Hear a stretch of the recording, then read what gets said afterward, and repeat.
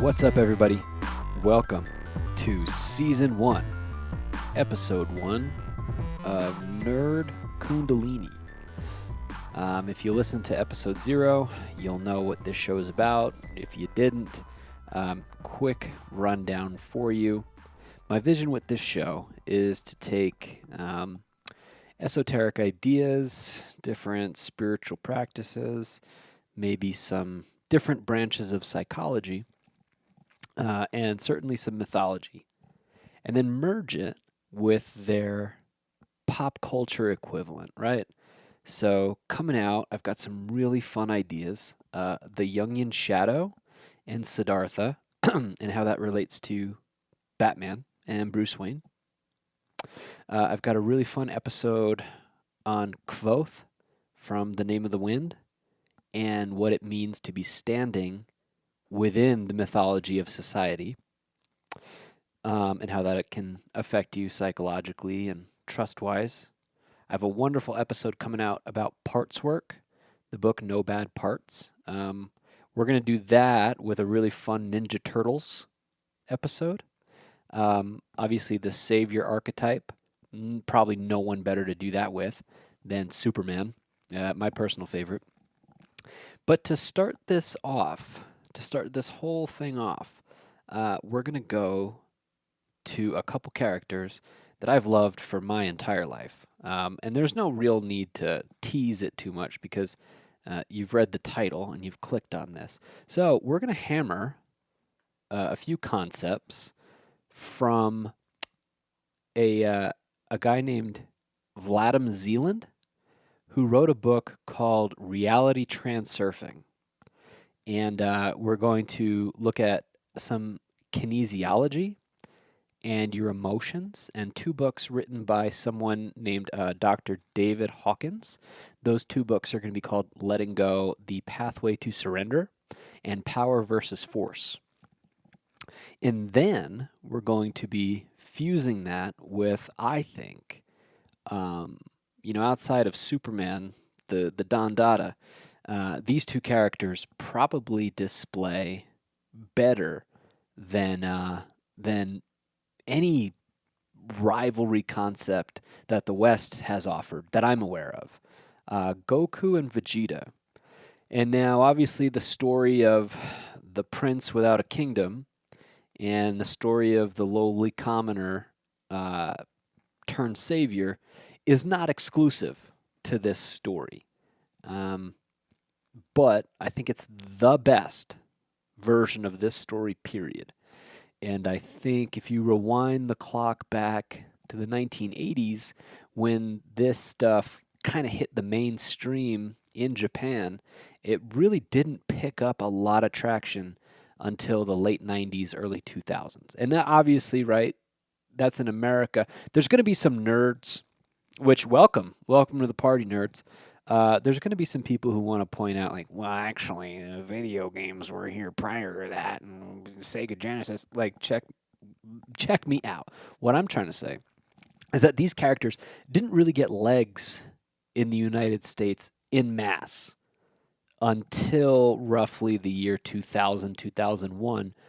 Reason I know that we'll get to in a little bit. It's actually a pretty eerie feeling, something that happened in 2001, and I know my diehard nerds already know the episode I'm talking about and why they couldn't air it on that day. But without getting too cryptic and bizarre, we want this program, we being me, I want this program to serve as entertainment. These characters have all meant a lot to me throughout the course of my life. Depending on what's going on for me, I've, like all of you, right, have handled adversity in some capacity from whatever life throws at you, right? Sometimes someone you really care about has to transition and they go to the other side, and the grief that comes with that is pretty gnarly. Sometimes you find yourself in a situation where a lot of different avenues of life are coming at you fast, and they all want something new from you. And you might be afraid that you don't have those resources. And we come up against Lao Tzu's 10,000 things right away, right? Which is, okay, how do I get these resources? What does it mean about me that I don't have these resources? How did I get to this place? How did things get so bad if there is some divine creator behind all of this? And then doubt sinks in. And then from there, you go multiple ways. Do you just surrender? Or do you try to power your way through the moment? And from there, there's more and there's more and there's more. And we can really spiderweb and we can really spin out on what it means to be a human being, right? And I have found for me, you know, somewhere in, man, probably 2010 was when it really started. Um, I started diving pretty deep into, I guess, concepts that you could call spiritual if you wanted to. Um, Meditation and, the esoteric reasons why it's beneficial to meditate. And I've gone through every rabbit hole that I've come up against. I left no stone unturned. Everything from creating your reality with your thoughts, um, to chakras, to communicating with things that you're not quite sure if they're there, towards the power of your thoughts and how they can dominate your body, to the idea that thoughts are things. Um, yeah, it got wild for probably a decade and a half, and my friend and I actually did a podcast years ago where we turned upside down tons of different spiritual texts. From obviously the Bible was one of them. The Bhagavad Gita was another one. Metaphysical principles brought forth from books like The Holographic Universe with Michael Talbot, and he talks about, like, I think it was Pribram and Baum, the physicists who kind of discovered that the universe is like a hologram, and your thoughts create things around you.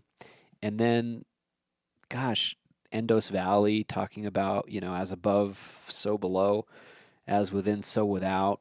Concepts similar to that, right? Meaning what's going on internally is mirrored to you externally. We generally found the same things, the same type of themes and stories to life within every mythology, and that's something that Joseph Campbell, if you're familiar with Joseph Campbell, he wrote the book The Hero with a Thousand Faces. The Hero Cycle is, his baby. He talks about how there's myths within myths and stories within stories, and how within the human animal there's something from, you know, you're kind of stagnant in life to then you have to take action, and then you have to, you get a call and you can heed the call or not. From there you meet, mystical help along the way, past certain thresholds, and that can lead to fulfillment. And it seems like most good quality stories in life have that blueprint inside of them. Well, I don't not I don't think I should just be honest with this program. Um, to me, that shit is found in everything, in just about every story, not just like a mythology, right? Or through the life of an archetype that a belief system is based upon. The reason I'm making this show is because you can see it if you turn on Ninja Turtles. It's right there. These are these, um, man, uh, these are these creatures that are just so like, you know, what are we? Why are we here? Right? Superman is my favorite example. This being that comes from somewhere else, and it knows that this place, while it is home temporarily, it's something much larger than what this place is. And its parents are only so equipped to say, "Oh no, you're actually really special." And he has to wrap his head around, why am I here? And I think we all kind of do that in some capacity until we just start taking action in life. To circle back, the point that I'm trying to make and the hope for this show is that you can see all around you, whether it's fictional or non-fictional, or your peers, or that nerdy thing that you like to do when no one's around. The subconscious, or the is, or the mirror, whatever you want to call it, the all mind, that thing is trying to, I think, mirror back to you. You're not in this alone. And I've been trying to give you guys the answers for a very, very long time. Um, my hope is to try to distill that in a way that you can better understand and learn some cool shit, and we can talk about cool stuff, because that's what I'm passionate about, and that's just what I like to do. And I have a couple hours every day that if I'm not trying to find the end of the internet, I should probably do something a little bit more productive. And with that said, welcome to the party. Nerd Kundalini, Season 1, Episode 1. Let's just jump right into it. So, we are going to hit reality transurfing. Reason why I love that book is because it kind of takes tons and tons of different, what you could call metaphysical ideas about the process of creating your own reality.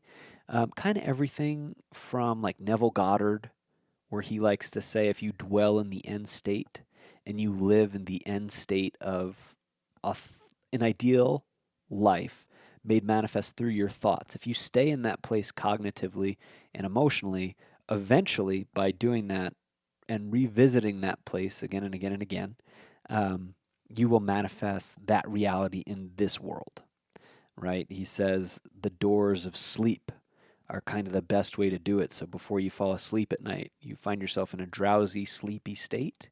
You envision the life you want to be living. You create a scene and you fall asleep and you drift off to sleep. And you do that enough times, eventually you find yourself in that situation for real.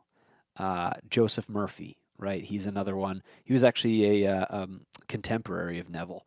And I think they taught very similar things at the same place, the Wilshire Ebell Theater in Los Angeles, long time ago. And then there's teachers like Abraham Hicks, right, who teach the idea of life creation through the metaphysical principle of vibration, right? Um, if you go through the 7 Hermetic principles, Hermeticism is essentially the thought of what this construct of reality is built upon, right?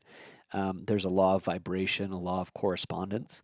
What that says essentially is the energies that you're feeling is kind of what you're broadcasting. And what you're broadcasting, you bring back into your life.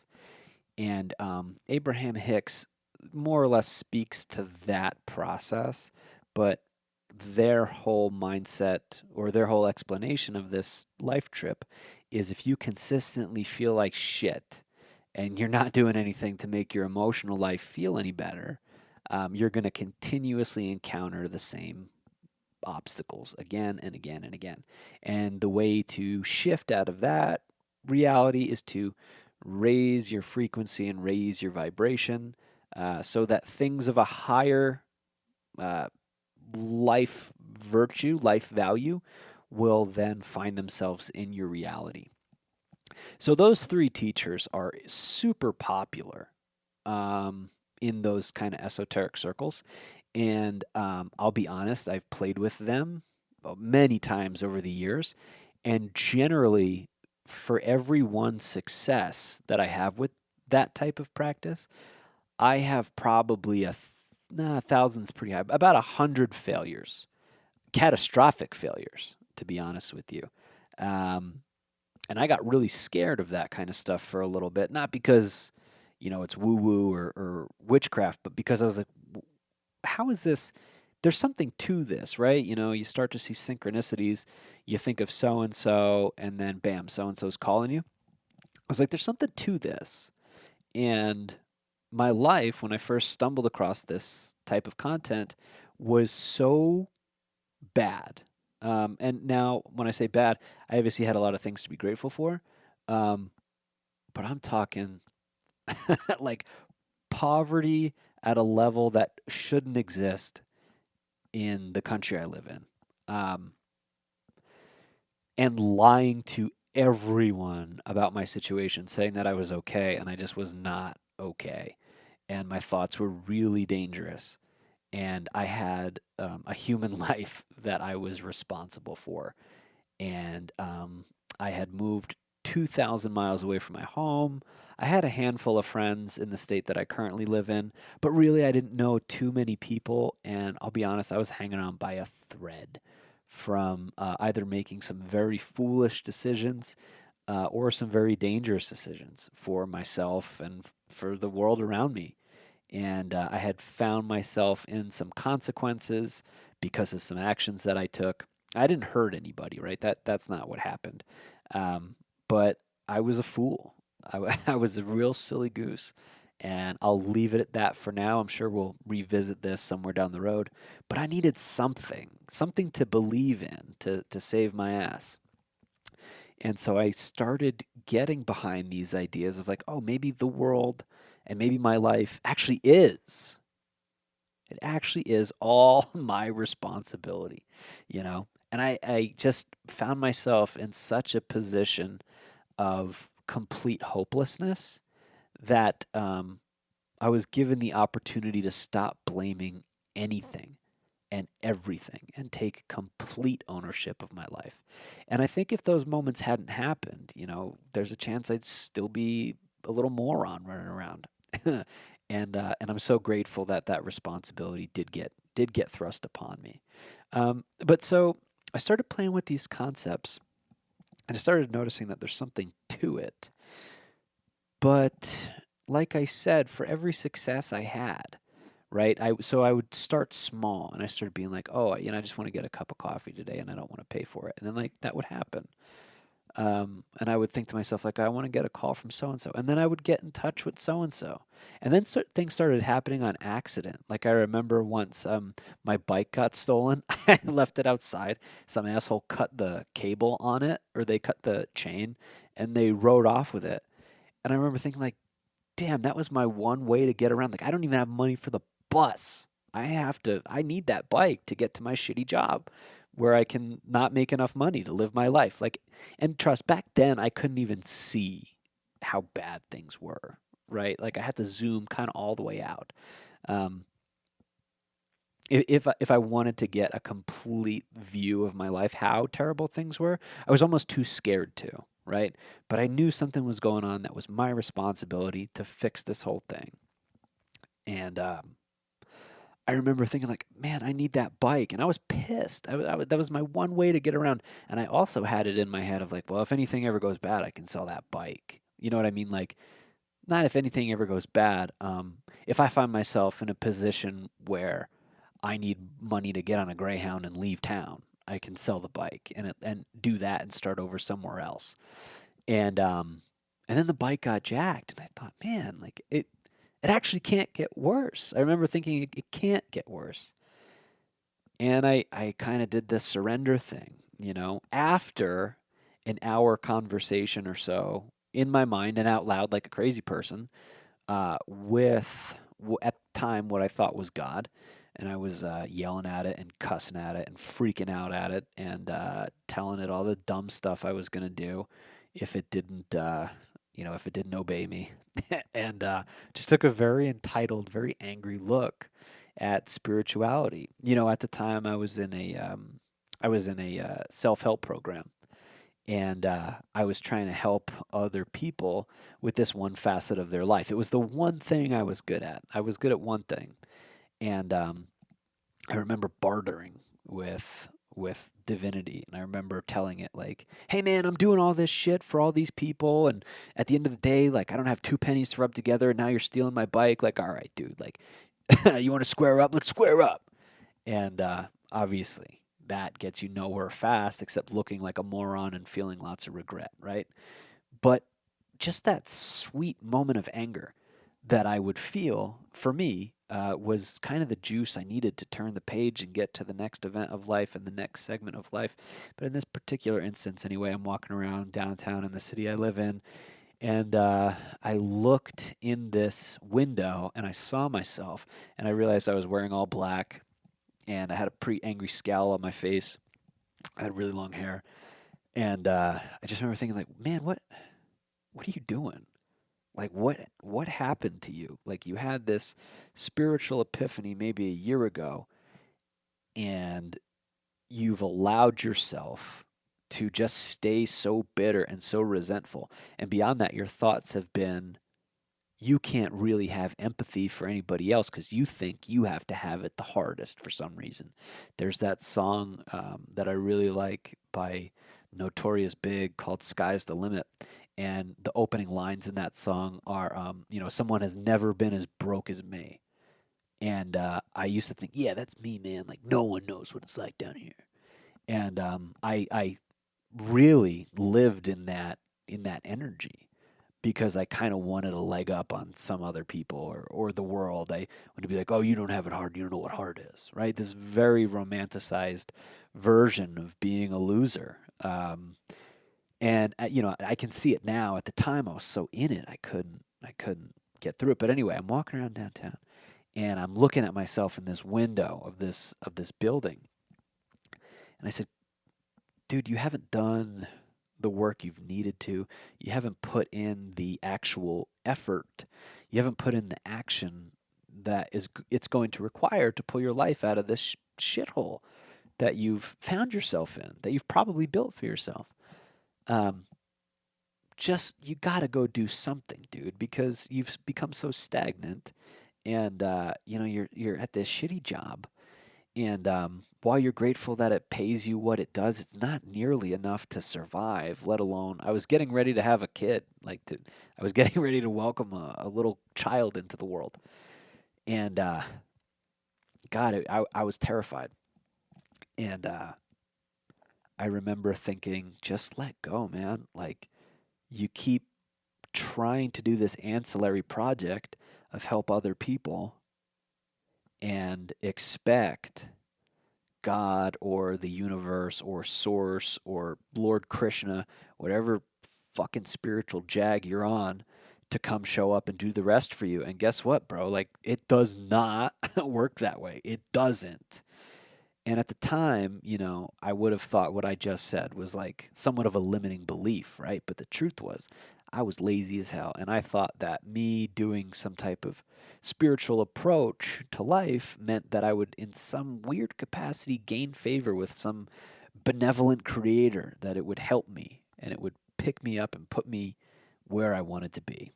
And I think I brainwashed myself into that because I read a lot of weird comments on YouTube comment sections from spiritual teachers. And I just said, all right, man, here I am again. I give up completely. If you're there, just know I'm kind of mad at you. I really am. But I'm gonna do this, and I'm gonna get a better job, and I'm gonna put this whole thing together. And if you want to help, help. And if you don't, I honestly don't really care because I've tried doing this shit your way and it didn't work. And whatever you got for me, I'm in, man. And that's what I said. That was like a little very angry, but very authentic prayer. And I'm walking down the street, and the town I live in, they have this above ground, electric train. They call it tracks. And I get to the track station, and my fucking bike is sitting right there. And it's like leaned up against this bench of these metallic chairs. And the first thing I did was I said thank you for the bike. And then I went up to the bike, and then I was afraid that someone would think I was stealing the bike. Um, and then after that, I just grabbed it and I rode away really, really far. And I haven't looked back. I don't think I don't think I looked back. But I had a weird sensation after that, right? Because in my eyes, that was an undeniable moment of there was something that had my back, right? But what I had been doing for so long was just kind of intending, like, if I do the right thing here, everything's going to work out for me. And so I would really put all my effort into helping others, and I would put all my effort into like my prayers, my meditations, my rituals, and my spiritual lifestyle that I thought I had. What I see it as now as is someone who was really struggling and really afraid of the real world and was really afraid of diving into the actions that needed to take place because it was scary. It was a scary time. Um, but I can see in some ways how it served me, and I think today I have a much healthier relationship with all that stuff. Um, but anyway, that little prayer I said, um, I felt like I had surrendered, and I felt like I had given up. And right when I gave up, that's when this thing came to help. Okay. And when I found the bike, my mind did this thing on the drive home, and I probably stayed in my head for the next 15 years, to 12 to 15 years, which was okay, well, what made that happen? Was it that I had put in enough energy into this psychedelic soup that lives on the other side of the world that I can't see in this energetic form? And when I needed it the most, it showed up for me because I had invested so much energy into it? Or is the process of releasing and letting go of control completely, is that why I got my bike back? Now, you might be listening to this and thinking it's neither, it's just coincidence, and you're kind of fucking crazy, and I don't want to hear any more of this, so I'm going to turn this off. And if that's where you're at right now, no judgment. Like, it's only going to get weirder from here. I promise. It only gets weirder from here. So, if you kind of think you know where this is going, you're ready to hop off, hop off. If you want to keep going and you want to dive into a little bit of Goku versus Vegeta and how that relates to reality transurfing, stay tuned. We are going to take a very quick break and we'll share some pretty fun ideas coming up. Hang tight.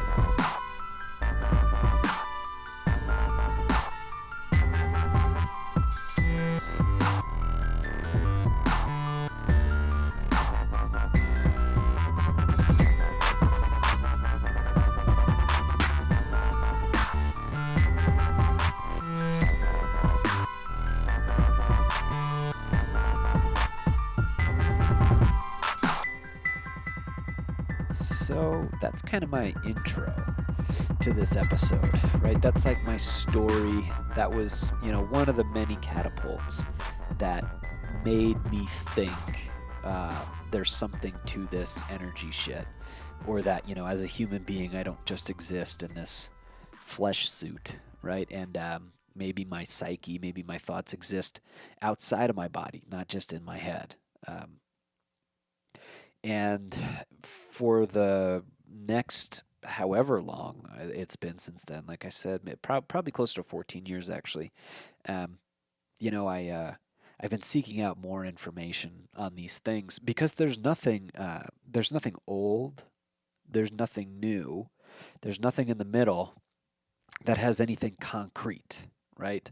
It's all just a matter of pick your modality and have fun. And in that process, though, you continue to find the same story over and over. So, speaking of story and speaking of reality transurfing, we're going to pivot for just a moment here to get to our two main characters of the episode. I would be doing us a disservice if I jumped into reality transurfing first. We have to get to Goku and Vegeta first. They are the manifestation of this idea in action, right? So, for those of you who are not familiar, let's set the scene. Let's set the scene for Dragon Ball Z. And we're going to set the scene for Dragon Ball Z as it makes its way into the United States. And so mainstream America starts to get a taste of what this content is. We're going to rewind the clock probably to 1997 or 1998. I think it was 1998 because it was the year. So I grew up back east. My accent only comes out if I'm like angry or passionate about something. and it'll probably come up at some point during this show. However, for better or for worse, usually for worse, I'm a big fan of the New York Jets. Despite I live 2,000 miles away from them right now, and I can smell them from here. Um, for my non-sports fans, they're not. they're they're struggling. They've had a long time for struggling, and for my sports fans, don't make fun of me. Your team sucks. And with that said, the only reason I remember it and why I bring that side note up it was because I found Dragon Ball Z at the same time the Jets were good. They had Wayne Corbett, Curtis Martin, Bill Parcells was the coach, Keyshawn Johnson. So that crew. Um, that crew was when I first found DBZ. Now, my brother and I would get up about 6 a.m., have breakfast, shower, and then put on the school uniform. We went to a school where you had to wear uniforms, and then we would get dropped off at the bus stop, and then the bus would take us to school. And in that window, one day, I forget how it used to go.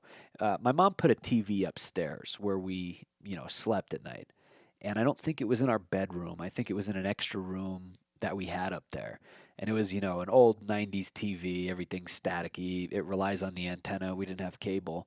But she puts it up there. And so our rooms are across the upstairs from each other with that other room in the middle.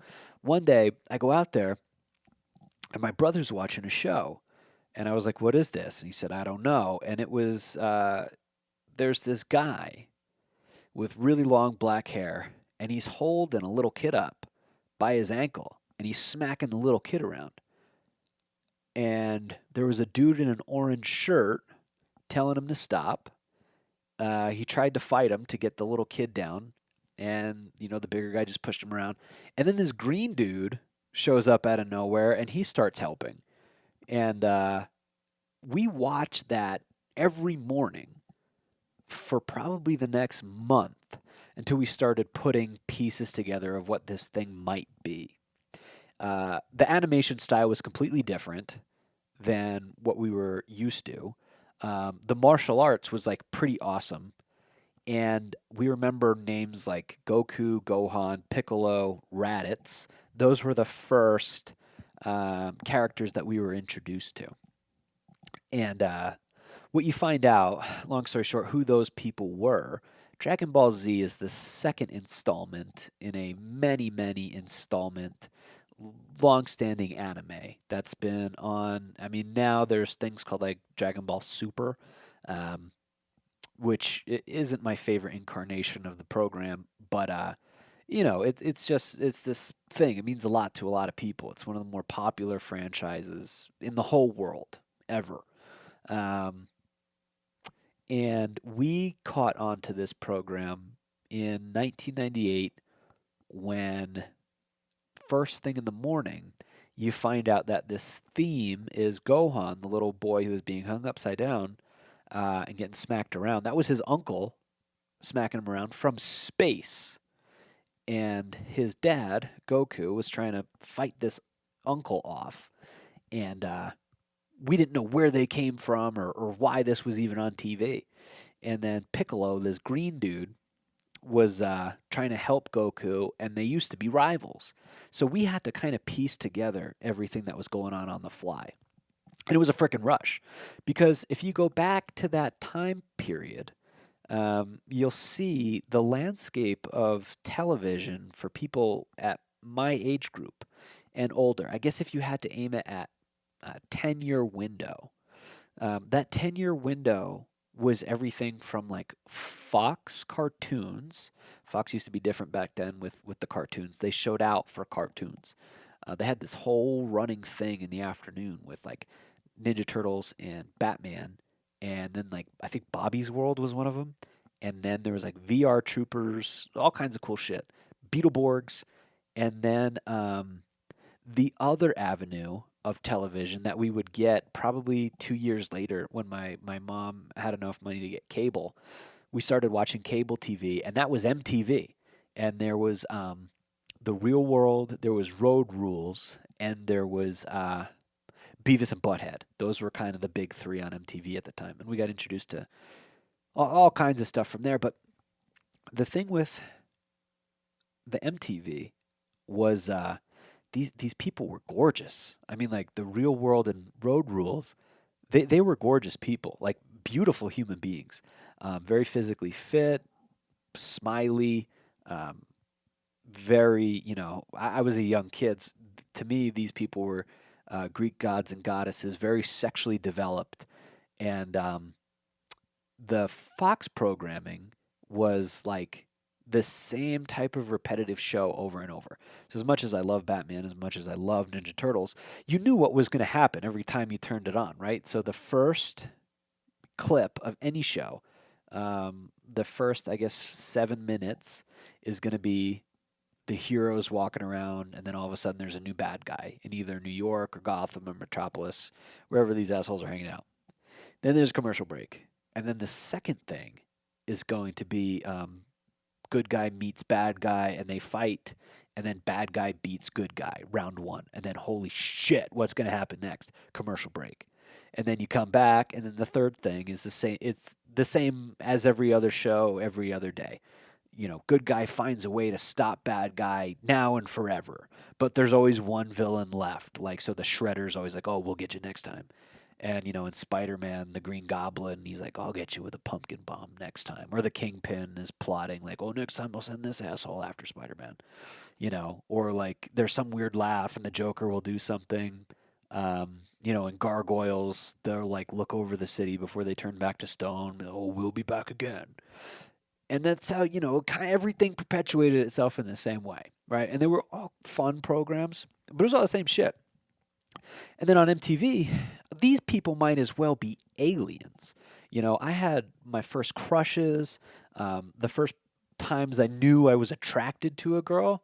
And you get those feelings as a young man. You get butterflies, you get a little nervous, but you also like start lying in front of her, and and you say things loud in front of your friends, so you're hoping she can hear how cool your story is, but you just hope she never finds out it's dishonest.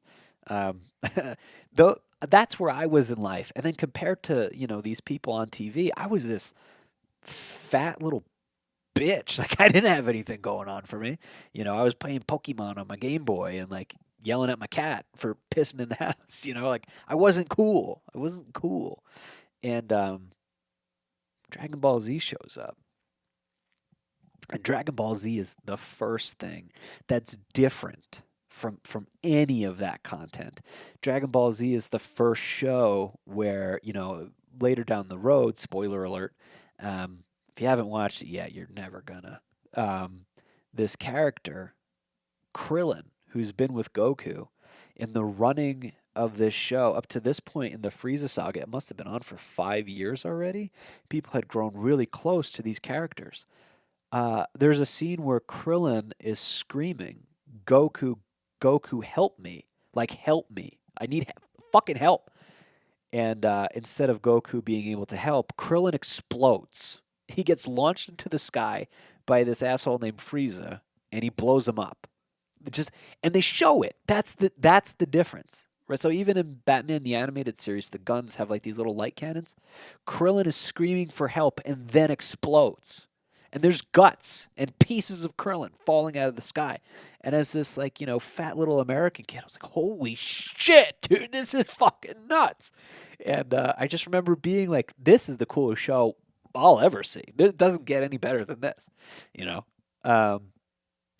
And that was a complete shift from this impossible beauty standard that was being peddled out to me, right? And then I would go to school and all the girls had a crush on Derek Jeter and Leonardo DiCaprio and Justin Timberlake. And, I look at myself in the mirror. I am not that at all. And I'm also not Batman, right? I don't have a chance to, I'm never going to be a billionaire. I'm never going to be a green turtle with a cool shell. That's not in the cards for me. But you know what might be? Is getting good at martial arts and getting jacked. I'll probably never shoot energy beams out of my hands. My brother and I, side note, we tried to shoot energy beams at each other all the time. I remember trying to summon the energy of the earth to kill him. We were at my dad's house, and I wanted to fucking kill him by throwing an energy bomb at him. And I remember we tried for like 5 minutes. We were really like summoning the energy. And I was like, "Are you sure you're cool with this?" He's like, "Yeah, dude. No, let's do it." And thank goodness it didn't work. Right? 'Cause he's a good guy. But so all these things started getting the wheels turning in my head of like, well, maybe there's something to this anger. There's something to this spiritual process that these characters are talking about. And I think from when that first started to now, I've always, I think that was the subconscious seeds that were planted that sent me on this quest. So, like when I met the leader of the fucking Salt Lake Zen Center, Gempo Roshi, years ago, and he's talking to me about like monks and meditation and the astral plane. That all stemmed from me watching Dragon Ball Z. Um, it's been a ride. That show's a ride. But so, to get to the meat and potatoes of this thing, the essence of Dragon Ball Z and Dragon Ball is there's a planet way, way deep in outer space called Planet Vegeta. And on planet Vegeta, there's a species that lives there called Saiyans. Now, a Saiyan looks exactly like a human being, except for the fact that they have kind of like a monkey tail. And a lot of them just wrap it around their waist like it's a belt. But this species of, extraterrestrial, outside of the tail, look just like a human being. And fortunately for the viewer, they speak English. I guess they spoke Japanese and it got dubbed to English. They speak Earthling, right? For whatever reason, the Earthlings and the Vegeta, the Saiyans, speak the same shit. Vegeta, the name of the planet, is actually named after the king, King Vegeta, king of all the Saiyans. He has a son named Prince Vegeta. So that is kind of how that royal dynamic and why the name of the planet is that way. Um, what these what these entities do, and again, it's a whole culture, it's a whole race, it's a whole planet full of them. It's the same thing as Earth with humans, except they're not. And how they make their bread and butter is they're essentially mercenaries and warriors. So once upon a time in their history, they were the greatest warriors in the entire universe, conquering different planets, uh, destroying any types of rivals, and they could push themselves to this layer of existence called the Super Saiyan, right? And the Super Saiyan, it's a pretty iconic picture in anime, and a lot of other anime and American content has completely just fucking ripped it off. But it's basically the same character except their hair turns gold and their eyes turn green and they start to shimmer in this type of divine light. And all of your abilities from speed to strength to endurance to key blast to teleportation, whatever thing you want to get down with, you get better at it, like multiplied by thousands of times. And that's kind of their legend, right? On the time frame that we meet this planet, there hasn't been a Super Saiyan in like 1,000 something years, maybe more. And they at that point, in their past, they were the most ferocious uh, entity to ever exist. Well, if you fast forward to when we meet them, so in our time frame, it's like 1998. Um, they've kind of become pretty docile, and they've in some ways lost their way because they got caught up in economics and they got caught up in the idea of we need to be a spacefaring race that doesn't go out and destroy everything. We should probably try to build some type of economy. And over generation, they get kind of weak enough where eventually this other alien presence, known as Frieza, it's the asshole that blew up Goku's friend, shows up to planet Vegeta and he basically says, "Hey, I'm stronger than every single one of you. Maybe once upon a time you guys were hot shit, but now if you don't do what I tell you, me and my army are we're just gonna completely eradicate your whole race." And they say, "Well, sounds like a good deal. We don't want to get eradicated," so they get extorted. and their plight from that moment forward is serving Frieza in the sense that they get jettisoned as babies out of these space pods off of planet Vegeta onto different planets. Okay? And the high class ruling families of planet Vegeta, their children don't have to do that. They get to stay on planet Vegeta and grow up strong and fit and have the best trainers and the best coaches. And they get to choose what planets they want to go to essentially conquer it, take it over, extort it, extract all of its resources, kill all the indigenous things that live there, and then sell that planet to the highest bidder. And then out of all the stuff that they've taken off of it, they just have to give a big fat cut to Frieza, or else they'll get destroyed. So that's kind of what they've been reduced to. They've been reduced to pirates and mercenaries that don't really work for themselves anymore. And the thing that makes them so valuable is they have this ability called Uzaru. And that monkey tail that we talked about, what happens is if they look up at a moon, a full moon, they undergo this transformation into something called the Uzaru, and it's this enormous ape. Uh, many many times bigger than a normal ape. I mean, like it's like a kaiju kind of thing. It's a lot bigger than King Kong.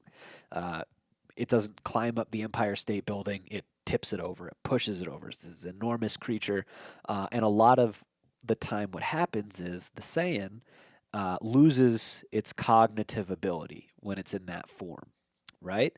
And it doesn't know who it is or what it is. It loses control mentally completely, and it just turns into this savage. And the royal Saiyans, again, they don't have to do that. They get trained on their planet so that when they take on the Azaru form, they remember who they are. They can communicate. They can talk. They're just like you and I can have a conversation, except they're these giant fucking monkeys designed to destroy you. So in that capacity, not like you and I, but everything else, same thing. Well, the the Saiyans kind of came up with this energy blast, right? So in the world of Dragon Ball Z, they have this ability to shoot key energy out of their hands, out of their mouth, out of their eyes, and it's this energy blast made of heat and internal energy um, that causes mass destruction based on how strong you are, right? So basic level characters can shoot a human being with it and destroy them, but they can't really destroy a big mountain with it. Other characters are strong enough to destroy planets. Others are strong enough to, eviscerate reality itself, right? The strongest attack will just it's too overpowered at some point. But yeah, like a punch from this one asshole will ruin the entire space time continuum and fuck up reality. So that's kind of the power scaling there.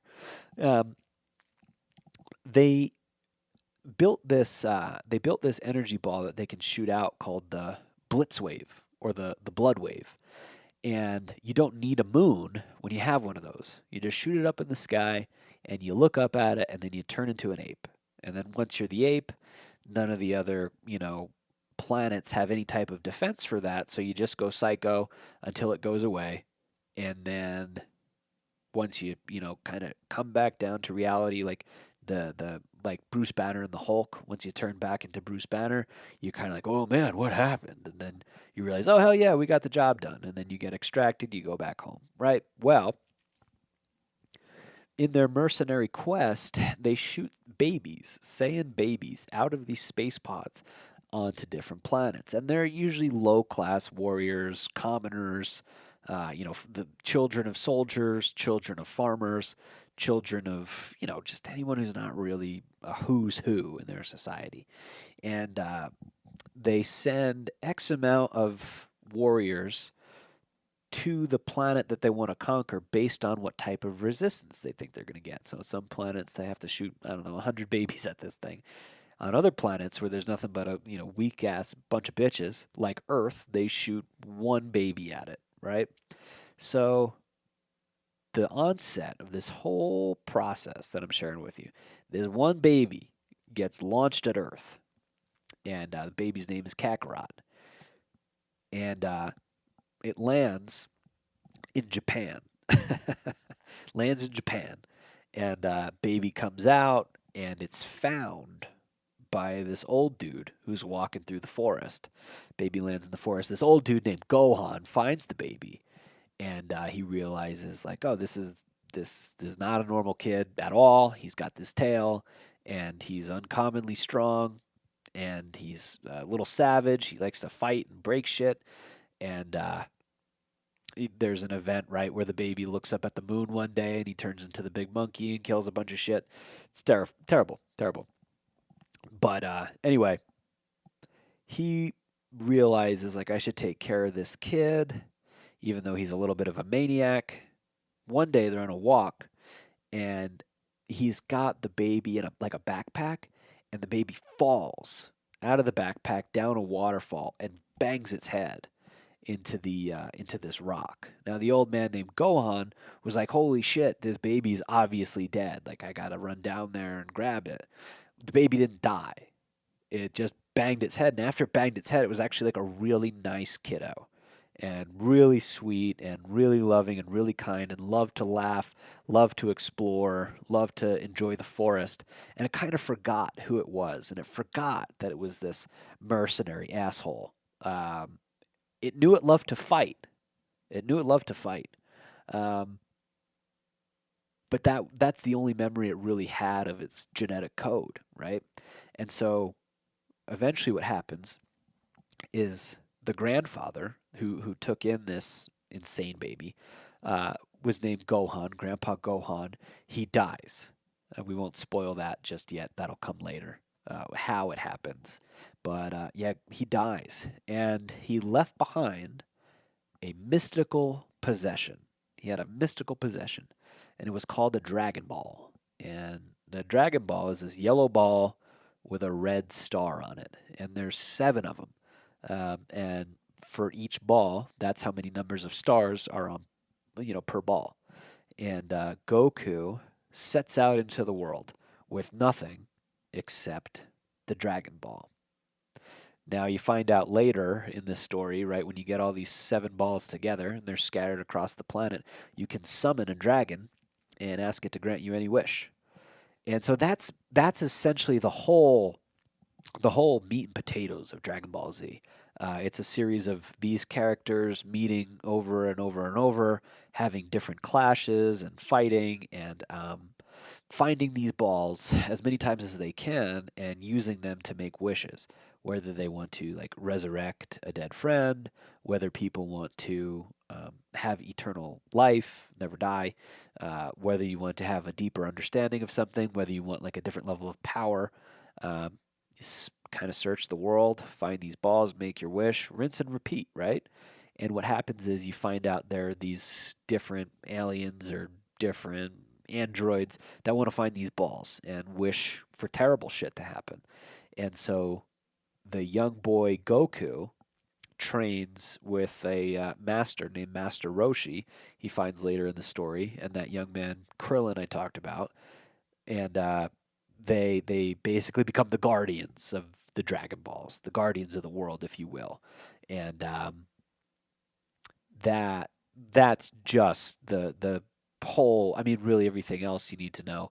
Where you can just watch the show if you want. I've spoken enough about the content of that show. Now for some context around that content. Fast forward um, to the time where Goku is old enough to have a baby. He names it Gohan after his dead grandfather.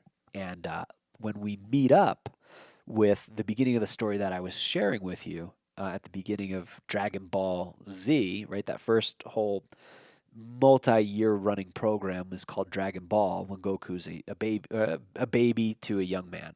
When he becomes a grown up and has his own kid, that's called Dragon Ball Z. And my brother and I, fortunately, somehow stumbled on the first episode of this thing in the United States ever. Probably in the first couple days that they started airing it in the morning. And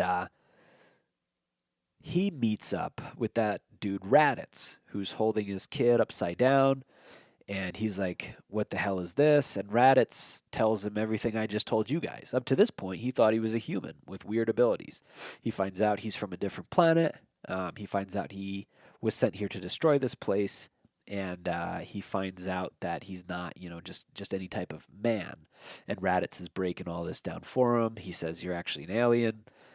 This kid that you have here, I'm going to take him back to planet Vegeta. We're going to raise him properly because you, to me, are an insignificant, weak ass little bitch, right? That's what he tells him. And Goku says, all right, bring it. Like, I know how to fight. I can scrap. I've been doing this shit the whole time. I never met you, dude, but like, I know how to do this. And they get down. Goku just gets raked over the coals. And then his friend, former rival Piccolo, shows up. They get after it, and eventually they find a way to overpower Raditz, but then Goku dies in that battle. Now, as Raditz is having this conversation with Goku, somebody in that area spills the beans of like, oh, well, don't worry, if anything bad happens, we'll just go get the Dragon Balls. Raditz says, wait a minute, what's a Dragon Ball? And then he kind of pieces together what other people has said, like, oh shit, you can find this planet has that, you can do whatever you want.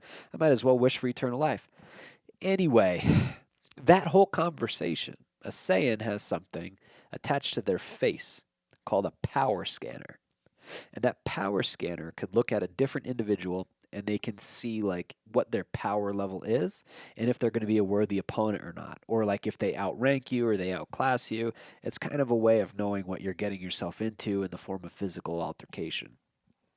Jesus, I can't believe how we're going off the rails, man. I didn't think I'd be doing this. I'll be real with you. But anyway, back to the point. That power scanner that Raditz had, it relays back into space. Like, hey, Raditz got his ass kicked on Earth. Not just that, but he died. But not just that, there's this thing on this planet. And this thing on this planet is called Dragon Balls. And when it's blasting all that information off into space, who should hear it but this dude named Vegeta? Same Vegeta we talked about before, the Prince Vegeta. So by this time in the show, and again I'm retconning it, the timeline's going to sound weird. We don't understand a lot of this until later in the show. But by the time this message gets out to Vegeta, Frieza has destroyed Planet Vegeta completely. He's killed every Saiyan in the universe that he is aware of, except for the Prince Vegeta. He likes Prince Vegeta just because he's kind of a scumbag, just like him. And he's a very, very ferocious fighter. So Frieza wants to keep him around. He keeps around Vegeta's buddy Nappa, who's another Saiyan. And he keeps around Raditz, the guy that just died on Earth at the hands of Goku and Goku's friend Piccolo.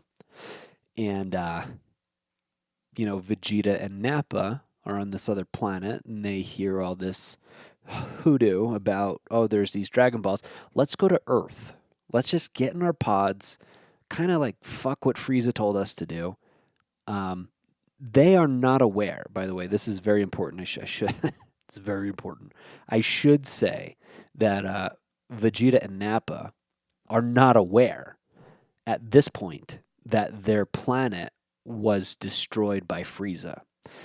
They think that it was like a solar flare or something like that that wiped out the planet, while Frieza had them go to a different part of the galaxy to carry some other bullshit out. So they're still of the belief that Frieza is like, even though he's a tyrannical asshole, he's like not going to hurt the Saiyans or anything. They still think, oh, this guy's sad that we all died. The truth is Frieza knew like these things are getting really strong again because I have them fighting a lot more to capture a lot more planets for me. And that's, I think, the last thing I need to mention about the Saiyan biology is win or lose. After every fight, a Saiyan gets significantly stronger at the end of each battle. I forget the term that sucks. I knew this like 5 minutes ago. But there's but there's this term that no matter what, they're always going to get stronger and stronger and stronger after each battle. And when I was a kid, I was like, "Oh, that's cool. I should battle. I'll get stronger every time." And it made a whole a bunch of dumb decisions because of that. But it was dope. Me and my friends would beat the shit out of each other on the trampoline, like all the time.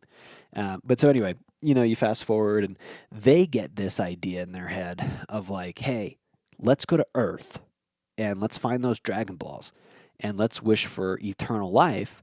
This way, we come back to space, we find Frieza, we kill him, and then the two of us find some, presumably, right, some space females, and then we start the Saiyan race all over again." That's kind of their thinking, And at that point in the show, they're pretty young. I think they're like 20 something, and they think that way. And Goku, like I said, is dead, but this is the very beginning of this show. So to put it into perspective, if like let's talk about something maybe more pop culture, like Lord of the Rings or like Harry Potter, right? If it compare Dragon Ball Z to the Harry Potter saga, if you're familiar with that, this up to this point in Dragon Ball Z, this is still the introduction to the Sorcerer's Stone, if that makes sense in terms of timeline. So you have the entire story ahead. Don't worry, we're not talking about it. We're just getting the intro out of the way.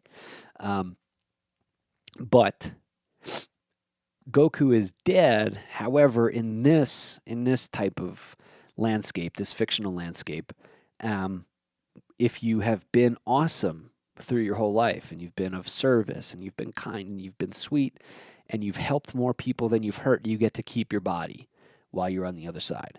And he gets to keep his body. He falls into hell for a little bit, and then he gets out of it. He runs down this amazing path called Snake Way, and he finds in the world of the dead, he meets this trainer named King Kai, who trains him on all these different abilities, energy multipliers, things like that. While he's doing that, Vegeta comes to Earth, and all of Goku's friends that you've met over the past 5 years of Dragon Ball, right? That show has been on for a while now. You meet characters named like Yamcha, Chaozu, Tien, Krillin, Gohan. Vegeta and Nappa show up on Earth, and they're met by these people who are trying to be like, "Hey, whoa, what kind of bullshit is this? Like, what are you doing on Earth, right?" Because when Vegeta and Nappa land, they'd start blowing up buildings.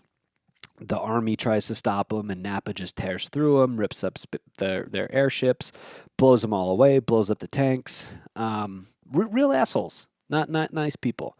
And Nappa's doing all the fighting. Vegeta's just hanging back. And these characters that you've met over a long period of time, one by one, they just step to Nappa, and they're like, "Hey, let's figure this out, right? I'm going to kick your ass, and wherever you're from, you better get back. You better leave Earth right now." And they just start dying, like brutally, like not cute, like light beam hits them, but like smashed, brutally stomped on. Chaozu explodes. He just dies. I think Yamcha like gets karate chopped in the back of the neck and falls forward or so. I forget how it goes. But yeah, when he's dead, like his eyes turn white, and you're like, "Oh my god, this is a cartoon. This is the best thing ever." And it's actually like really barbaric, and their souls get sent to the other side. Goku anyway, he's like, "Oh shit. All my friends are dying. I need to get back to Earth so they don't kill my son and everybody else." He gets wished back and shows back up just in the nick of time, like right after all of his friends are dead. And he's like, "All right, man, let's bring it." So he uses the techniques he learned from King Kai to fight Nappa, beats Nappa's ass. Like, not really a contest. By the time he had died, and then everything he learned, he came back to Earth multiple times stronger. So much so that when Vegeta and Nappa encounter him, they're like, there's no way Raditz died to this clown. And I think that's the first time they call him a clown. And for literally the remainder of the show, 10, 20-year runtime since then, 30-year runtime since then, Vegeta's called him a clown this entire time. And they basically say there's no way, right? There's no way Raditz could have died to you. And then they find out, Earthlings have the ability to mask their power level, and the Saiyan scanner generally doesn't work, and it's kind of useless in this context. So Goku just proceeds to beat the shit out of Nappa, and Nappa, right, many, many times the Herculean size of Vegeta. Vegeta's probably, I don't know, 5 feet tall, if that. Built, think of like a Jet Li kind of build. Goku is a little bit taller for sure. A little bit more jacked. Think like who's a good comp for him? Probably Batman, right? I mean, same frame, something like that. And then so Vegeta is that same strength. If at this time of the show, definitely stronger, but just a lot shorter. And then in comparison, Nappa is kind of like a very, very like Arnold Schwarzenegger times 2, just a much bigger, much more massive warrior. And he gets his shit tossed, and he's crawling over to Vegeta, and he's like, "Hey man, I need your help. This guy's kicking my ass. Will you sub in for me and take out the trash for me? I need your help." And you kind of realize like these two have been friends forever. These might be the only two, they're the last two Saiyans that they're aware of. And they've been best friends for life. And so you kind of have the mind as you're watching the show, well, Vegeta's going to save his friend and then step in, and the countdown between him and Goku fighting, like this is awesome. And this, keep in mind, this is all going on before I have to go to school. So I'm like jacked before I get on the bus. But the opposite kind of happens. Vegeta says, in his own way, "You are an embarrassment to what we are. And I do not want something as sniveling and as weak as you to be in the same breath as me. We are not the same species as far as I'm concerned. And if we are, you got to go." So Nappa gets this look of fear on him, and Vegeta throws him up into the sky and blows him up. And Nappa's last look on his face is like his face gets pulled into his head and his eyes pop out, and his body contorts, and then, it explodes, and chunks of flesh fall out of the sky. And that's when you realize it doesn't really matter how big the characters in this show are. Power is power, strength is strength.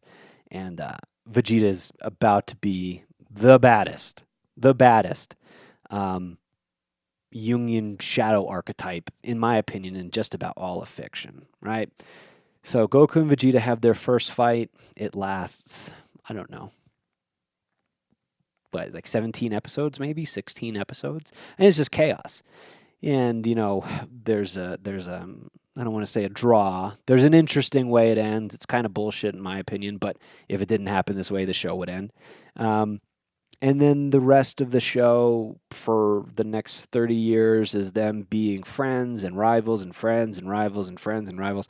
And every couple of years they fight again to the death. Like one of them has the intention of this person has to die. But underlying all that stuff, they become really, really good friends, right? Kind of brothers, and awareness of, hey, we're the last two of what we were, of what our species is supposed to be. Now, that is all the show that I'll be talking about in terms of Dragon Ball Z. We do need to get into, obviously, where they stand personally and why this show matters as much as it does to the zeitgeist of the counterculture. Not so much, the kids that come home and they watch MTV, and not so much the kids that come home and they put on, Batman. This matters to everybody else. This matters to, this wave of kid that was watching this program kind of shifted a lot of the balance in the American culture today. Um, and when I say American culture today, I invite you to zoom out of politics because that's not what I'm talking about. I'm asking you to look at like behavioral analytics and the quest for the betterment of the self and whatever capacity that leans into in terms of like self help um, and all the various forms of self help. I mean, everyone from, I guess the standard is probably Tony Robbins and then, who's the other one? Gary Vaynerchuk. Those two seem to be like the more pop culture self help cats. And, they're almost so pure that they're full of shit. Um, but they have a lot of good points here. You go, okay. And then there's the extreme opposite side of things, like David Goggins, who's like, just run into a fucking wall until you're dead or you break the wall. Um, and then you have kind of the spiritual teachers we were talking about who are like, oh, just feel good, just live in the end. These two characters, Goku and Vegeta, embody two completely different philosophies in pop culture.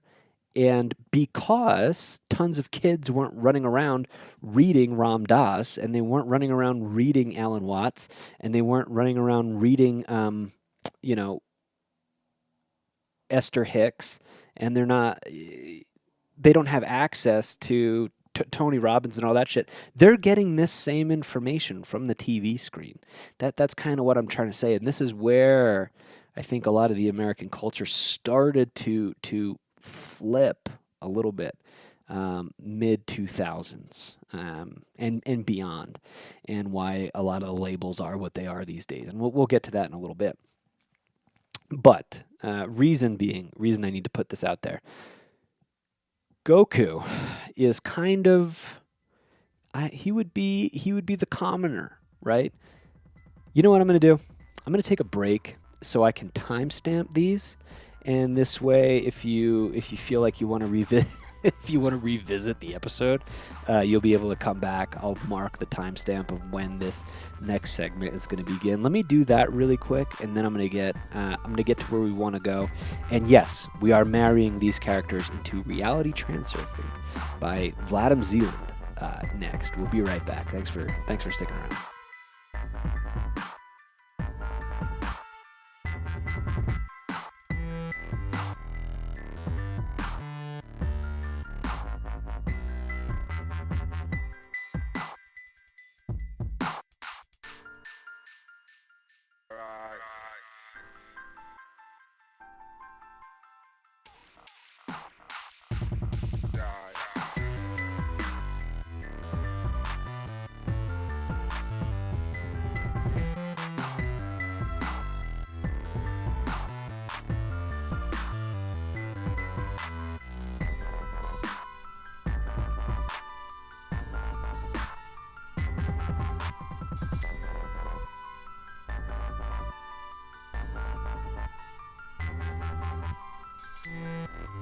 The self-help publishing market in the United States spans so many different categories and teachers and approaches, and frankly, it can be exhausting. And if you have any type of superstitious inclination, it can lead you to nothing but further confusion. I mentioned in the previous segment, here's just a bunch of names that do a bunch of self-helpy shit in different capacities. Abraham Hicks, Neville Goddard, David Goggins, Jocko Willink, Gary Vaynerchuk, Tony Robbins' little friend with the glasses and the black hair parted, who's always talking about how poor he was when he was growing up. I don't know if I like that guy. I don't know much about him, but I don't know. Every time I watch him, I'm like, ooh, I don't know. That doesn't seem authentic to me. But what do I know, right? I mean, that guy's got millions of dollars, and I'm talking about fucking Dragon Ball and reality transurfing on my old Mac, my MacBook Pro. David Hawkins. David Hawkins is another one of the self-help people. If you go into the self-help section at Barnes & Noble, he'll either be in self-help or spirituality. My buddy Mark turned me on to this guy, circa 2023. The idea behind a lot of his work, he's got a couple books, one Power versus Force that we'll be talking about, but the one I read first was called Letting Go, The Pathway to Surrender. Now, the idea in that book is similar to a lot of other, manifesty shit where like your thoughts create the world around you. Only he comes at it from the perspective of you as a human organism are full of emotions. You have a range of emotions and a range of feelings from, anger to excitability to joy to bliss to fear to pain to struggle to enlightenment. You have all that stuff inside you. Well, he has this idea that if you continue to kind of come up against the same circumstances over and over again in your life, it's because your body has stuffed so many emotions down deep into whether it's your subconscious or your body, it almost doesn't matter.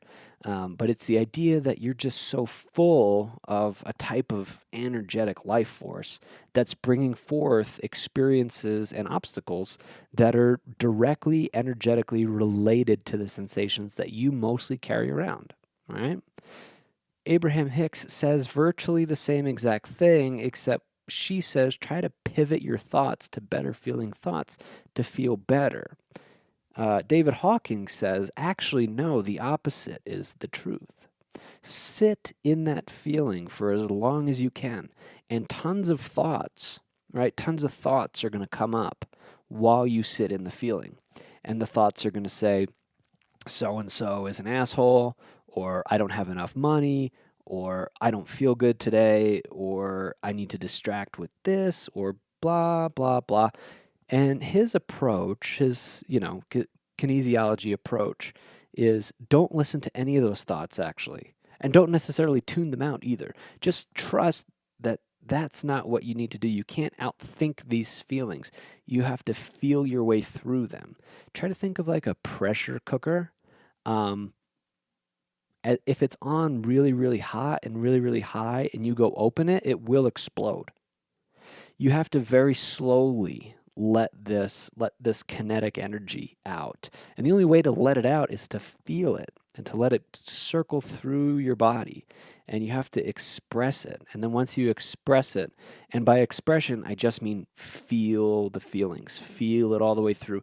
Let it run its course.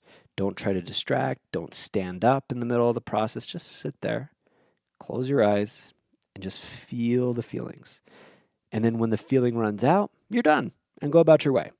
And as you do that more and more and more, and you do more releasing and more releasing and more releasing, your energetic life force will naturally raise its, vibrational frequency, if you will, if you're comfortable with that type of terminology. Thus, you will attract better life circumstances to you, right? So when you're in that low grade, kind of, cranky at just about everything and kind of miserable and, kind of, I don't like that driver over there. He cut me off. I'm going to pull up next to him and give him the finger. You know what I mean? That's like what you do when you're in that low grade place. You argue about shit that you have no control over. You try to get your point across to everybody and everything. You can't let anything fucking go. And then, you're kind of left holding the bag of the ruin of your life and blaming everyone else along the way and being like, oh, if they would have just listened to me, everything would have worked out. That's what happens when you're down there. When you're higher, the person that cuts you off in traffic, you go, whoa, that's a bad driver. Or that person's probably going through some shit. The last thing I want to do is involve myself in conflict with that person. And then he posits, even you can get a little higher from there, right? Your energetic equivalent will get a little higher from there. And at that point, you probably don't even encounter bad drivers or anything like that. And if you do, you wish the best for them, right? You forgive them And it's just certain things don't even make their way into your life anymore. That's kind of how he approaches this type of stuff. Now,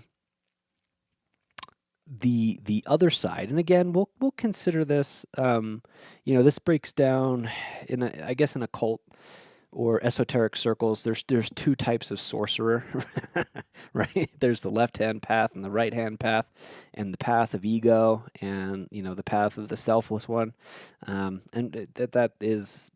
Yeah, we'll be covering that in this episode. So just buckle up for a little bit and ride with me here. But Abraham Hicks and Neville Goddard and Joseph Murphy, who is probably one of my favorite teachers with all this weird shit, they say no, no, no, no, no. Actually, don't feel those feelings at all. Like, understand that they're there, but then pivot, right? So try to think, well, what do I want from my life? And then you pivot, and you're like, oh, okay, this is what I want from my life. And then you sit in that feeling, and you're like, oh, okay. And Abraham Hicks's kind of approach is like, your feelings will bring forth the world around you, right? But if you sit in shitty feeling long enough, you'll just continue to find more and more shit. And you just kind of have to think and feel your way through it.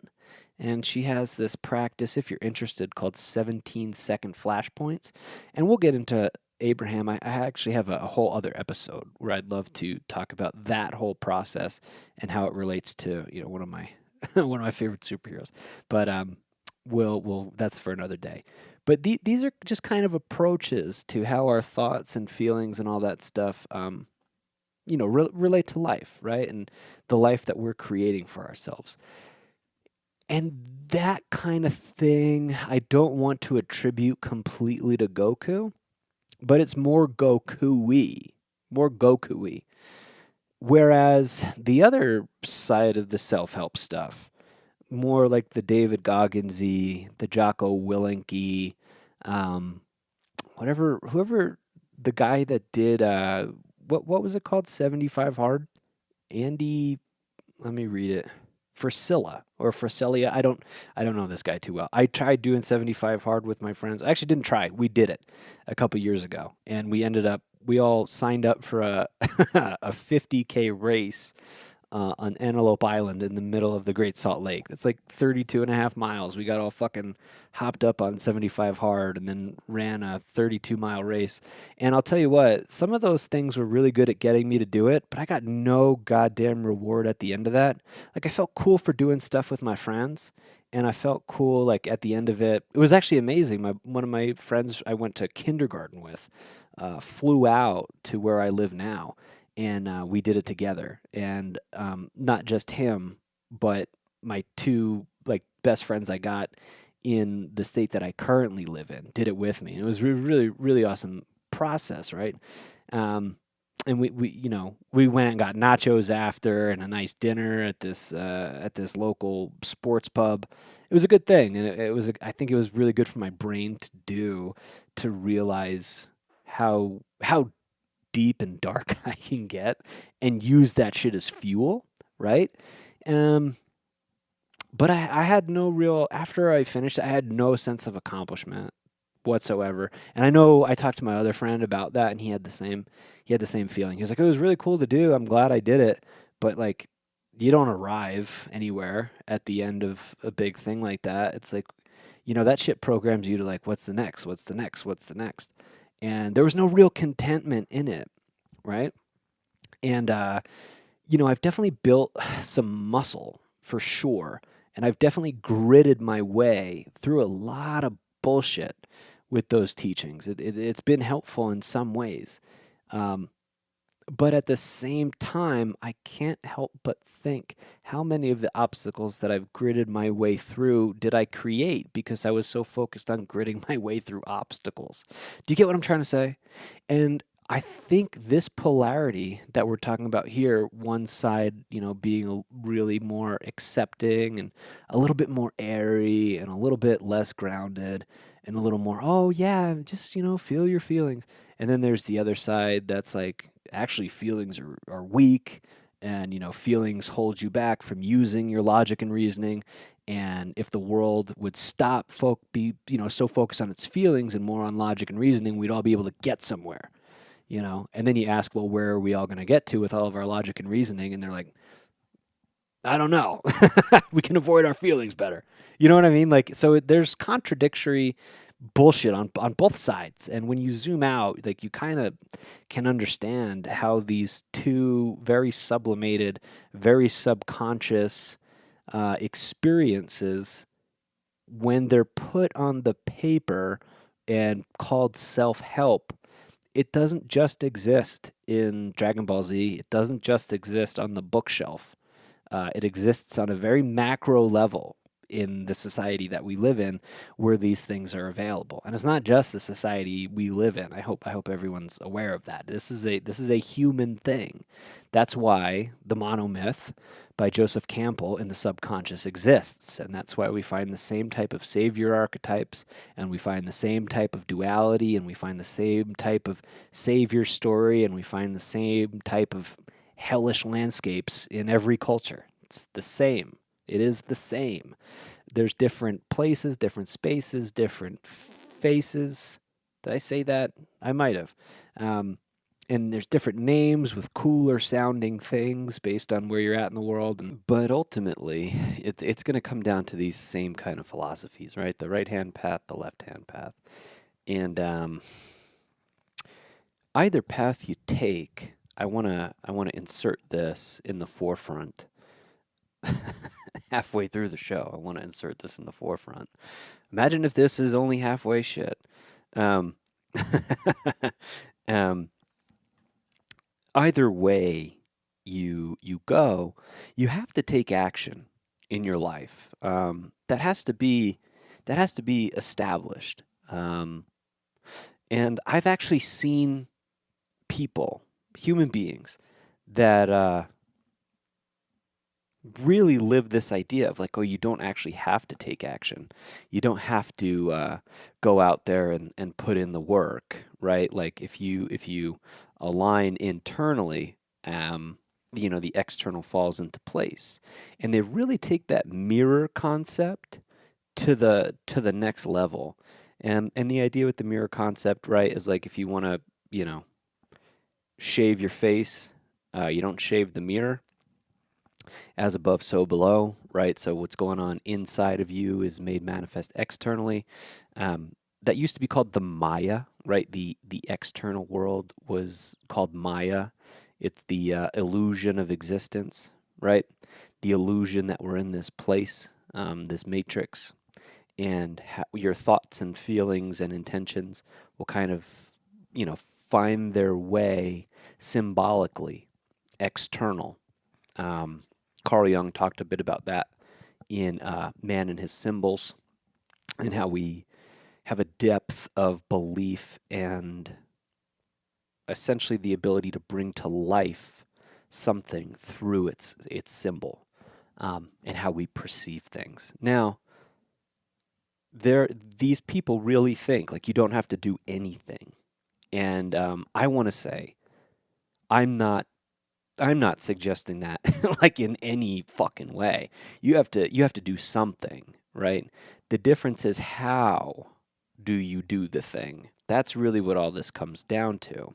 And I think a lot of the David Hawkins and the manifesting shit and the new agey shit really miss that. Because it's just so fluffy and it's just so soft that they don't really like to do much. And the way I see it is, it's like if you're not doing anything in this life, if you're not experiencing the world around you, the 3D that we kind of exist in, what the fuck are you doing? You can't just sit there all day. You're gonna die, or like the tax man's gonna show up. Like there's a great quote from Ayn Rand. She says, "You can ignore reality, but you can't ignore the consequences of ignoring reality." Right? And I've always loved that line. But then the other thing the other side, just to put this in there, if you're going too hard, too fast, too long, too after it, and just too focused, essentially what can happen, not can, what does happen is you start to get the opposite effect of what you want. Um, the desire that you want to fulfill always eludes you forever. You can catch different pieces of it on your way to the successful place that you think exists on the other end of that fulfillment. And you'll get like chunks of it here and pieces of it there, but really you're forever pushing it away. Once you chase something, it runs. That's kind of how this whole thing works. And I think a lot of the world's philosophy, um, I guess that book by, I think it's Scott Peck, The Road Less Traveled, and then Friedrich Nietzsche. There was a time my buddy gave me the book Thus Spoke Zarathustra by Nietzsche. And I guess Kierkegaard was like a little more lighthearted, Soren Kierkegaard, but even like Rene Descartes, and then the philosophy you find in a lot of literature, like through Dostoevsky and Tolstoy, these people are fucking bitter. Like they are just bitter. And they consider it realism, right? Like, oh, these are realists. And it's like, actually not really. It's real if you can relate to it because you're a grouchy fucker too. But life is actually like a really beautiful process. And I think what happens is we have culturally bought into the idea that you're kind of sort of supposed to be miserable and then just be grateful for what you got, and enjoy the weekend and the couple weeks off per year, and try to manifest meaning in your own life. And it's a kind of boring, lonely way to live, but we just kind of accept like this low grade misery, as just the way it is. So much so that if other people start being happy or thriving, I'll speak for myself, can do this thing where it's like, oh, they don't know what hardship is. They don't know hardship. Not a man to me. You know what I mean? And I can get very critical and very judgmental, and that keeps me stuck and forever chasing an ideal that I think I want. Right? So both paths have their downfall. Right? Now. In the midst of all of that, we have come to the point in the show where we get to reality transurfing. Reality Transurfing is a book written by a dude named Vadim Zeland. And he is kind of, I would say, a mystic and a very pragmatic, very boots on the ground oriented, I guess just a spiritual teacher, right? But it wasn't always that way. He was a chain smoking, very bitter, angry dude, and he didn't have a lot going on in his life. And I think in his part of the world where he's from, Russia, it mirrors kind of the country I live in quite a bit, right? United States, and they both just say, "Oh, we're not like that place." But there's a lot of similarities. If you ever speak to people from there, you're like, "Oh shit, you're actually not a boogeyman. You're just a miserable prick like me, because A, B, and C, right?" And he has his dream one night where he speaks to this wizard or this sage or something, and it kind of breaks down how reality works. And in the dream, he comes out of it with this idea called transurfing. What does transurfing mean?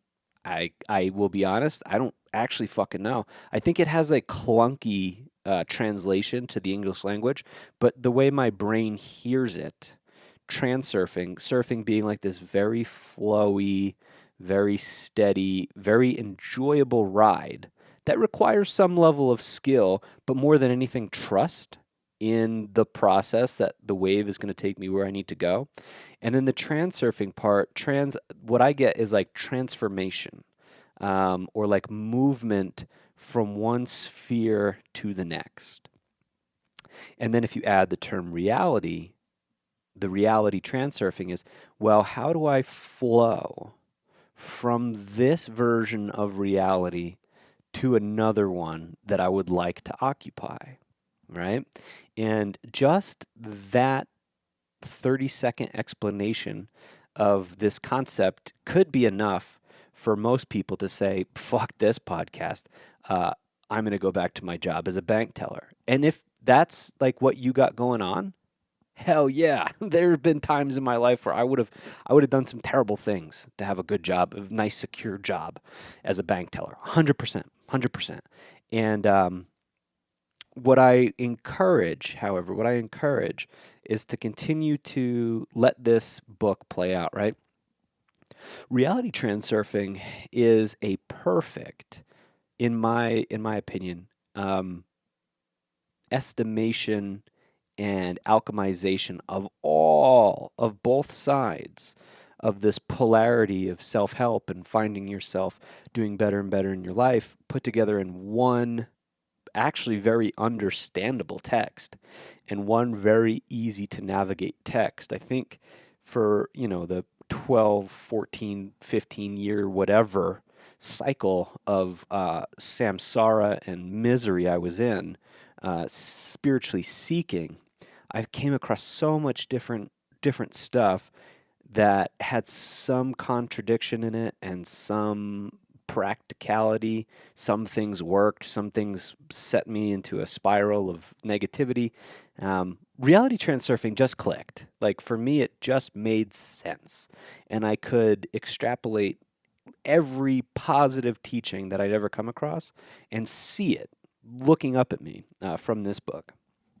Now, to really understand this book, you should get it and you should listen to other people talk about it, right? I think that's the easiest way to understand it, is someone who's mastered it kind of share what they learned with you. Listen to it as many times as you can, read it as many times as you can. It's one of those things that take on deeper meaning the more you go through it.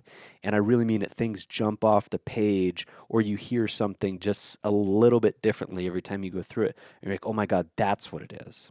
All right. Now, to get into the fundamental pieces of reality transurfing. In our world, we are aware of a concept called infinity, right? And infinity is the forever. Infinity is the alpha and the omega, the beginning and the end. It is the start and the finish and everything in between and nothing at the same time. Infinity is all. And what's crazy is like there are different pockets of infinity where other infinities exist. That's a real thing somehow. I'm not gonna pretend I understand about physics, right?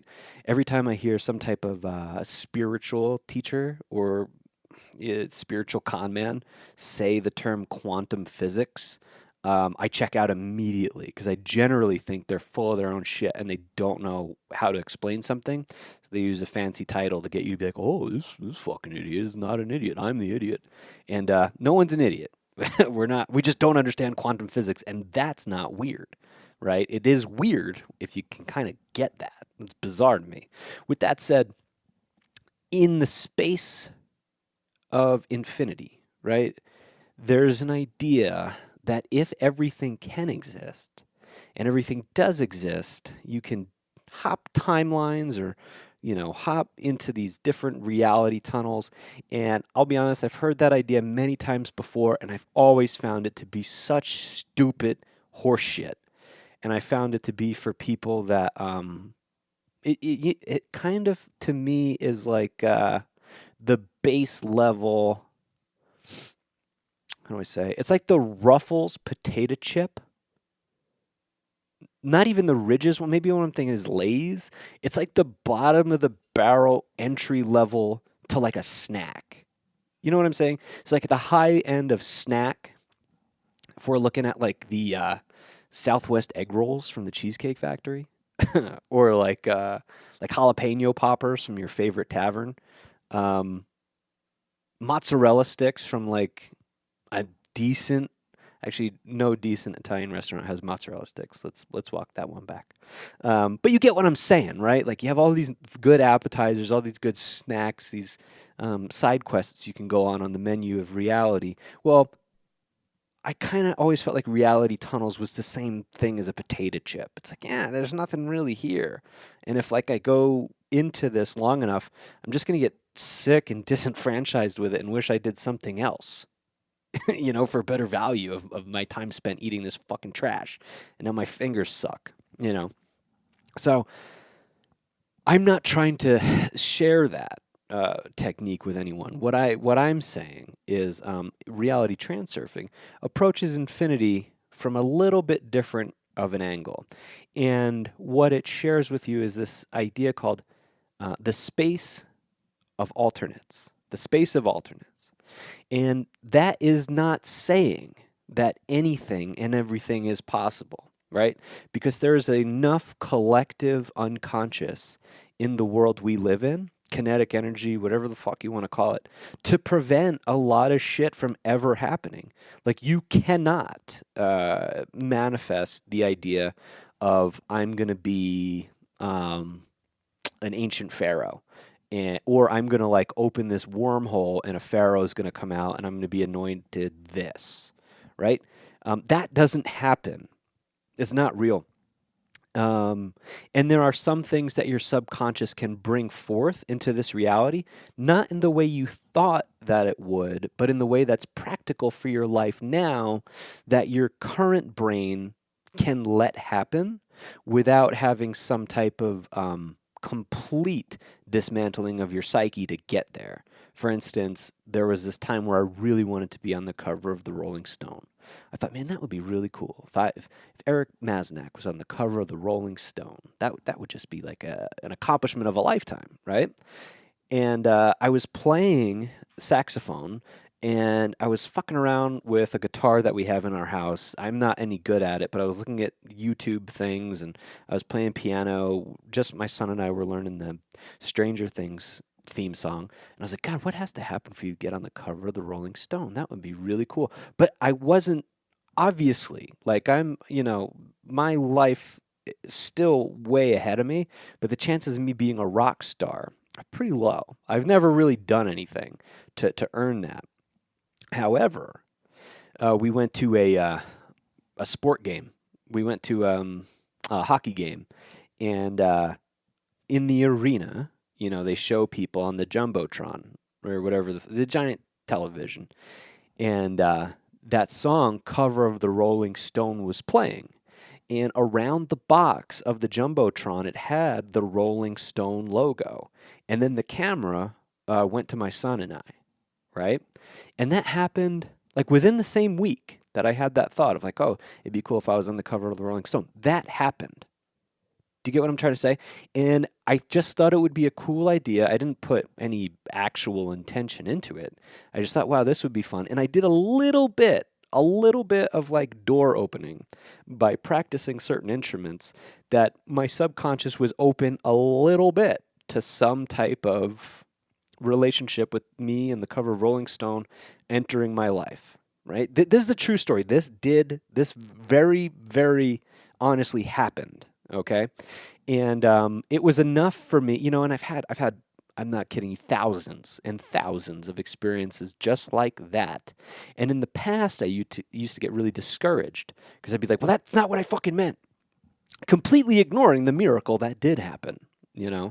And in the past, I'd be like, I want to get better at this. I can craft this and mold this and da da da da da.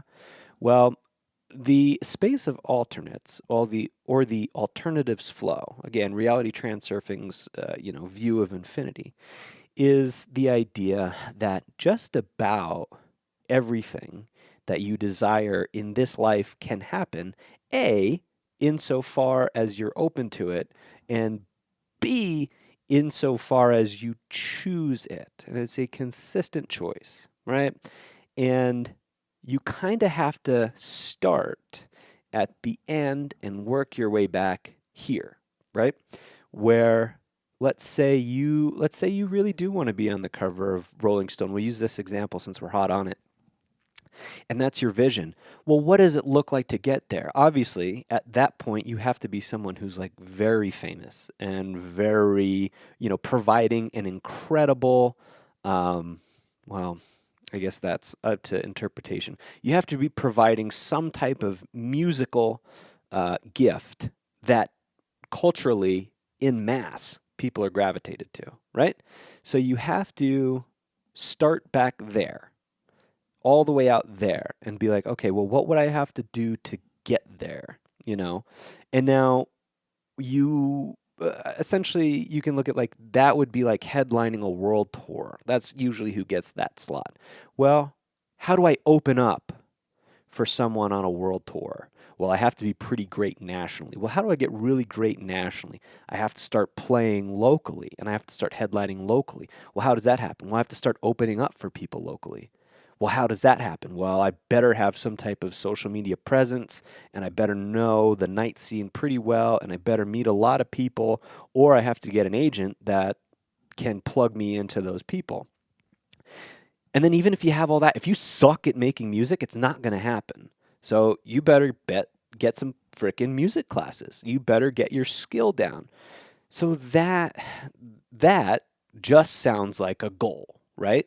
That just sounds like, hey, well, if I do shit, I'll end up somewhere, right? And that's real.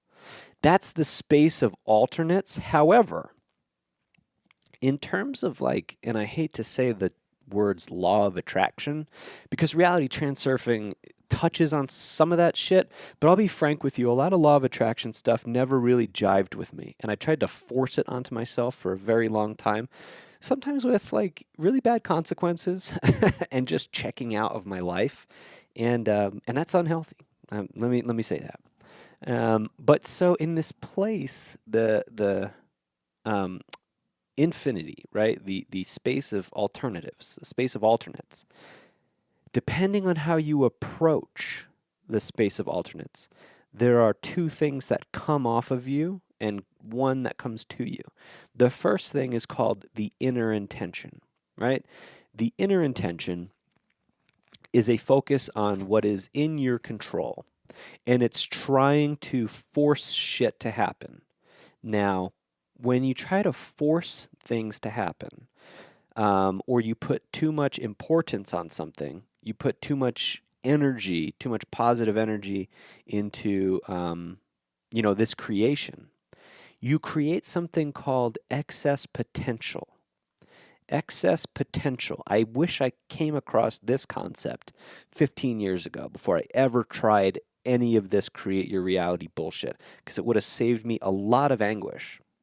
Which is when you create too much importance on something, like when you gotta have it, when you gotta need, desire, clawing after, mired in muck to get, and you're striving for it, and this thing has complete control over you.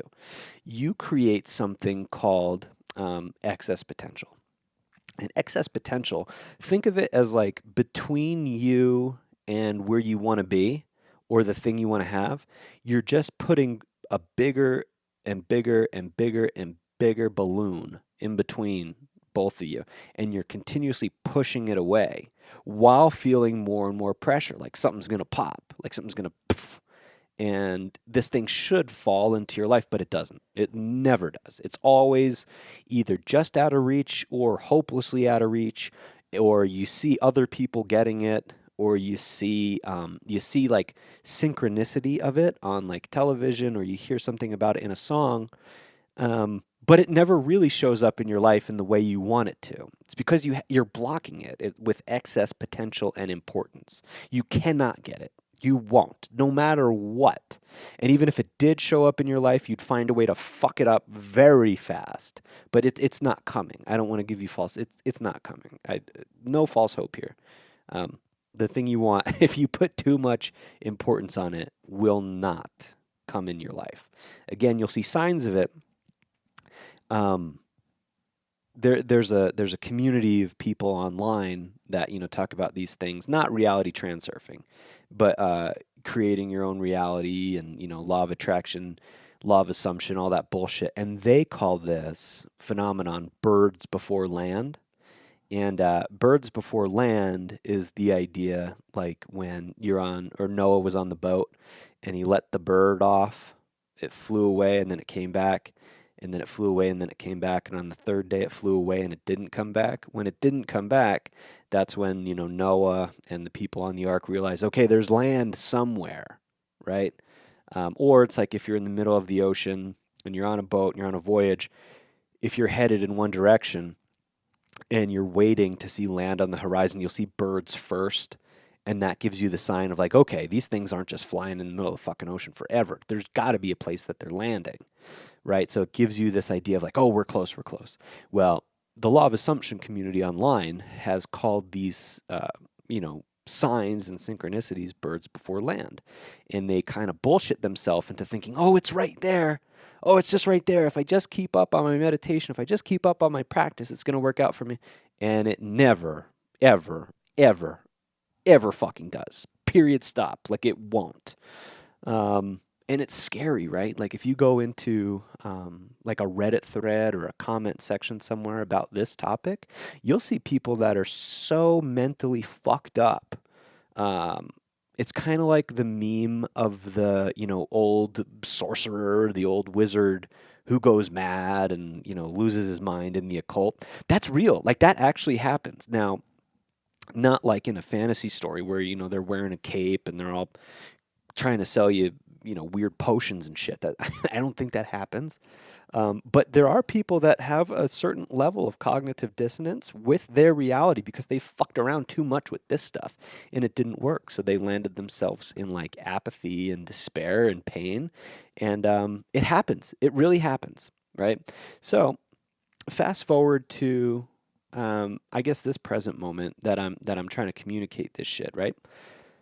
Back to the excess potential and the importance. By lowering your level of importance and by releasing excess potential, there's another concept in reality transurfing called balance, right? So balance is everything has to have a type of standard equilibrium, a type of very standard, how do I say? Like you just can't get too far out of whack, right?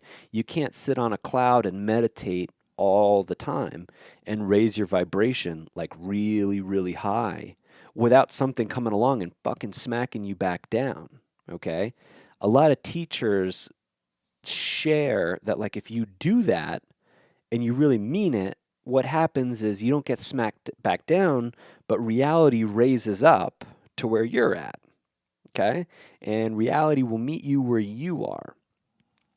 And that's true if you try to get there slowly. And I don't mean slowly like, it's going to take you multiple lifetimes or any of that shit. But like, be fucking relatively realistic here. You're not going to.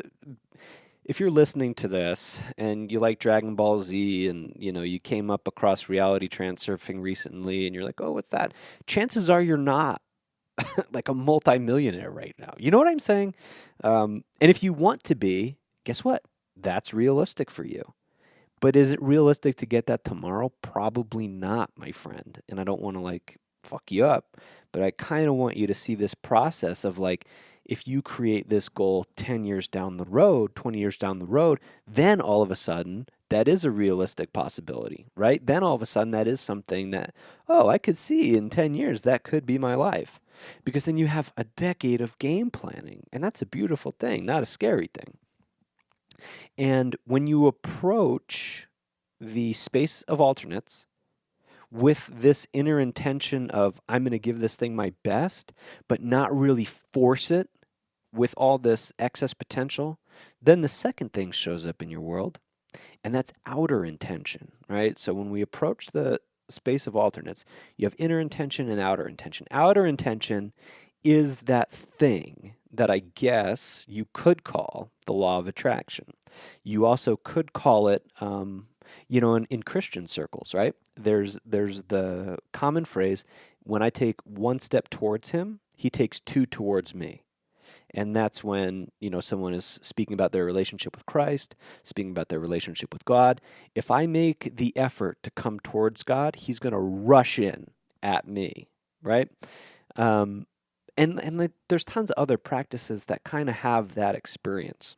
Now, you have to have a diminished level of importance for this to work. And at this point, it becomes more of like a spiritual dance than it does a process of steps to take. Okay? So the vision is you find your goal, right? Let's say your goal is, I guess, finances, relationships, material is a really, really good starting point, because these are tangible things. And both the conscious and the subconscious mind know what these mean to you without you really having to understand it completely yourself, right? So let's take a quick goal. Let's say you're, gosh, if you're 40 listening to that, I just have supportive friends, so thank you. Let's rewind it. Let's say you're 27, 28 years old right now. Let's say by the time you're 40, you want to be a liquid millionaire, right? So I'm not talking about your assets, like your home. I'm not talking about like a business you have that might be worth this or that. I'm not talking about your stocks. I'm saying you want to have $1 million to call on whenever you want it, right? That's like true, I can do whatever the fuck I want lifestyle, right?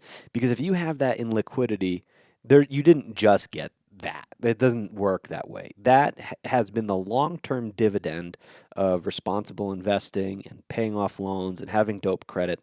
That's the way the subconscious and the conscious mind can agree that this can happen for you, right? Now, you could take the left-hand path of airy-fairy bullshit, like let me manifest a partner who has, X amount of resources, okay? And outsource the financial issue to them. But immediately, your first thought when you have that is, well, then what do I have to do to put myself in position to get that partner? What does that partner do? Is that partner so successful that they're going to cheat on me? Am I going to be their only partner? You get what I'm saying? Like, so it's a snowball effect when you outsource these things and you put too much importance on it. So let's create a game plan for you to get there. With outer intention helping. Okay, so this is how the process would work, right? Let's say you make. We'll put you as a. Let's go back to the bank teller. You're a bank teller right now, and you make, I don't know, $21 an hour. I don't know what the standing rate is. I know some people on the internet like to bitch and complain and say that $21 an hour isn't enough. Fuck you. I raised two kids on like $14 an hour working at a goddamn daycare. Don't at me. Do not. So let's say you make $21 an hour. You're living by yourself. You have an apartment, whatever. Are you going to get to where you want to go? Your inner intention says, I'm going to do everything I can without trying to force this thing on the world. Let me start investing. So you go read The Richest Man in Babylon. And it tells you, to live within 70% of your means. Okay.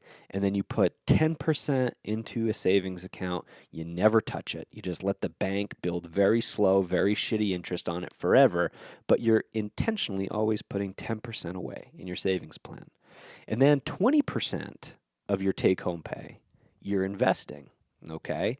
And the way to do that in the United States is ideally you're not individually picking stocks. You're looking at ETFs, like the SPY, right? SPY. That's an index of the S&P 500 that an average Joe like you and me can buy in on. And then you find something with a dividend, right? So just invest in those two things. Your dividend investing, whatever the number one thing in the world is to invest in, that gives you a dividend. You put 50% in that and 50% in the SPY. And that 50%, again, that's contingent on the 20% that you saved from the 100% of your take-home pay. I hope that made sense. I think it does. I know it does. If it doesn't, just rewind it because I've been speaking way too long already. So that dividend that you get, since you're already living within 70% of your means, you don't need to invest more, right? And you don't need that dividend in your pocket right now. Continue to invest it back into your stock and invest it back into your stock. And over the course of a few years, once you've made your principal back, take that principal out, bro, and then go put it into something else. And then you can get more risky. And then over time, let's say that principal gets really, really nice. If you can find a way to turn that into a down payment on a different form of investment, say real estate, and then that house is gaining, I don't know what state you live in the state I live in, real estate is building 5% a year, right? Obviously, some years it's 3, some years it's 7, but 5% a year is fucking crazy. And that's on a property that the average home in the city I live in is $600,000. So you're building 5% on $600,000 every single year, plus the shit you have going on. That's amazing. And that's all in your control. And that's all inner intention. Okay? And as long as you're telling yourself regularly, I'm doing the right thing, this is working out for me, slow and steady wins the race, over the course of a couple years, you're going to be in a very, very good place financially, my friend. I promise you that. If you're trying to force it and you're saying, this sucks, this isn't working, I need to get there faster, then the market's going to take some hits, or you're going to notice your hits more obviously. You're going to have less impulse control. If the market does take a downturn, you're going to say, fuck this, fuck that idiot on the podcast. I'm going to take all my money out. I'm going to keep it in my back pocket. I'm going to enjoy what I can while I can. And, me and all my friends are going out to watch the Lakers and the Rockets tonight, and I'm going to piss away all my money on appetizers and beer because fuck this. That's not the inner intention that you're trying to operate with in the world.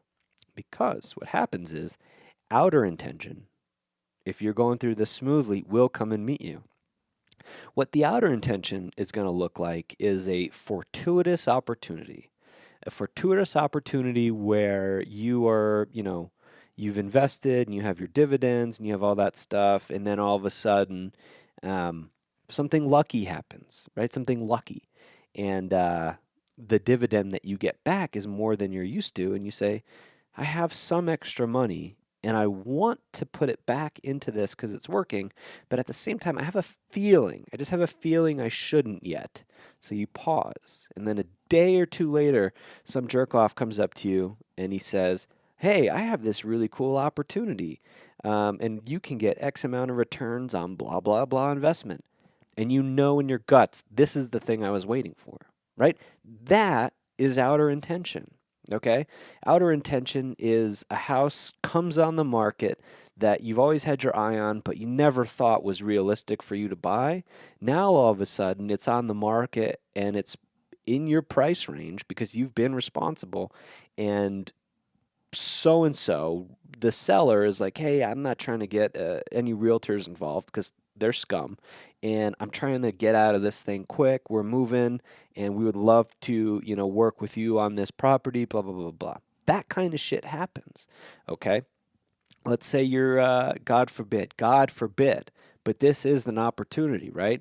You're driving your second car around. It's an old car. It's a 2007 Toyota Sequoia, right? And you get nicked by a different car, and your insurance is like, oh yeah, we'll cover that. What is that? And the other car, that asshole was like, hey, I'm in a rush. I gotta go. I don't have insurance. Fuck you. Here's a couple G's, right? Shit like that happens. And then you have extra cash on top. That's outer intention. Outer intention is if you are in the rock band and you're practicing to get on the cover of the Rolling Stone, you find a style of music that you never really enjoyed. Like, do you remember when Taylor Swift went from country to pop and she took over the world like very quickly? All the different styles that the Beatles went through in their career. Johnny Cash, when he started, leaving like jail and prison and started getting kind of psychedelic. Artists take on this new life, and I don't think it's necessarily because they're sick and tired of what their bread and butter was, but I think it's because they're inspired by outer intention to try this other thing. And then when they try that other thing, it works out fantastic. Biggie Smalls could have made 100 different versions of Gimme the Loot, right? But if he never did Juicy, we wouldn't know who he was. Does that make sense? Tupac Shakur, same thing. Led Zeppelin, well, Led Zeppelin is just the universe needed something rad to listen to, and so that happened. But you get what I'm trying to say. Outer Intention is you find this other style of music that you're actually really good at, and it takes off easily, and your talent and your mind and your style all come together in this conglomerate of effort. And then, like, bam, something just works for you, right? It's you're at the bar with your friends, and you overhear this guy talking, and he's like, "Oh no, yeah, I'm looking for new talent right now. I represent so and so. I'm an agent at this, that, and the other. This one band just bailed, and we need someone to fill in ASAP tomorrow night. Can you do it?" And you and your broke ass friend say, "Yeah." And then that's the start of, you were prepared. You showed up with inner intention. Outer intention met you where you're at. And then the rest is going to be history for you. That's the marriage of inner and outer intention, okay? Again, if you're trying to force it and you're trying to be the best and I have to make this song work, I have to do this, everything is dependent on it. I've been in co-collaborative projects with people like that, and it just rubs you the wrong way, and you go like, ugh, I don't even want to fucking do this with you anymore. I don't want to do this. You're a fucking diva. We haven't made it anywhere. You can kind of justify some of that shit from your band members if you are on top of the world. But if you're not and you're just like getting started, that rubs people the wrong way. It's fucking gross and needy and controlling, and that's how you sabotage yourself in the project you're working on. And I've experienced it, and I've watched it happen in a few different ways with a few different people. And that's no real way to show up to life, okay? So that's where the process, again, when we look back at, the left-hand path and the right-hand path, forcing shit tends to backfire, okay? Letting things happen as long as you're prepared for them to happen, that's where the magic really starts to come in. That's where the co-collaborative um, intention from you and the is meet in the middle, okay? And when I say the is, you can call it whatever you want. It actually doesn't matter. As a matter of fact, the less sacred you make it, the easier it might be. Joseph Murphy, probably my favorite esoteric teacher, says that it's all subconscious mind, right? Everything. What you call God, what you call Christ, what you call Krishna, what you call the universe, what you call source, it's actually all just the subconscious mind. It's the collective consciousness of all things, right? And I like that approach because it's so disarming. Because as soon as I call something God, I can't help but think I owe it something. I can't help but think it's mad at me for some reason.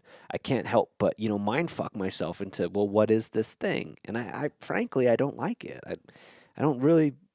Also, I don't want to do all the deep, energetic psychotherapy I need to do to fix that relationship because I can just call it something else and it works just fine. So you don't need to mind fuck yourself into this thing and make it harder than it needs to be. Find the template that works for you. And that's something that I really like about the reality transurfing is it's so non-judgmental, right? And so non-dogmatic that really anyone who understands how to read and has had weird shit happen in their life, which is probably 90% of the people in the world.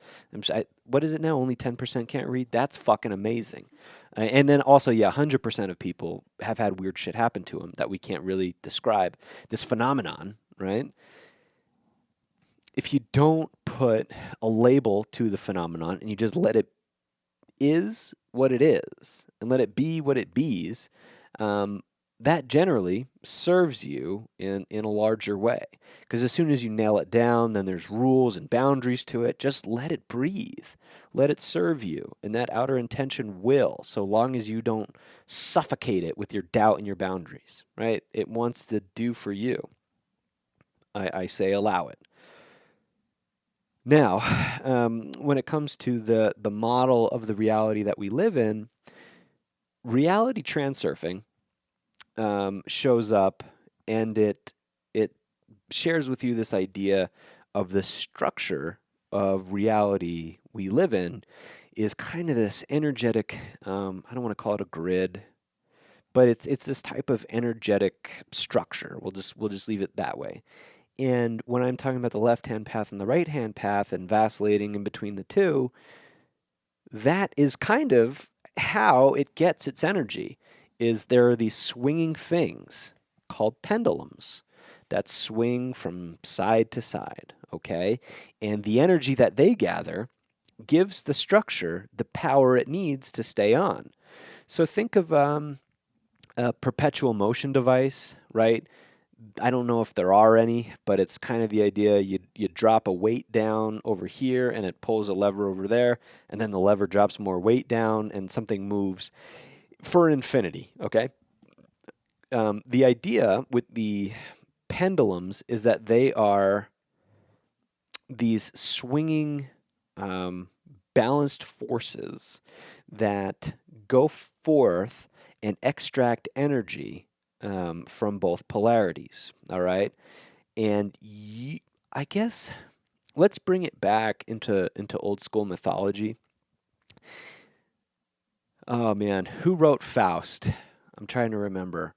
I read the Bible, right, cover to cover once upon a time. I think I was 19 years old, and I found myself in a lot of trouble. I found myself in a shitload of trouble.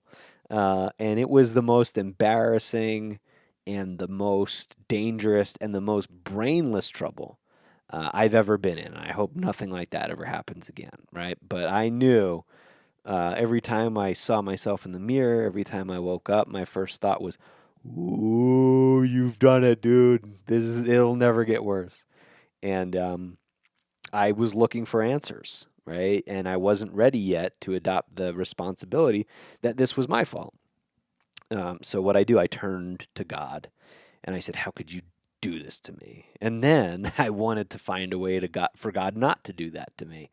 And so my very transactional criminal mind was looking for, well, how do I get on your side?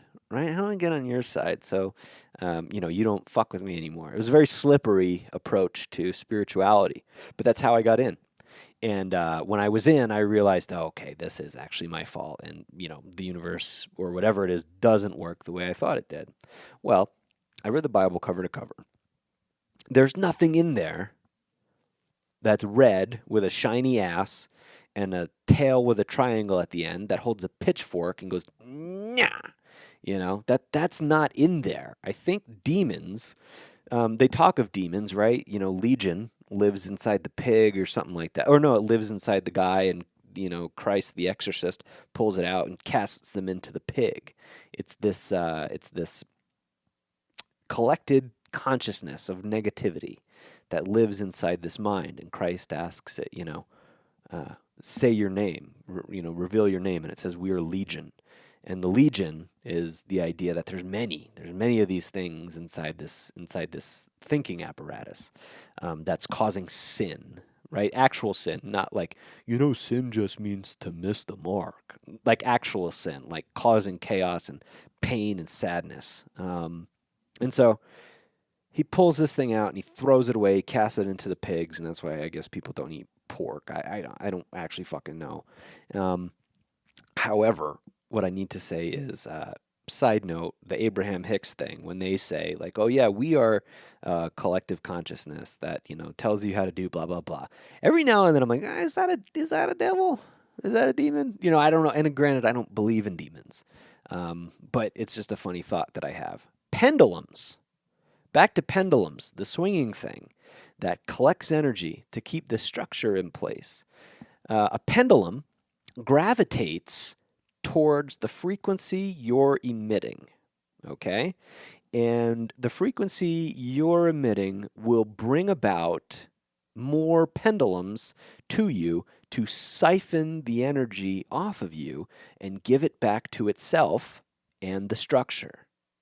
What is a pendulum? Well, it's a very polarizing energetic source. It could be Politics is probably the biggest one in the world. It collects the most attention. It collects the most positive or negative energy. It doesn't care either way. It just wants to eat.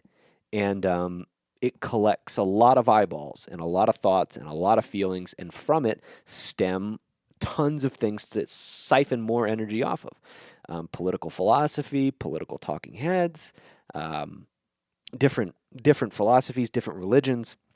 I mean, it's this very polarizing thing that sucks a ton of energy to put back into the structure. Okay, religion would be another one. Spirituality is another one.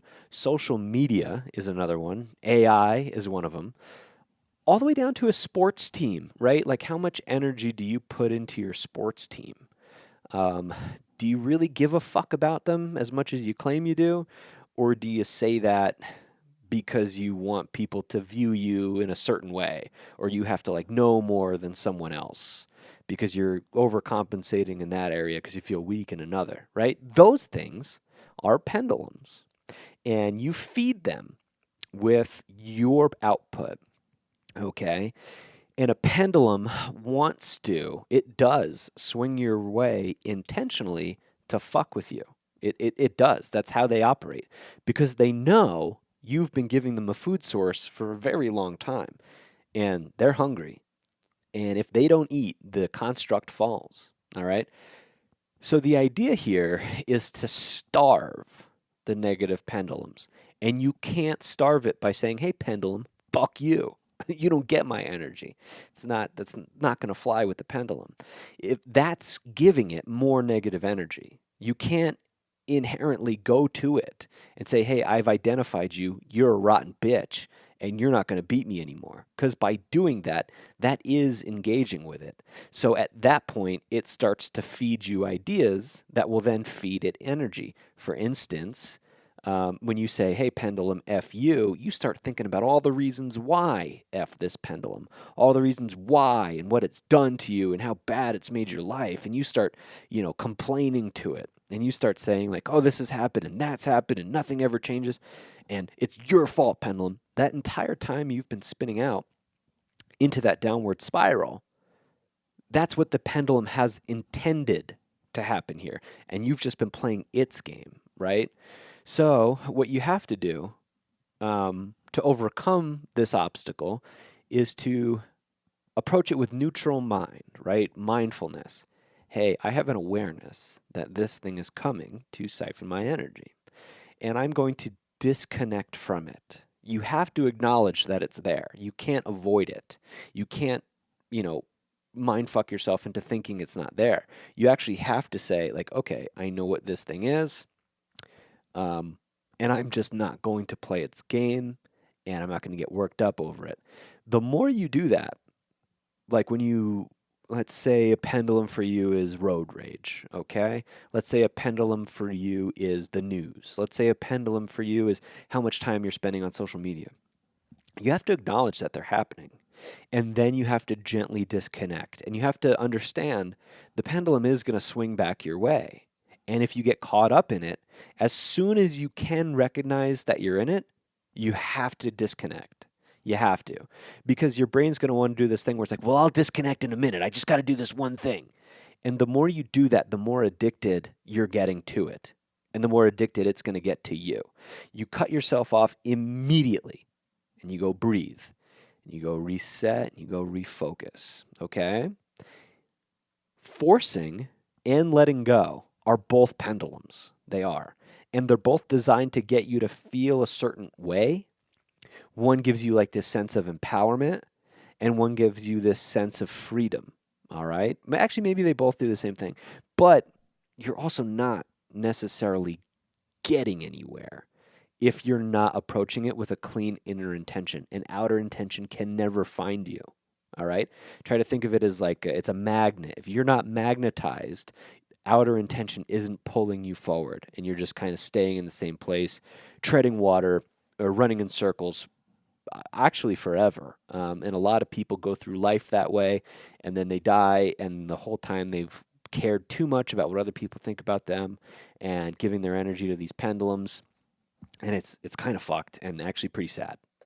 So really, by acknowledging these things and then just pivoting out of their way a little bit and not fighting against them, how you change your reaction to these triggers in your life is what clears the path between your inner intention and your outer intention working together. Okay? That's really the only way to do it. Because if you continue to react to these stimulus and these triggers forever and try to force your way through things, all you're doing is giving more food to the pendulums and then creating more excess potential. And so you're never going to get to where you want to go to. If you're one of these people that's like, I just tell it the way it is and I don't give a fuck about how you feel, and I'm just that kind of guy. That's just me. You're just going to have to deal with it or get the fuck out of my way. Like, that's a fast recipe to be like a lonely, scared bitch forever and never really honor your emotional process and kind of stay 12 for the entirety of your adult life. And it's not going to get you the ultimate life you could have. Like, you'll definitely make some asshole friends just like you, and you'll definitely make you'll probably get a wife that kind of turns you on, kind of doesn't, kind of bitchy, kind of not. You probably have a couple shitty kids that well, you'll love being a parent because it's impossible not to at some point. Like, there's something about parenting for everyone that is awesome, I think. But then there's a lot of shit that sucks about parenting, to be honest. It's very difficult. You'll be on the everything is difficult side more than the God, I love this gift side, right? And so if you continue to react the same way, you're going to get the same results. And that's literally all this whole thing is. The whole transurfing process is just approaching things differently and reacting differently. That is how you transurf your reality, is you respond differently. You don't give the pendulum power, and you respond differently, all right? Because the downward spiral that you go on, there's a name for that in reality transurfing, and it's called an induced transition. Induced transition. And that's the phenomenon that things get worse and worse and worse and worse. And the harder it is for you to snap out of that, and the deeper you get, the shittier it will become more frequently. And so from that perspective, like, some of the law of attraction stuff makes sense, right? Because you're just going to bring forth more things that are liken of themselves, okay? And in this process of that downward spiral, the pendulums love to keep you there. They love it because you're giving off a lot more negative energy while you're down there, and that keeps them alive longer. And by you being a negative asshole, you'll probably be negative to other people, and then that knocks them off center, and then the pendulums get more and more and more. And I know that is weird, and it also, from a mechanics standpoint, that's what Vadim Zeland is saying is taking place. So it's not a demon. It's not a spiritual possession. It's not a curse, and those are all maps on phenomenon over human history that we have had to explain things with a subconscious symbol that the conscious mind can kind of understand. The problem then, though, is that those things are very easily, since they're pendulums, right? Hiding in these costumes, it gives them more and more power, and then all of a sudden people get superstitious towards demons, and they don't live their life to the fullest because they're scared that they're going to get on God's bad side, and a bitter, low grade misery kind of pervades everything, right? Even when it's not supposed to. But like, you go to Disneyland with your family and you hear someone be like, it's hot. This is hot out. It's so expensive. And it's like, bitch, this was your fucking idea. My buddy and I went on a hike. It was called Lake Blanche, and it's just outside Salt Lake City. And it's a good hike. It's a quality steep hike. I mean, if you go on the All Trails app, All Trails is like, yeah, no, this is one of the premier hikes in the state. A state full of hiking, by the way. So it's like one of the top ones in the country. And it's gorgeous. And it's definitely a physical uh, trial at some points. It's pretty steep up, and you're going for hours and hours at a time. And especially, on the way down, you're like, this is going to suck. It won't be easy because of how steep it is. You're kind of walking on your toes the whole time on the way down, and your shoes fuck your feet up. It's grueling, but it's beautiful. It's so beautiful.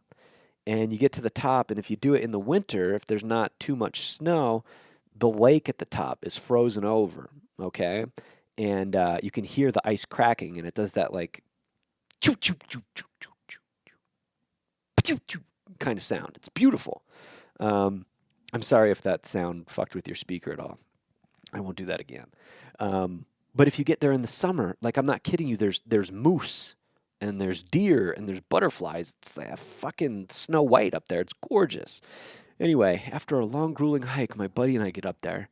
We're just appreciating the moment and having a sandwich. And then I think it was 10 minutes later, this other woman gets to the top. And the very first thing she says is, look how low the water is in that lake. And I just thought, like, you fucking idiot. Like, why'd you come here then? Like, what the fuck's your problem? It's beautiful. You just spent that whole time coming up here just to go, you could have done that at home and saved the gas and the time. Now, granted, I have awareness that people like that are a pendulum for me. So I'm being a silly goose in this story I'm telling, right? And that's another example of you can put in all the work and do all the physical stuff, but still not get to where you want to go because you're unfulfilled and you're almost looking for something shitty. Now, the reason I share that story is because it's to say, like, you can put in the work, but if you're doing it with the pendulum attached to you and with the misery inside you, you're only going to be focused on more negative stuff, right? So like if you go to the theme park that you wanted to have fun at, but the whole time you're like, I don't want to buy a hot dog. That's a lot of money.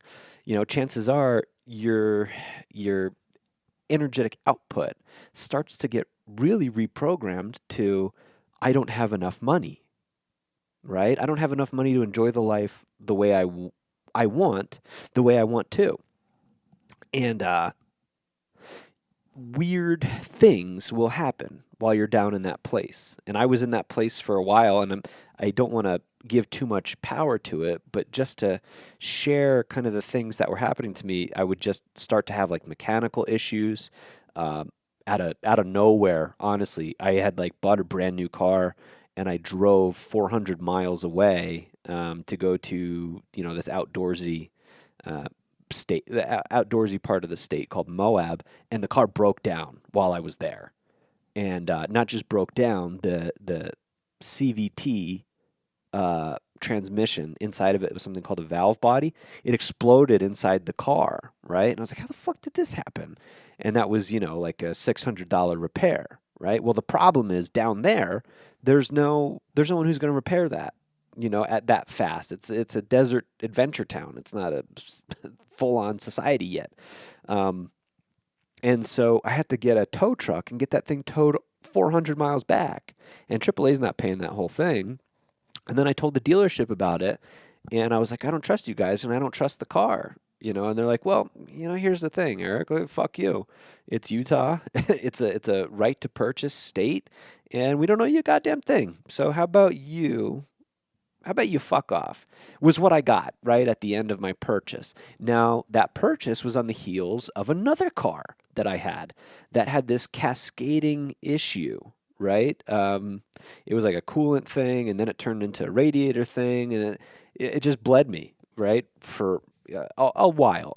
Plus, at the same time, I had some family stuff go on that required a ton of finances. I went from being pretty affluent to destitute, to be frank. And the entire time I was lying and telling my friends, like, oh, I'm fine. Yeah, everything's good. No big deal. Because I didn't want to look like a pussy.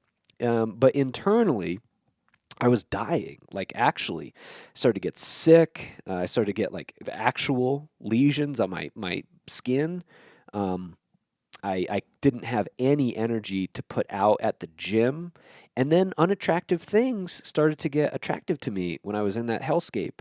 I wanted to smoke cigarettes more. And I have a love hate relationship with cigarettes. Every few years, I'll buy a pack. I'm like, oh, this is cool. And then by the time I'm pretty much done with it, I'm like, I can't, this is going to make me throw up. But when I was in that place, I was like smoking all the time.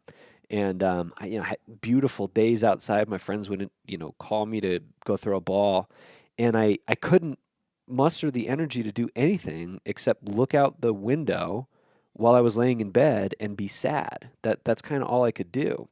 And so, that's what happens when you're in that induced transition. Okay.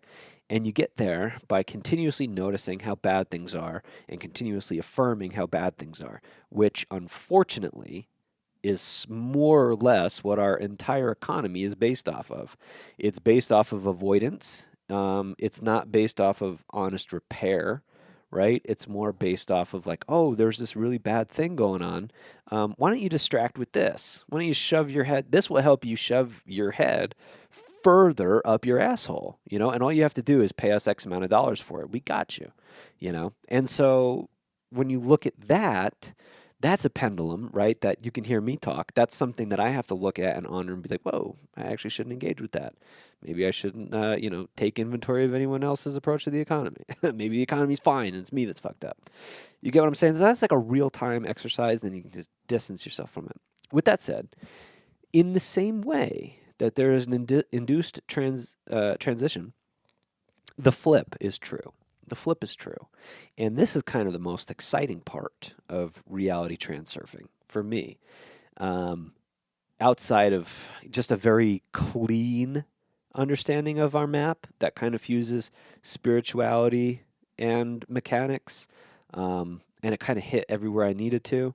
I'm sure you've heard of the winner effect. If you haven't, it's a book put together by some guys that looked at the programming of the brain of a confident person. And the only idea behind the winner effect is every day you kind of write down wins and you feel those wins and you experience those wins in your body as you write them down. And a win doesn't necessarily have to be an outcome. As a matter of fact, if you can make it a process instead of an outcome, you're better off. Okay. So a win for you could be, I got cut off in traffic and I didn't freak out at that guy. You write that down at night. A win for you could be like, I looked in those piles of mail that have been sitting in that one room and I went through it, and all the bills that I was scared of, I called those people and I said, hey, I actually don't have the money for you, but I will have it at this date. Can we make a payment plan, right? And you actually start facing things that scare you instead of kind of running from them. A winner effect is you helped an old lady with her bags. Like, I know that that's a lost art, but old ladies need our help, man. Just fucking do it. A win is you didn't get guilted into doing something that normally you would in some type of toxic friendship. You actually said, hey, I'm actually not going to come today. I'm not going to go to that. And when they say, how come? A win is you saying, well, my experience is that I feel as though this friendship has turned into a one-way street. And you start to look at those things in your life and you start to slowly but surely change them. Okay? And by slowly but surely changing them, that's actually insane pressure relief of your internal intention. And you're no longer spending so much time in these games and these treadmills. And you're actually progressing in your life. And you write all those things down. And the more you write them down, it literally rewires your brain like measurably. So you're I forget the name, the neuropathway, forgive me. The neuropathway, these grooves, and not the grooves in your brain, like when you look at a picture and the running joke is like the more wrinkles you have on your brain, the smarter you are. That's not what I'm talking about. But these neuropathways that build grooves that your thoughts continually travel down, those actually start to change in different directions. And it's really cool. And your thoughts travel in different directions when you start making these shifts. And the reason you write it down and you habitually revisit what you wrote down and be like, oh yeah, I won that, I won that, I won that, I started doing these things, is because you can change that win from a one-time thing into a habit and to a behavior and then to a new lifestyle and a new person you are. And then after that, you kind of meet outer intention in a different place. And so different things start showing up into your life. And I encourage you to try it. Really, really try it. Just for, give it 14 days. Just give it 14 days and be really committed. The best way I like to do this, my buddy gave me a practice somewhere in like 2009. Forgive me with the sound of the microphone there. Called debits and credits, right? And so the debits and credits process, I didn't even know what reality transurfing was at the time. I didn't know what law of attraction was at the time. I was just fucking my life up. And he was like, well, there's a way to stop that. And you don't want to slip into a type of, self-reflection that's going to be dangerous and you're going to beat your own ass.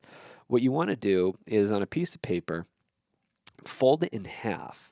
And on one side, write your debits, and then on the other side, write your credits. Okay. And the debits is everything that you kind of wish you would have taken back, probably kind of, damn, I don't think I did this to the best of my ability, or I half-assed this, or you know what, I blatantly said this effed up thing to someone, or I hurt someone's feelings in this interaction, and I wish I could, walk that back. That's what I would have done better. And you write all those down, I told myself 5 years ago I was going to start writing this book, and every day for 5 years I've been guilty about it. And today I also did not work on it. And you write that down as a debit because now you're putting it on paper and you have to face it every single day. Okay. In the credit column, you say, I got to the gym today. I actually did eat ice cream today, but I'm viewing it as a credit because I didn't beat myself up over it and I wanted to have a treat. And I'm not going to bullshit myself into thinking I'm the next, Sylvester Stallone. Like I'm going to enjoy a fucking ice cream cone because I'm normal and I'm not neurotic. I'm not going to freak out over this. And that's a credit for me, and you write that down. I forgave this person immediately. I knew that I wanted to spin out and get mad at them for what they had done, but I just forgave them instead. Because you only live once, and I don't want to cause any more pain to anybody. Though those days are behind me. That's a credit. And if you do that for about 14 days or so, you're not only stacking your wins, but you're seeing what you wish you could have done better.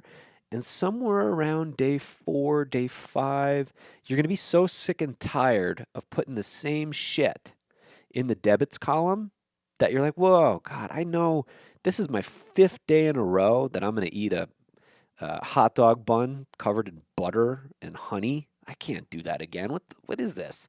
So you flip that and you're like, you know what? I don't want to face that tonight. I'm just going to put that in my credits that I didn't do it. And then bam, habits changed, right?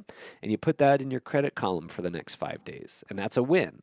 And then you relapse because that's what happens. You relapse and you have a hot dog bun with fucking butter and honey and salt on it, one of those potato buns, and and it's savory and it's salty and it's sweet at the same time. And you write down in your debits, yeah, I relapsed, but then you also write in your credits, you know what, I relapsed on this food thing that I said I wasn't going to do, but guess what, I'm owning it.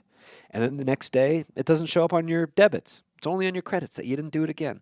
And that's how we build these habits. And we understand that there's a steady flow to these things, but eventually with intention, outer intention will eventually meet you, and that's how you change your life. That, my friend, is the wave of fortune. So the wave of fortune from reality transurfing. By the way, I'm aware I keep calling this guy Vadim Zeland. It's because he's Russian and Vadim. It just my mind keeps doing that. It's actually Vadim, Vadim, not VL. So Vadim Zeland.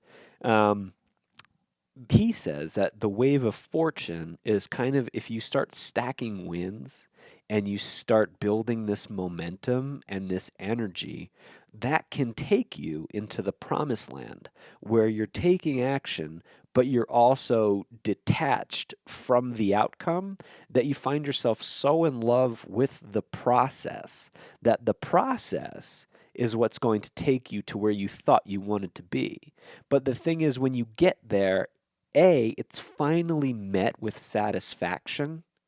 and you feel all the good feelings you knew you were going to feel when you get there. And it's a beautiful moment of expression and beauty and love and all things coming together. And you see your place in the universe and you see yourself who you are as you are. And you fall deeper in love with yourself and you cut yourself a lot of slack and you say, oh my God, some of that was difficult, but thank God I did it.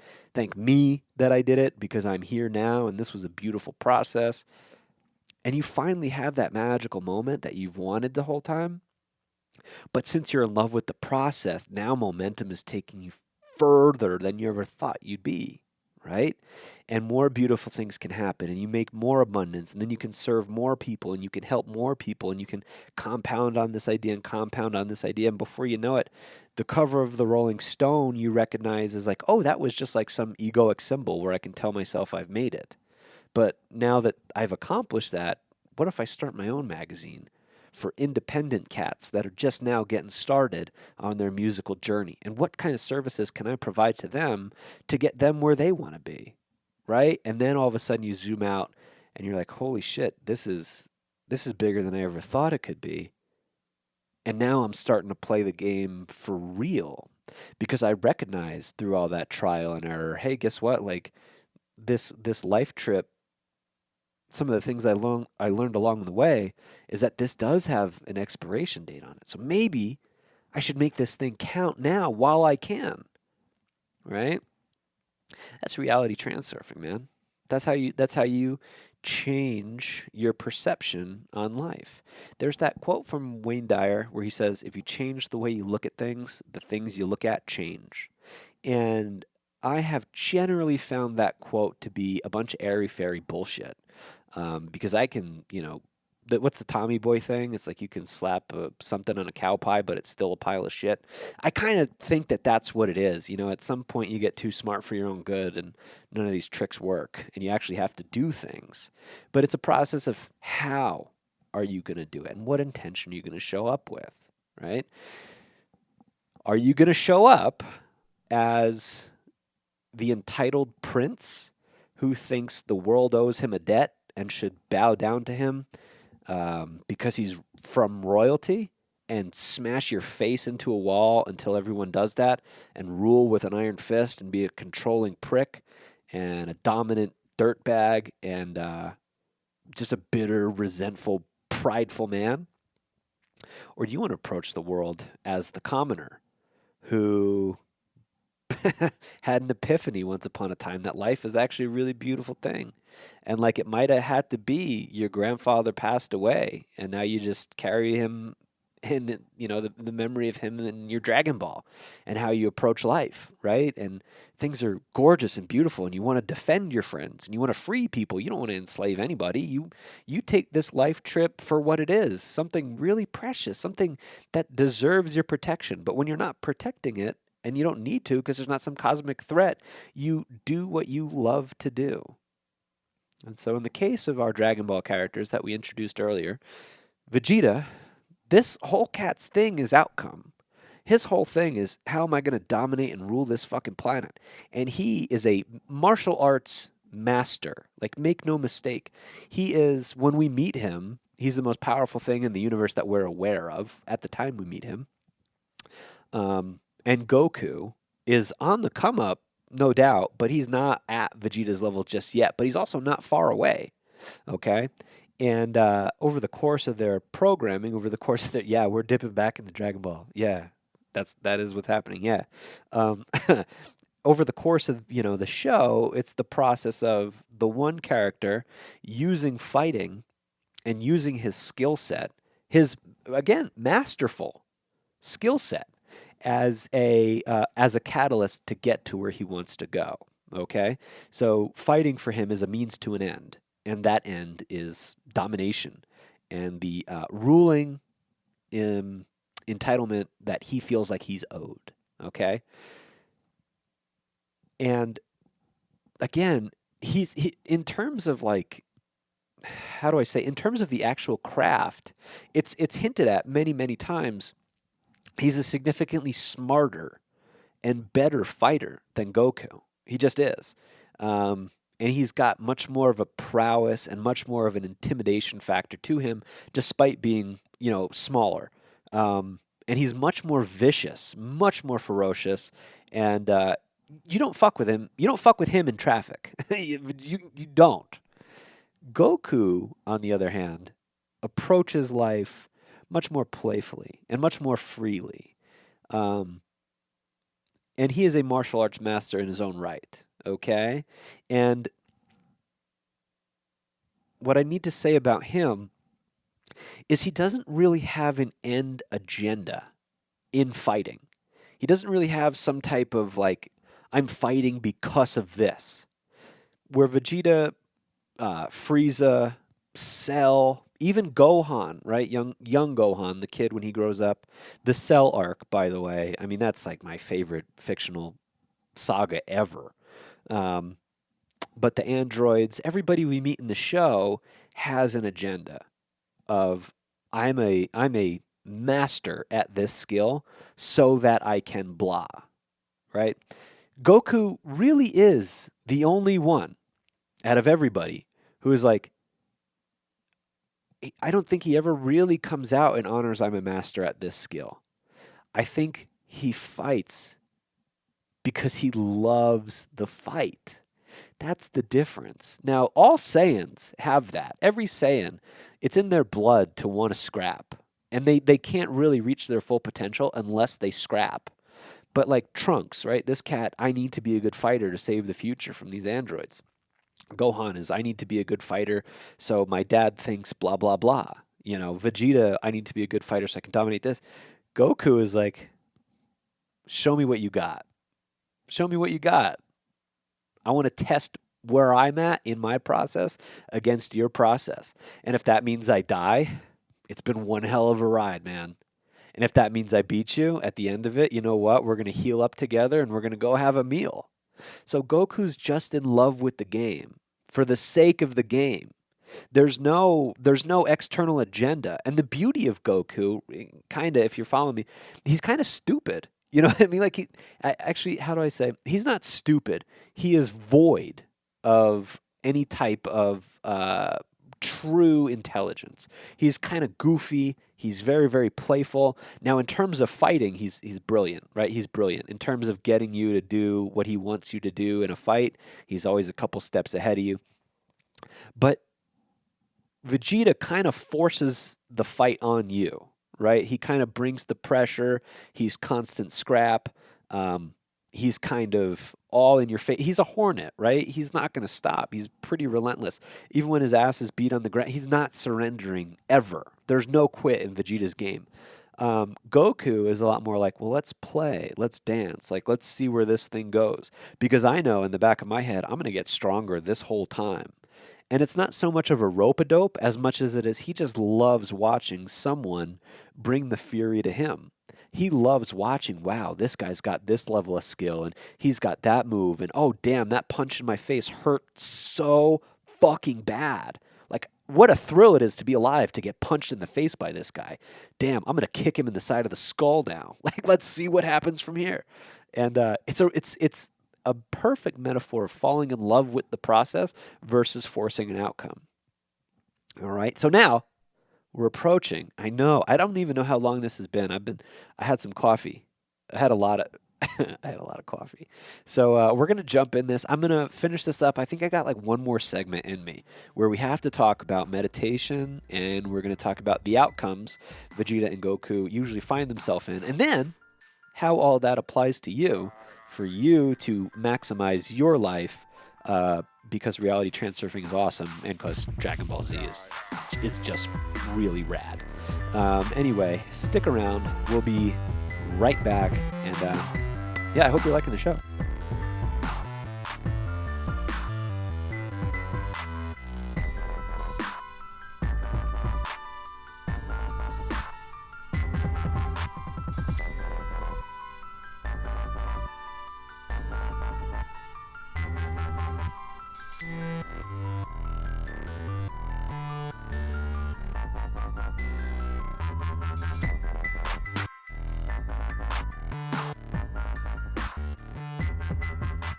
All right, we're back.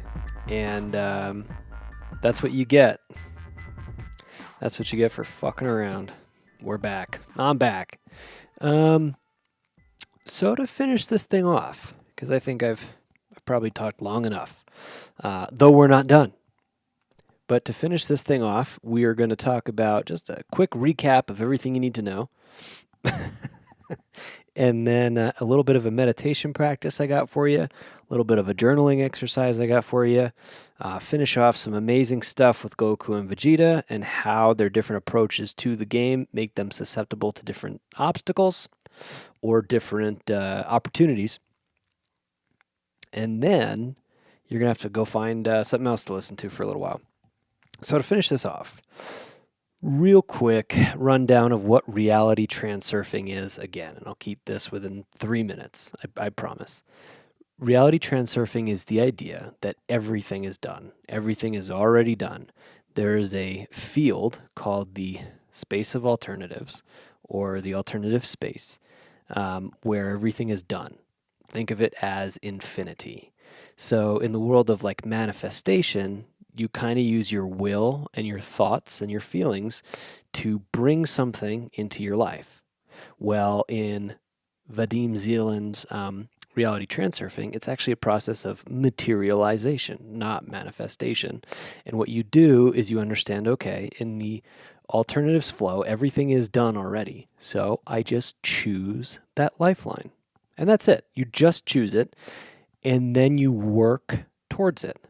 As you work towards something, that process is called inner intention. Okay? And as you work towards it, there's something called outer intention that brings it to you. So you don't have to run the whole marathon. You run maybe, I don't know, depends on the thing, 8 miles, 10 miles, halfway, sometimes 2 miles. Outer intention brings it to you, right? And outer intention does that by lining up circumstances outside of your control in which you would have no possible way of being able to put that thing together if it relied strictly on your intellect. And things just work out. They just do, if you just trust the process. It's a process of you doing action and trusting that the rest of the pieces will fall into place when it's time for them to fall into place. Okay? So that's basically the whole thing here. Is you choose what you want, you go after it, and you trust that on your way to it, it's going to come to you. And there's only really a couple ways to fuck that up, Vadim Zeland talks about.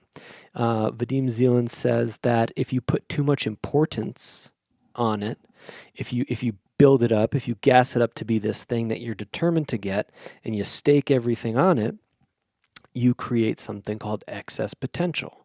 Right? And that excess potential is something that blows up and blows up and blows up. And try to think about it between, excess potential is a balloon and you are blowing it up, and the thing you want is on the other side of the balloon. And excess potential continues to get bigger and push it away. That's because of your importance. All right? And when too much excess potential is inflated, balancing forces in the field of reality see that, and they come over and they knock it over. And they generally give you the opposite of what you want to neutralize all the importance and excess potential. That's the science, he claims, behind the structure of the universe. That's why if you are really intending something, really want something, let's say you're like, oh, I'm going to start my workout program tomorrow, and I'm going to hit it with everything I got, and I bought all my pre-workout and all my healthy food and all my creatine and all my bullshit. I got my workout plan, I got my membership, I'm hammering it first thing tomorrow. And then you wake up and maybe your alarm doesn't go off, maybe you sleep in, maybe you wake up and you got a really bad sore throat or an allergy attack and you know you can't do it. Those are balancing forces, balancing out the excess potential. And then when you freak out at that and you get disappointed, pendulums suck up all your energy and all that negative, ferocious kind of vibe you're putting off, and they suck that up, and then they use that to power the structure that we all live in. Pendulums are always swinging back and forth, looking for energy things to hook onto to continuously suck the life out of. All right? And the more negative you get on a jag, you fall into something called an induced transition. And if you stay negative on that, it's like holding the tail of a downward spiral. It will never stop going down, just so you're aware. You'll lose relationships, you'll lose friends, you'll lose money, things you have will break, things you want will constantly elude you, nothing will work out, there will be walls at every turn, it gets worse and worse and worse. And the entire time you bitch about it and you complain about it and you belabor and bemoan the point of how bad you've got it, you perpetuate it. And the reason it perpetuates is because the pendulums love to keep you in that place because they're just feasting the entire time. So the way out of that is neutrality. Essentially, in a lot of ways, shoving your head up your ass, right? and not in a bad way. Like acknowledge, hey, these things are happening in my life, but I'm no longer going to feed these pendulums with my reactivity. So you slow the fuck down, bro. Or sister, whatever, whoever's listening, you just take it easy and just accept like, okay, there might be some consequences on the horizon for having held on to this thing for so long. And that is what that is. And when it appears, I am just going to face it with what I got. And when you let go of the induced transition and you stay steady, you are then in a place where you can start doing something called stacking your wins. When you start stacking your wins, it's something you do in the evening or throughout the day, where if small things start to go right, you don't add importance to it and you don't go like, oh yeah, I got this. Everything's going to work out for me now. Because then, you guessed it, you're adding importance to the picture, which then more balancing forces will come and kind of fuck you up. So stay neutral, but stay appreciative, grounded, and very grateful for the good things you're seeing in your life. You do that long enough, and it's not very long. I mean, really, like I want to, how do I say, like a week, maybe. I've seen some pretty amazing things happen to me within the same day of doing this. But you get on the thing called the wave of success or the wave of fortune, right? Wave of fortune, wave of success, same thing. And you ride it, man. You ride it. And it's just like surfing. You don't want to lean too far forward. You don't want to get in a place where you start feeling good and then you start affirming really, really hardcore to try to maximize what you got going on, because that will lend itself to excess potential and you'll fall off the wave. And you also don't want to be too scared of it. If opportunities continue to show up for you and good stuff starts coming, that can be uncomfortable if you're not used to it. But don't lean too far back. Don't do that thing where you say, well, I'm not worthy of this, because then you'll fall off the wave and you'll be right back where you were when you started this shit. Stay steady. Emotionally grateful, emotionally grounded, and don't blow these things up with importance. Just allow them to be what they are. Appreciate them. Give the subtle nod to yourself of like, this feels like I'm on the right track. And just surf and just enjoy the ride. That's the whole point. So generally, that's what reality transurfing is. And there's obviously lots more detail. Rewind my thing, or just go read the book, and you'll have more of an understanding on what you're getting yourself into. It's a wonderful practice. Now that I've inserted that, the quick notes version, it was probably closer to 7 minutes. Forgive me. Meditation and journaling have been two things throughout the entirety of my life that have really, really served me. Okay. And I've done all types of shit. I've tried to listen to all types of binaural things, or go to the mountains, or go to the beach, or, all this bullshit. Like, it's all external. So much meditation wisdom and practices that are peddled to you in this society, I live in North America, are just external things. It's missing the point completely, okay? And then journaling, right? There's times where it's like, oh, have a conversation with your subconscious. Write down all the things that are bothering you and look at, what you could do better. Get it all out. Vent. Venting is the most toxic shit. It never works, dude. Never. The venting's not real. It's just you build momentum on shit. So I don't do that. And I don't romanticize, I don't narcissistically romanticize negative things that are happening in my life to feel like a diva. It's not good. It's not good. Stay away from that.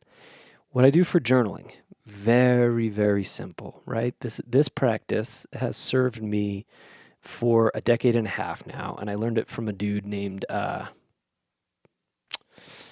I'm not going to say his name because I don't think he's doing too well these days. And he might be like, "Hey, you said my name in your show, and I need I need this now." And he stopped doing his fucking journaling meditation. That's what happened. But so he taught me this, and it's actually served me for like 15 years. And it's this: you take a notebook, and on a page, you fold the page in half. Okay. And on one side of the paper is your debits, and then on the other side is your credits. Okay? Very simple. Debits is everything you wish you could have done better. Credits is everything that you're proud of that you did well. And you write down everything that went through the day, right? So debits is like, I cussed off that guy. I gave this dude the finger. I was dishonest with someone about this. I made a joke that is probably a little like sexually or racially insensitive, but I said it with close people, so it doesn't really matter. Like, fuck that. You have a moral code to stand up to. You don't do that shit anymore.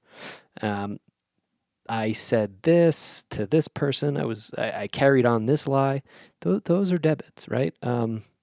I spent $20 on nachos when I have $25 to my name. That's a big old debit, dude. Credits are, I held the door open for that person. I forgave this person. I was compassionate for this person. I honored my word with this thing. I said I was going to complete A, B, and C tasks today. I did all of them as soon as I could, and then I got to D, E, F, G, H, a whole bunch of other shit. It was really good. What happens is every single day you start to see the things that you wish you could have done better if you're honest and integral with yourself and you're writing this down every day. After about 5, 6, 7 days of you seeing yourself do the same shit every day that you don't want to do anymore, you're going to start having impulses the next day where you're like, hey, you know what? This is one of those things that I told myself I wasn't going to do anymore. And then you stop. And then a few days later, you screw up again because that's the normal trajectory of humanity, right? It's never really a clean cut. It's never really cold turkey. And if you can do things cold turkey, congratulations. That's really amazing. I think everyone can do it in some capacity, but generally it's a practice. So the reason I say that is to give yourself grace. You write down eventually, you think you've beat this habit and then it comes up again. Maybe it's in your debits again. Maybe you're right now, dang, I fell back into that habit. Or maybe it's a credit where you say, you know what, I fell back into that habit, but I didn't beat myself up about it. And I'm ready to try again tomorrow. Once you start getting into that sweet spot of neutrality and leaning a little forward, you're good, man. The wave is going to continue to take you. That's a journaling. Meditation, keep it very simple. I don't try to talk to any spacemen. I don't try to invoke any type of feelings. You don't need a certain, I don't know why the mic just popped like that. Forgive me, guys. You don't need to try to invoke any type of communication with anything. You don't need a certain crystal. You don't need incense. If these things help you and you like them, by all means, light it up, smell the pretty smells, sink into your sweet spot, but you don't need any of it. Everything you need for this process is already inside you. It really isn't. That sounded so corny and stupid when I said it, and cliche, but it's also real. It's also real. What I like to do for meditation these days, that I've been doing roughly for 9 years now, is I will just focus on my breathing. I count to probably 7 to 10. Doesn't really matter. Sometimes more, sometimes less. It's the least rigid thing possible. Focus on my breathing in. Hold it for those same amount of seconds. Then slowly on the exhale, same amount of seconds. That's it. Very steady. And I'll do that for probably like the first 5, 6, 7 minutes. Maybe 4 minutes. And then for the rest of the time, 10, 13 minutes more. So about 20 minutes a day. Every time thoughts come up, I just come back to my breathing. I just focus on my breathing. I feel the air going up my nose. I feel it going out of my mouth in through the nose, out through the mouth, and that's it. I mean, it's really, as simple as possible. And when thoughts appear, come back to the breathing. And if I realize, like, oh, I've been thinking for like 4 minutes about shit that doesn't matter, I say, you know what? That's the natural flow of the monkey mind, man. No big deal. And I just come back to the breathing. I have no judgment around it, or at least I try not to. And then that's it. That's it. And I do it when I find the time to do it. I used to be very structured with it. I used to do 20 minutes twice a day at this time and then at that time without fail. And I do think that served me for quite a while. I needed that at first. I really did, to get those levels of discipline early on. But the older I get, the more, for me, this practice works.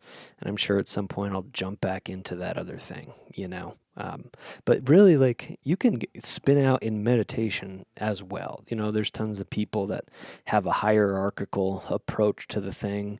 I know different people that will do, like, it matters to them, like, which direction they're facing in relationship to the sun or magnetic poles, or they want to have this certain rock.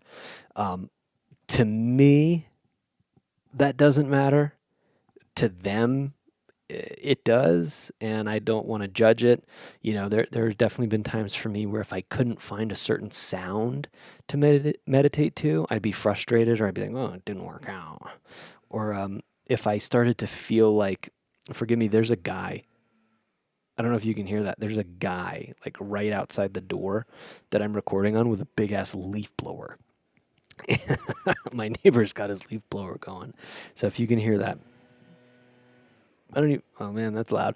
Forgive me. But I kind of got to get this done right now. And frankly, I don't know how many hours in I am. If anyone ever listens to this, sorry, it's a leaf blower. But there's been certain times where I've needed like certain sounds or certain things to be satisfied. And I kind of diminish and judge the quality of the experience if I don't have those things. And frankly, I'm more or less just done judging it. I just like the feeling I have. And again, like I said, this practice helps me mitigate reactivity and what's the other, like reflexes or anger or aggression. But it's hard to do when I'm in those places, right? But if I do them throughout the day, I find generally those peaks of intensity are significantly lessened. So I think that's what I'm trying to say. Journaling, meditation, those are really, really great ways to just kind of like let go. That's all. Just let go, man. Just go for the ride. Now, once you do let go, that's generally when you find the wave, right? It's very paradoxical. I will share something kind of funny right now. I actually took a break a second ago because that blower keeps going. There's not one. I don't know if you can tell. I'm a pretty good editor with this thing. Maybe you could tell. There's not one leaf like outside right now. There's not one. There's like pollen that he's just flying. He's just spraying and flying it everywhere out there. Pollen. And every time, I'm not kidding, he'll turn it off, and I'm like, okay, he's done. So I put the headset on, and like as soon as I put it on, the thing starts going again. I don't know if you guys can hear this. That's what's going on here, right? So I have decided what an opportunity to practice what I'm sharing, and I'm just gonna ride with it. So if this continues, you will start hearing a blower in the back. That's what this is. As this relates to Goku and Vegeta, I think my favorite character in that show when I was younger was Vegeta, right? The same way when I was a kiddo, I loved Batman a lot more than Superman, right? And I think as I get older, I'm 100% Team Superman at this point, without hesitation. That happened earlier. I was probably like 20 when I made that shift. But the Goku thing took a little while. I don't think I was like 30 until that happened. Because there was something sexy about insane tenacity and an unrelenting type of force, right? An unstoppable kind of ferociousness that doesn't quit no matter what. And that was kind of the Vegeta thing for me. Maybe that's like Kobe, right? Maybe it's like Kobe versus LeBron. I don't know how many of you guys are sports guys. Again, I'm a total sports nerd. But yeah, it's just like this unstoppable kind of momentum that gets picked up, and sometimes to its detriment, right? And I think we've watched Vegeta kind of gas himself up, right? Into this more happened in the Frieza saga. Now, for everyone who's familiar or not familiar, I'm just going to say go watch the show and spoilers all, because I think the introduction I did to this episode with Goku and Vegeta, if you're not a Dragon Ball fan or someone who's well versed in the show, at this point, you're probably just here for the reality transurfing aspect. And I don't want to belabor it for the fans that know what I'm talking about. Same thing with if you're just here for Dragon Ball. I know I did a pretty thorough job with reality transurfing. If you're just here for this conversation now, I just recommend to everybody go read Vadim Zeland's book and then go read the manga or watch Akira Toriyama's masterpiece, Dragon Ball Z. Okay, that's where we're at this point because I got to get this shit done. I think. There's a point in the show where they end up on the planet Namek, and we have found out that the Dragon Balls that you can make wishes on don't just exist on Earth, okay? There's another set that exists on a planet called Namek, and I forget the dragon's name. On Earth, it's Shenron. Purunga. The dragon Purunga is what lives on Namek, and you put all 7 balls together. Purunga shows up, but instead of 1 wish, you get 3. And so they're much more valuable Dragon Balls. And Namek is a significantly less developed planet than Earth is. And the inhabitants there are Namekian. They're a lot stronger with ki than Earthlings. And they're humanoid in the sense of like they're bipedal, and they like have communities and families and things, but they're aliens. They're fucking aliens, and they're a peaceful tribe. And then they have a guru who looks over the whole planet. Is this big fat Namekian, probably 20 times bigger than the rest of them. He just sits in his chair and is a very wise character. Well, Frieza, a character named Frieza, shows up on Namek. And has the idea of like, I'm gonna get these balls for myself, and I'm gonna wish for eternal life, and I'm going to take over the galaxy, right? This Frieza, this is the same character. I don't know how in depth I went before. I've just been talking for a hot minute. This is the same character that destroyed Planet Vegeta. Okay, and had Vegeta under his thumb and wiped out the rest of the Saiyans. This character is a true asshole. Well, Vegeta has it gassed up in his head where he's like, I'm going to get these balls before Frieza does, and then I'm going to wish for eternal life, and then I'm going to beat the shit out of this thing, and I'm going to get my vengeance, and I'm going to reclaim royalty, and then the galaxy is going to bow down to me, right?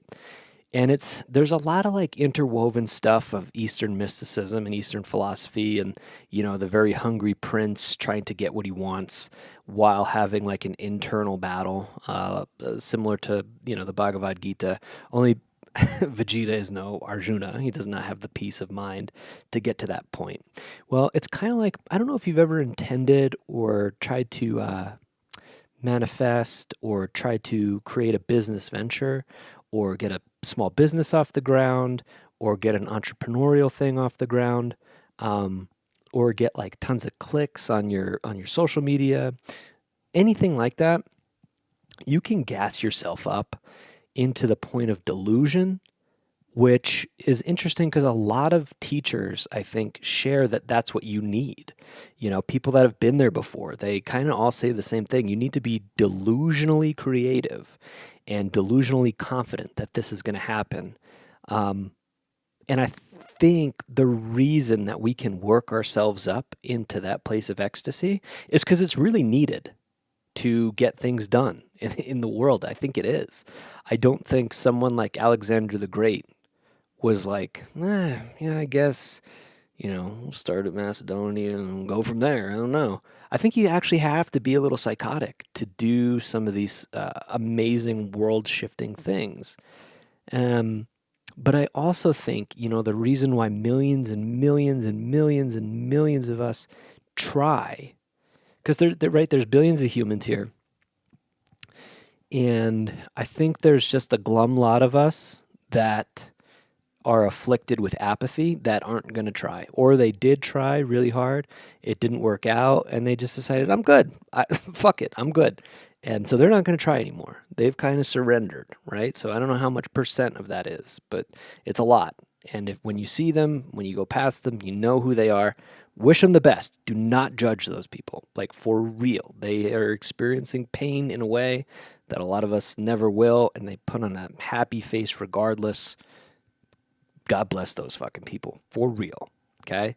Then there's the percent of us that try really, really hard, and we summon that ecstasy. And this is the majority of the planet, just so you're aware. Most of us are really, really trying to make this shit happen, especially in the developed world. In every continent and in every country, there's some type of like very advanced, very developed civilizations, different governments, and obviously each government tells you that the other one's wrong. But it's not just like there's a couple countries that are popping and everything else sucks. This place is awesome and full of lots of good energy. And even in places that are, traditionally underdeveloped, there's still a ton of people trying and giving it their all. It's got to be the largest majority. But then there's even like the smallest amount of the people who kind of get there, who kind of go through that portal, who get through the eye in the needle.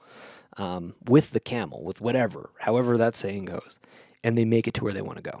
And I think the reason that's so small is because even though you have to face this stuff with delusion, there has to be an element of you that has lowered importance enough to get through. And so it's not just a matter of running through the wall. And I'm moving the mic away from my head a little bit. I hope that's okay. It's not just a matter of plowing through stuff. Because if that's as simple as it was, we could all do it. Everyone can work up enough energy to, run into a wall until it breaks or you die. And the wall will give out. But it's a process of surfing and trusting, being skilled enough at what you do and knowing that the wave is going to carry you in. Don't force it. And I think that's the part that largely gets left out. And so when you force and force and force and force and force, and you keep getting the opposite and opposite and opposite, that's when a lot of entrepreneurs say like, well, fuck it, I'm going to go back to a 9 to 5. Or they say like, fuck it, this isn't going to work. And they make like pretty dramatic decisions for themselves. And it's unfortunate. Because if someone would just say, hey, if you just let go, it's going to work out. Unfortunately, a lot of the self-help in the culture is like, don't let go, hold on, fight. And that's not the play, brothers or sisters, or again, whoever. We need a little bit more steadiness, I think is what I'm trying to say. So, Vegeta kind of gets this thing into his head when he's on Namek. He's like, rewinding back to when we were talking about the Super Saiyan.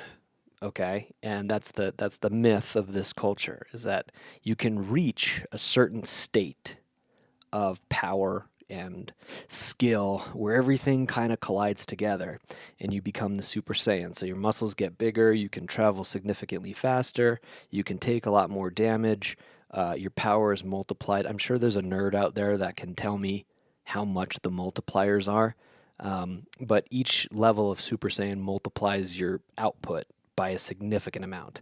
You can only sustain those states for a much shorter period the higher you get in those states, before you kind of come crashing back down to earth. But the caveat there is you don't really need those states for too long. You're not going to run into many opponents that can hang with you when you're in that state. So anyway, Vegeta starts telling himself, "Yeah, I'm a fucking Super Saiyan. I got this. I'm a Super Saiyan." And he goes up to Frieza, right? So eventually, him and Frieza have a little bit of conflict, and we'll pass the Ginyu Force. I know the Ginyu Force is involved in this. We're moving past, we're getting past those guys. Vegeta makes his conflict with Frieza, right? And he's like, "Hey, listen, bitch. I'm a Super Saiyan now. What do you got to say about that?" Frieza's like, "That's a myth. That's not real. You're an idiot." And Frieza, when they meet to start their conflict, is in a state of it's got horns on its head, and it's like pink and purple, and Frieza has transformed from its normal state. And Frieza transforms to get weaker, which I find very interesting. In the Dragon Ball universe, everything gets so strong that its current physical vessel can't contain that much energy. So it has to transform again into a Super Saiyan or to a better metamorphosized version of itself. Frieza is the only being in the show that I'm aware of that I guess cooler too, is so powerful that it has to mutate itself down so it's not destroying things as it just generally walks around. And it's in its fourth state of demetamorphosis when Vegeta starts fighting it. And Frieza realizes, okay, maybe there's something to this Super Saiyan thing. I know you're not one. You definitely got stronger since the last time we scrapped, but I'm going to demetamorphosize and get a little bit stronger, and let's see what you got. So they fight in that stage again. And in that stage, Krillin, one of Goku's friends who's on the battlefield at the time, gets a horn blown through his guts, straddled around, blood splashing down to Earth, or to Namek. I mean, it's a pretty gruesome scene, and I think that was one of the allures, like what I was talking about at the beginning of this thing. There was no show in America that was like that, right? At least that I saw, and that was kind of like, holy shit, like these people are really pushing the envelope. This is pushing the box of the program, and so it kind of enticed kids to want to see this guy get tossed like this, and Frieza essentially tosses this guy to the ground after bringing him inches to death, and then demetamorphosizes again, and then demetamorphosizes again after many bouts with a few of the characters on the scene. Well, Vegeta finally fights Frieza in Frieza's ultimate form at that time, and they go toe to toe, and very, very quickly, Vegeta is outmatched. It's not a contest in any real capacity. It would be the same as like a second grader who has played a little bit of soccer trying to play against the 1995 Chicago Bull Michael Jordan in a game of basketball. First to 10 wins. That the kid will die. So that's kind of what Vegeta and Frieza looks like, okay? And the mythology of the Super Saiyan kind of gets flushed down the toilet. And Vegeta's shocked after he gets his ass beat. He's kind of like, I thought that thing was real. Like, has my whole life been a lie? Has this whole vision of what my people could be been just mythology, been just a weird religion? Did someone come up with this once upon a time to gaslight all of us into some form of obedience, to think that strength was the only way to exist? What the fuck am I? I mean, that's how bad he gets his ass beat, right? Well, right around that time is when Goku shows up to the scene. And Goku wants to take a swing at Frieza. Frieza's like, who's this? Vegeta starts laughing, ha ha ha. This is a Saiyan. You thought you destroyed all of us. This cat is one of the last ones. All of a sudden, Goku and Vegeta are kind of chummy after being insane rivals, and this is the very beginning of their multi-decade friendship. Rivalry, friendship, whatever you want to call it. It's a little bit of both. They both recognize the game that the other one has and the importance that they bring to the table and how they're not going to be their optimal version without the other one, despite generally hating the other one in a lot of ways. But they both also realize by having a disdain for the other one, that just makes them stronger. So then they appreciate the other one, which builds the friendship. It's a pretty cool dynamic. Really, really awesome. And probably not one of one in fictions, but my number one for sure in terms of, this guy versus that guy on repeat. Anyway, Goku shows up and he starts going toes with Frieza. And they're popping one another, this, that, and the other. And Frieza's realizing, like, okay, this guy could fight. Vegeta, having had, the life beaten out of him, starts to laugh at Frieza, and he's like, yeah, you didn't know it. I thought I was a Super Saiyan, but he really is. He's the real thing, the real Super Saiyan that you've been terrified of this whole time. And Frieza basically just says, I'm so fucking tired of you talking about this myth. And he shoots a laser beam right through Vegeta's heart, and Vegeta dies right there, dead. And that's the end of him. And don't worry, he comes back. But yeah, he's dead. And at that point, you don't think he's going to come back. Like at that point, you've been following this character for about a year now. You're invested in a year in his development. You're like, oh shit, there goes my favorite character. Goku gets a little bit of a bump from that process. And so he jumps into the fight and he starts, beating up on Frieza a little bit. Frieza then starts smacking the shit out of him. And it's just a process of, it's cat and mouse, very easy to see which one's the cat type of thing. Anyway, it gets to the point where Goku realizes maybe I'm not gonna win this one. Maybe actually we're all fucked. And Frieza can smell that on Goku, and he's like, you know what we're gonna do? We're gonna give you a break for a second. I'm gonna kill all your friends.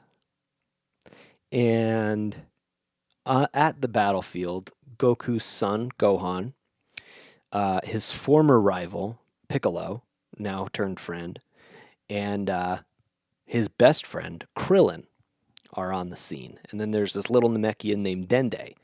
And Dende has these healing powers, right? That's like his gift. So after Krillin got the horn lodged through his guts, Dende went over there, healed him up. So Krillin, watching Goku fight, he's been like, oh yeah, like I'm good now. It's all good. Frieza says, here's what we're going to do. Kind of one by one, right? I already killed Vegeta. The rest of your friends are about to die. And now these are characters that you've been following for many, many years. Some of them as long as 5 years.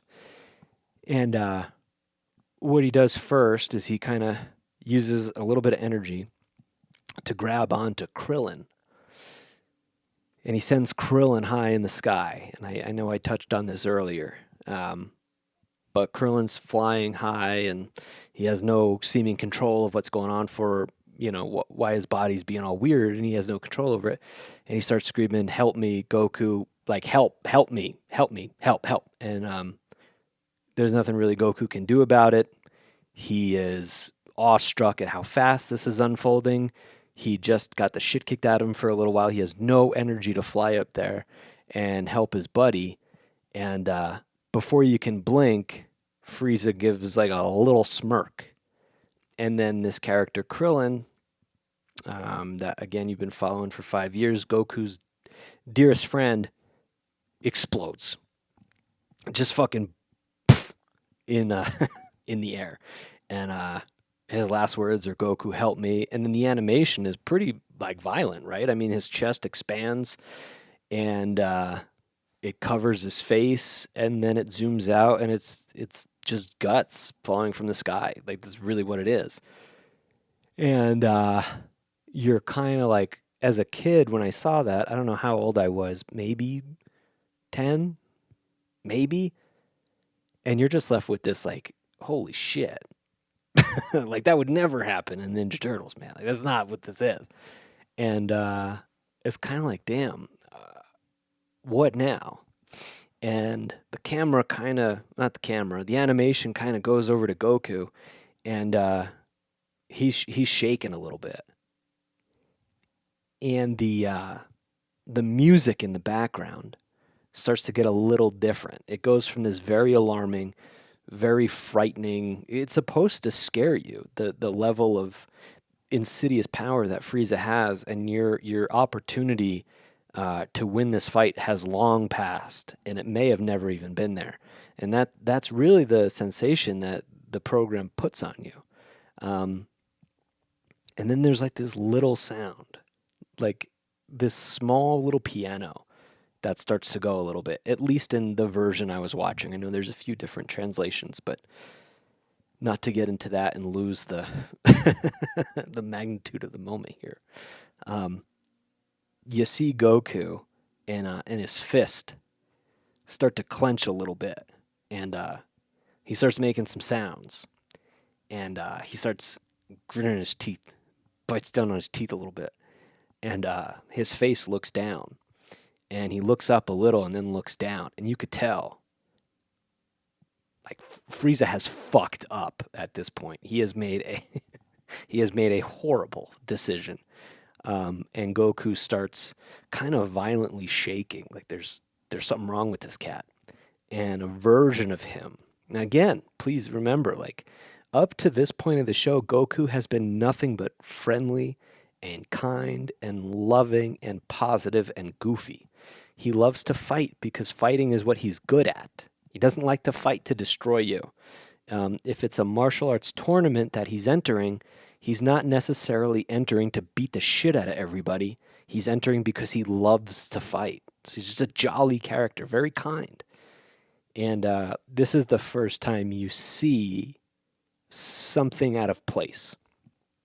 And you have to lean in a little bit. And the teeth bite down, and he starts kind of losing his shit a little bit, but he's standing in place. He's not making any type of movement, except a little bit of convulsion. And the other characters, their eyes are kind of like, what the fuck's going on here? And Gohan, his son, he's like, Daddy. And Goku's losing his ability to be grounded in the moment. And he is completely letting go to some type of sensation that he's very clearly never experienced before. And the key energy that starts waving and swelling off of this guy, Frieza's very curious. He looks at him and he's like, what is this? What is this process I'm seeing? And as Goku starts kind of getting a little bit more just unhinged, the waves on Namek start flowing a little bit differently, and that piano keeps playing. And then the sky starts to get a little dark, and then there's some lightning, and then there's a little bit of like, Daddy, wake up, snap out of it, and he doesn't. And all of a sudden, this thing that you loved for a very long time is not safe anymore. There's no security left on what's going to happen here. And his fists keep clenching, and he tries to look up a couple times, but just overwhelmed with emotion at the death of his best friend, something starts to come completely unhinged in this guy. And eventually you start to see sparks of color inside of him, and his hair starts to blink a little bit, starts to get a little gold. The aura around him goes from blue to a yellow, to a very bright yellow.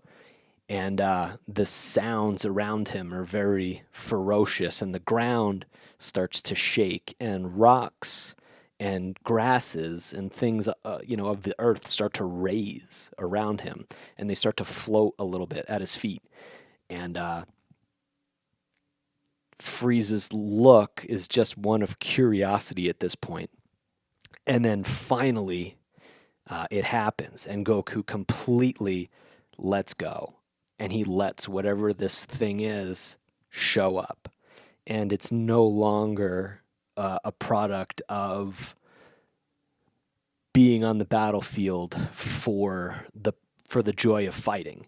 This is the first time in Dragon Ball Z that Goku has stepped into the territory of, I'm gonna fucking kill you. I'm gonna rip your fucking head off. You're gonna fucking die.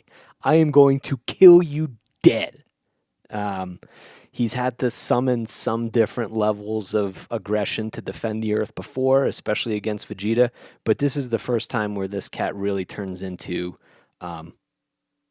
just something quite dangerous. And he lets go, lets out a very loud scream, and instantly the transformation, the metamorphosis takes place in its entirety, and he becomes the Super Saiyan. And he's completely, all of the hair on his face, the hair on his head has turned gold. It's sticking up. His aura is completely golden. His muscles expand probably twice the size they were. His eyes are no longer like happy with black pupils. They're now very dangerous, very scary. They've turned green, kind of like a greenish teal, and he's ready to beat the fuck out of this thing. And that is how he approaches the Super Saiyan. It's a paradox of what he used to be, right? He just gets so angry and so ferocious, something completely different has to happen and has to take place for him to be able to, defeat this adversary. And he's no longer the jovial, playful, funny guy that we grew up liking. He's a very barbaric savage who is, I feel like would eat this guy and tear through him if that's what the animators wanted to happen. And his son Gohan is like, "Daddy, are you okay?" Once the transformation takes place, and he just yells at his kid. I mean, he's like, "Get the fuck out of here! Take that dude's dead body." A different friend, Piccolo, and Piccolo's not dead, I should say. He's just had his ass beat. Let's go. Fly out of here. Get him safe. Get on a spaceship. Get home. I'm probably gonna die right now. But I'm going to make sure that this cat is dead as I fight him. Get out.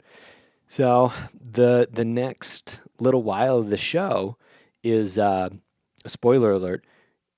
Goku just ferociously beating the shit out of Frieza, like for how 17, 14 episodes, just beating the shit out of this guy. And then they'll talk a little bit, and then it's just more of Goku beating his ass raw.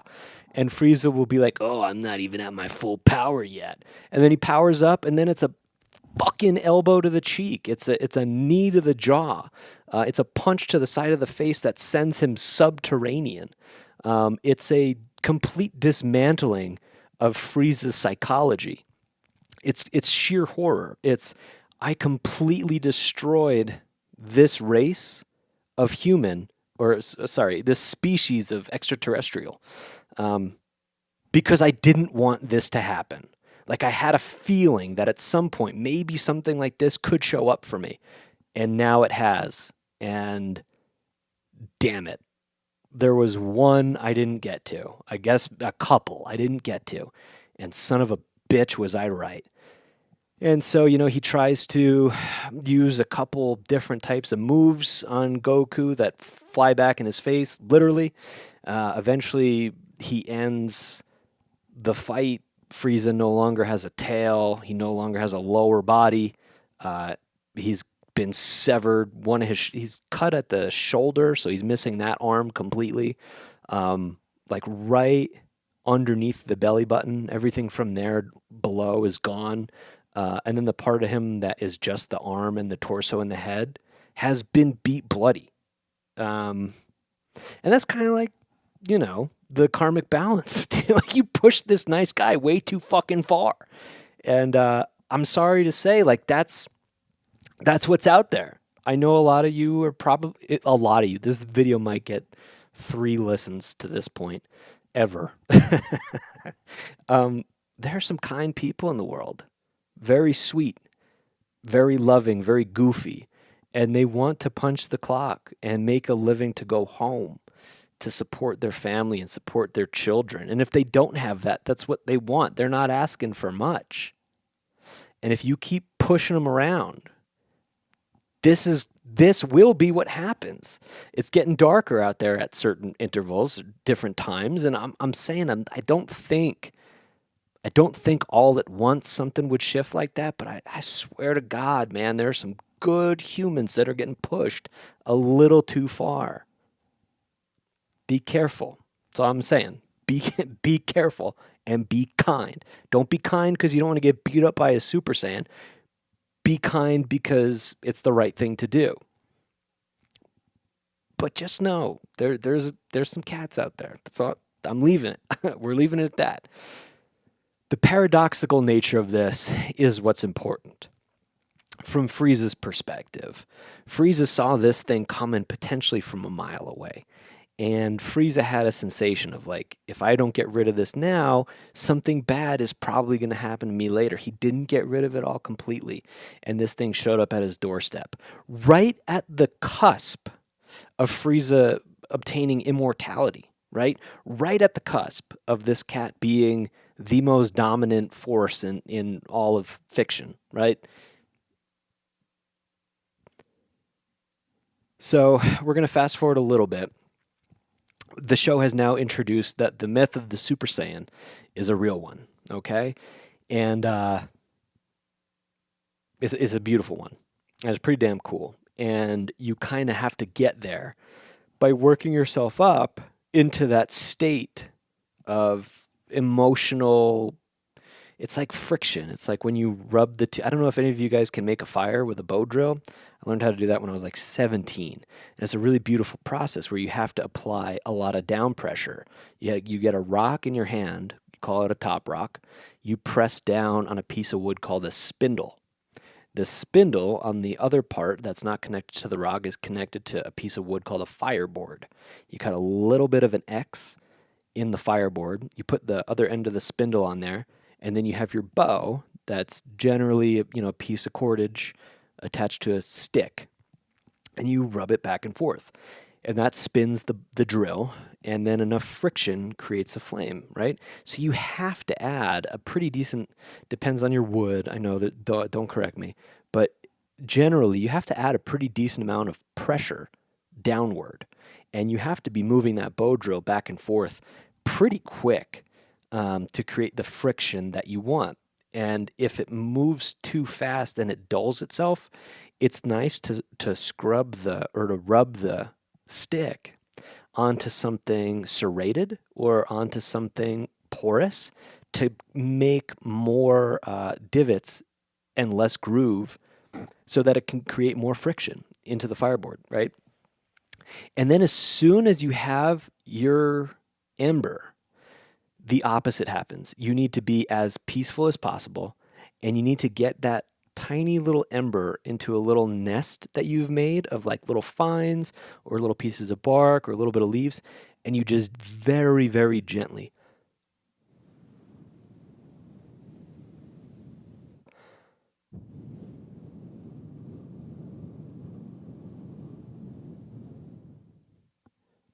and then you see flames. So it's a lot of building momentum and then absolutely letting go. And then once that process happens, that's when you get the desired result, is you have to let go. And I should say, through that process that Goku was undergoing, at no point did he have any importance around being a Super Saiyan. He had none. He wasn't like, I need to become a Super Saiyan to beat this thing's ass. He thought Vegeta was full of shit the whole time. or if at least not full of shit, he was basically like, in his, the way he approached the mythology is like, that might not even be real. Like Vegeta, that might not be a thing, man. Like you might want to, like you're getting your ass beat. Um, don't start spouting religion now. Like this is not a good look for you, my friend. You're getting tossed. And he had no idea that the Super Saiyan thing was even an option for him, right? He was just like kind of pissed at the idea that his friend just exploded.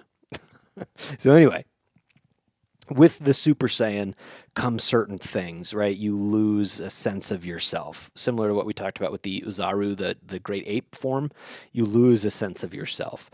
They later maintain the form for so long that they're able to be themselves in the form, and then greater and greater forms still. And they're able to maintain their personality within those places, but they're always a bit more agitated, a bit quick to the trigger. It's just what happens. It's supposed to be a very ape-like, very aggressive state of consciousness. But in that state, you can do wonderful things. Now, fast forward. Obviously, everyone makes it off the planet safely.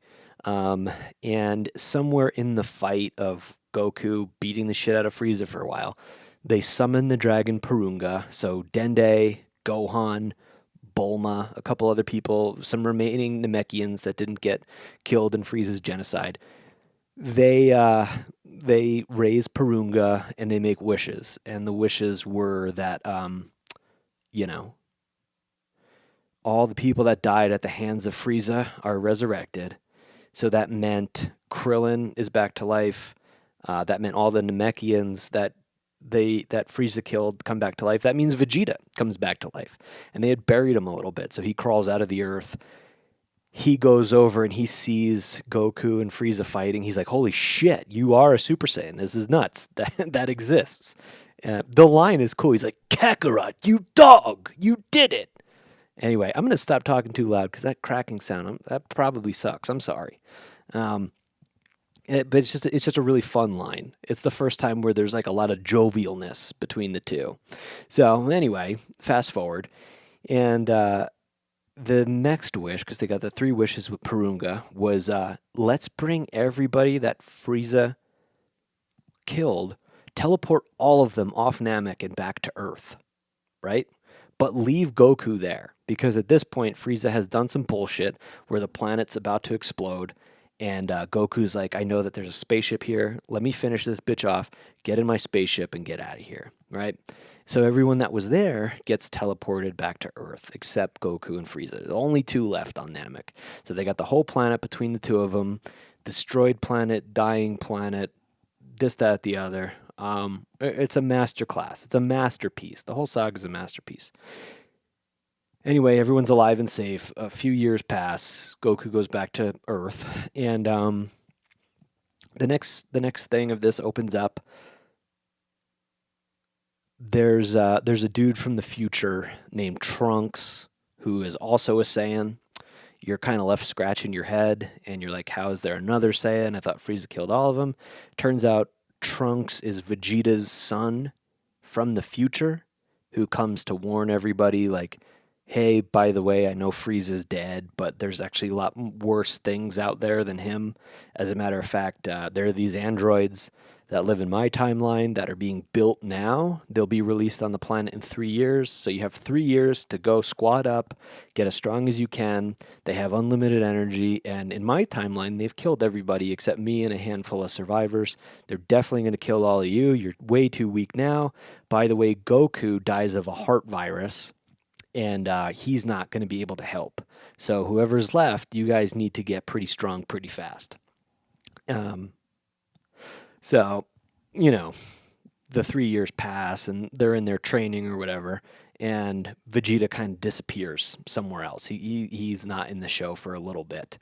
And it just kind of follows Goku, Gohan, Piccolo, Krillin, some other assholes, and they're all getting strong for a little while, and they're all doing the Super Saiyan thing.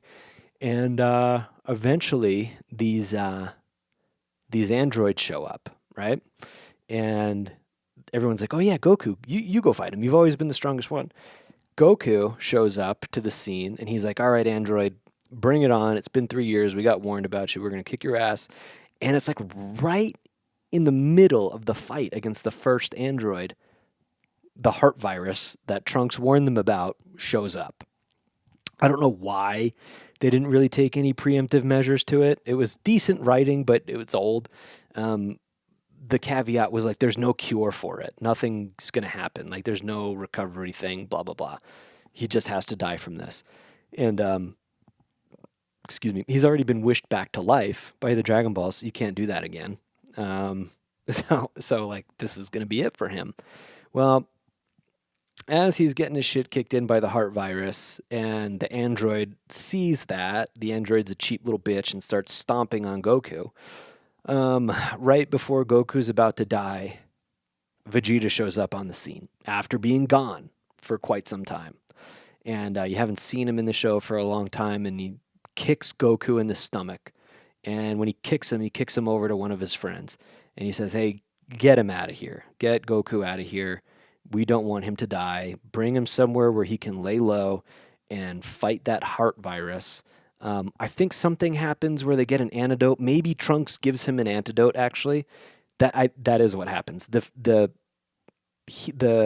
antidote for the virus only exists in the future. So they only have enough to give Goku one dose of the antidote, and they can't do it prematurely. They have to do it right as the onset starts.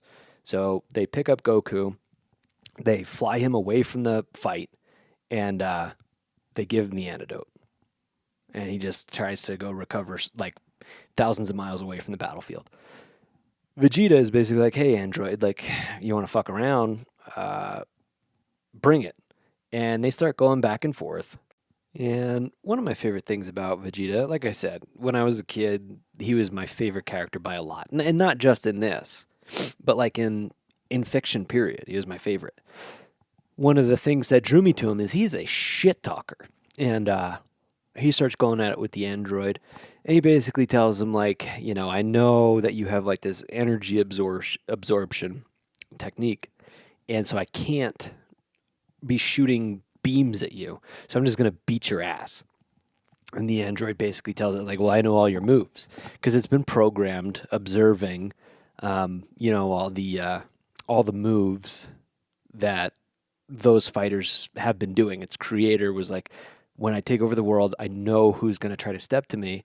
So let's study all of our potential main opponents and get the upper leg on them through, programming a database of martial arts into this very powerful android. This way it knows what to do when the shit starts. Well, the android says that in some capacity to Vegeta, a little bit more, abreast. And Vegeta says, well, that's not entirely true, because there's no way he could have seen the fighting that we had on Namek.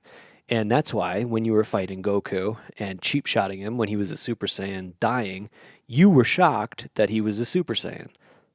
That means you don't know that we can all do that. That means I'm going to do that right now. That means you're fucked. And the android basically calls his bluff, and Vegeta's got that really dope line. He's like, the machine's like, you experience fear. And then he turns Super Saiyan. You're like, oh shit! He turned Super Saiyan. And it's like the coolest moment, right? 'Cause if you're a fan of his, you're like, damn, he did it. The motherfucker did it. And you're just proud. You're just proud of him. And it flashes to where he was, when he was going, through training while everybody else was on Earth. He was on this other planet, and he'd been training by himself for a long time. And he got caught in like a meteor shower, and so he's exhausted after a long day of training, and he's trying to get back to his ship. But then all of a sudden, this meteor storm takes place on the planet he's on, and he's like, I loved it. It exhilarated me because it kind of felt like this internal or an external manifestation of what was going on inside of me. Because like I was pissed.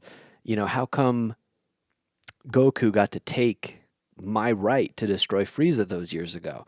Like, that was my right. I'm the prince of this race, and he's like a lowly ass, common born nobody. How come I can't achieve Super Saiyanhood as much as I want to? With this burning desire I have in me, there's nothing that's working for me. And he says desire, and like that's something from reality transurfing that deserves talking about. Desire doesn't get you anything. If anything, desire continuously keeps the thing you want just out of arm's reach. And the faster you run after it, the faster it runs away. Desire is kind of like when you put two opposite poles of magnets against one another and one of them is constantly getting pushed away. That's what desire does in your life. Is it's like this constant wanting and this constant neediness. But the more you want something, the more you're implying that you don't have it. And the more you don't have it, the more you desire it. And the more you're saying, I don't have it, but I want it, all you're doing is affirming that it's not here yet, but it's something that you want to experience in your life. So the vibrations of it being in your life and wanting are both equally strong. Right? So you'll see little pieces of it here and there showing up, but you'll never have it. You'll never, forgive me, will obtain it as long as you desire it. And so he's going psycho and he's on this planet and these meteors are falling down at him and he's blasting them and blasting them.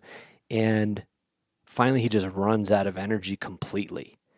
And there's this enormous meteor that he sees descending and he's like, fuck, if that thing hits me and hits my spaceship, I'm going to die on this planet. So he has to summon up the very last bit of energy he's got and blast this thing. And hopefully the shrapnel and the pieces of the meteor don't, destroy his ship. And he cracks it and it takes him, like he said, everything he has, thought he was going to die doing it. And finally he lays there on the ground after, destroying it. And he's like, I didn't give a shit what happened after that. I had nothing left in me. I had no, I almost just died to a rock. I'm supposed to be the greatest warrior in this dimension of reality.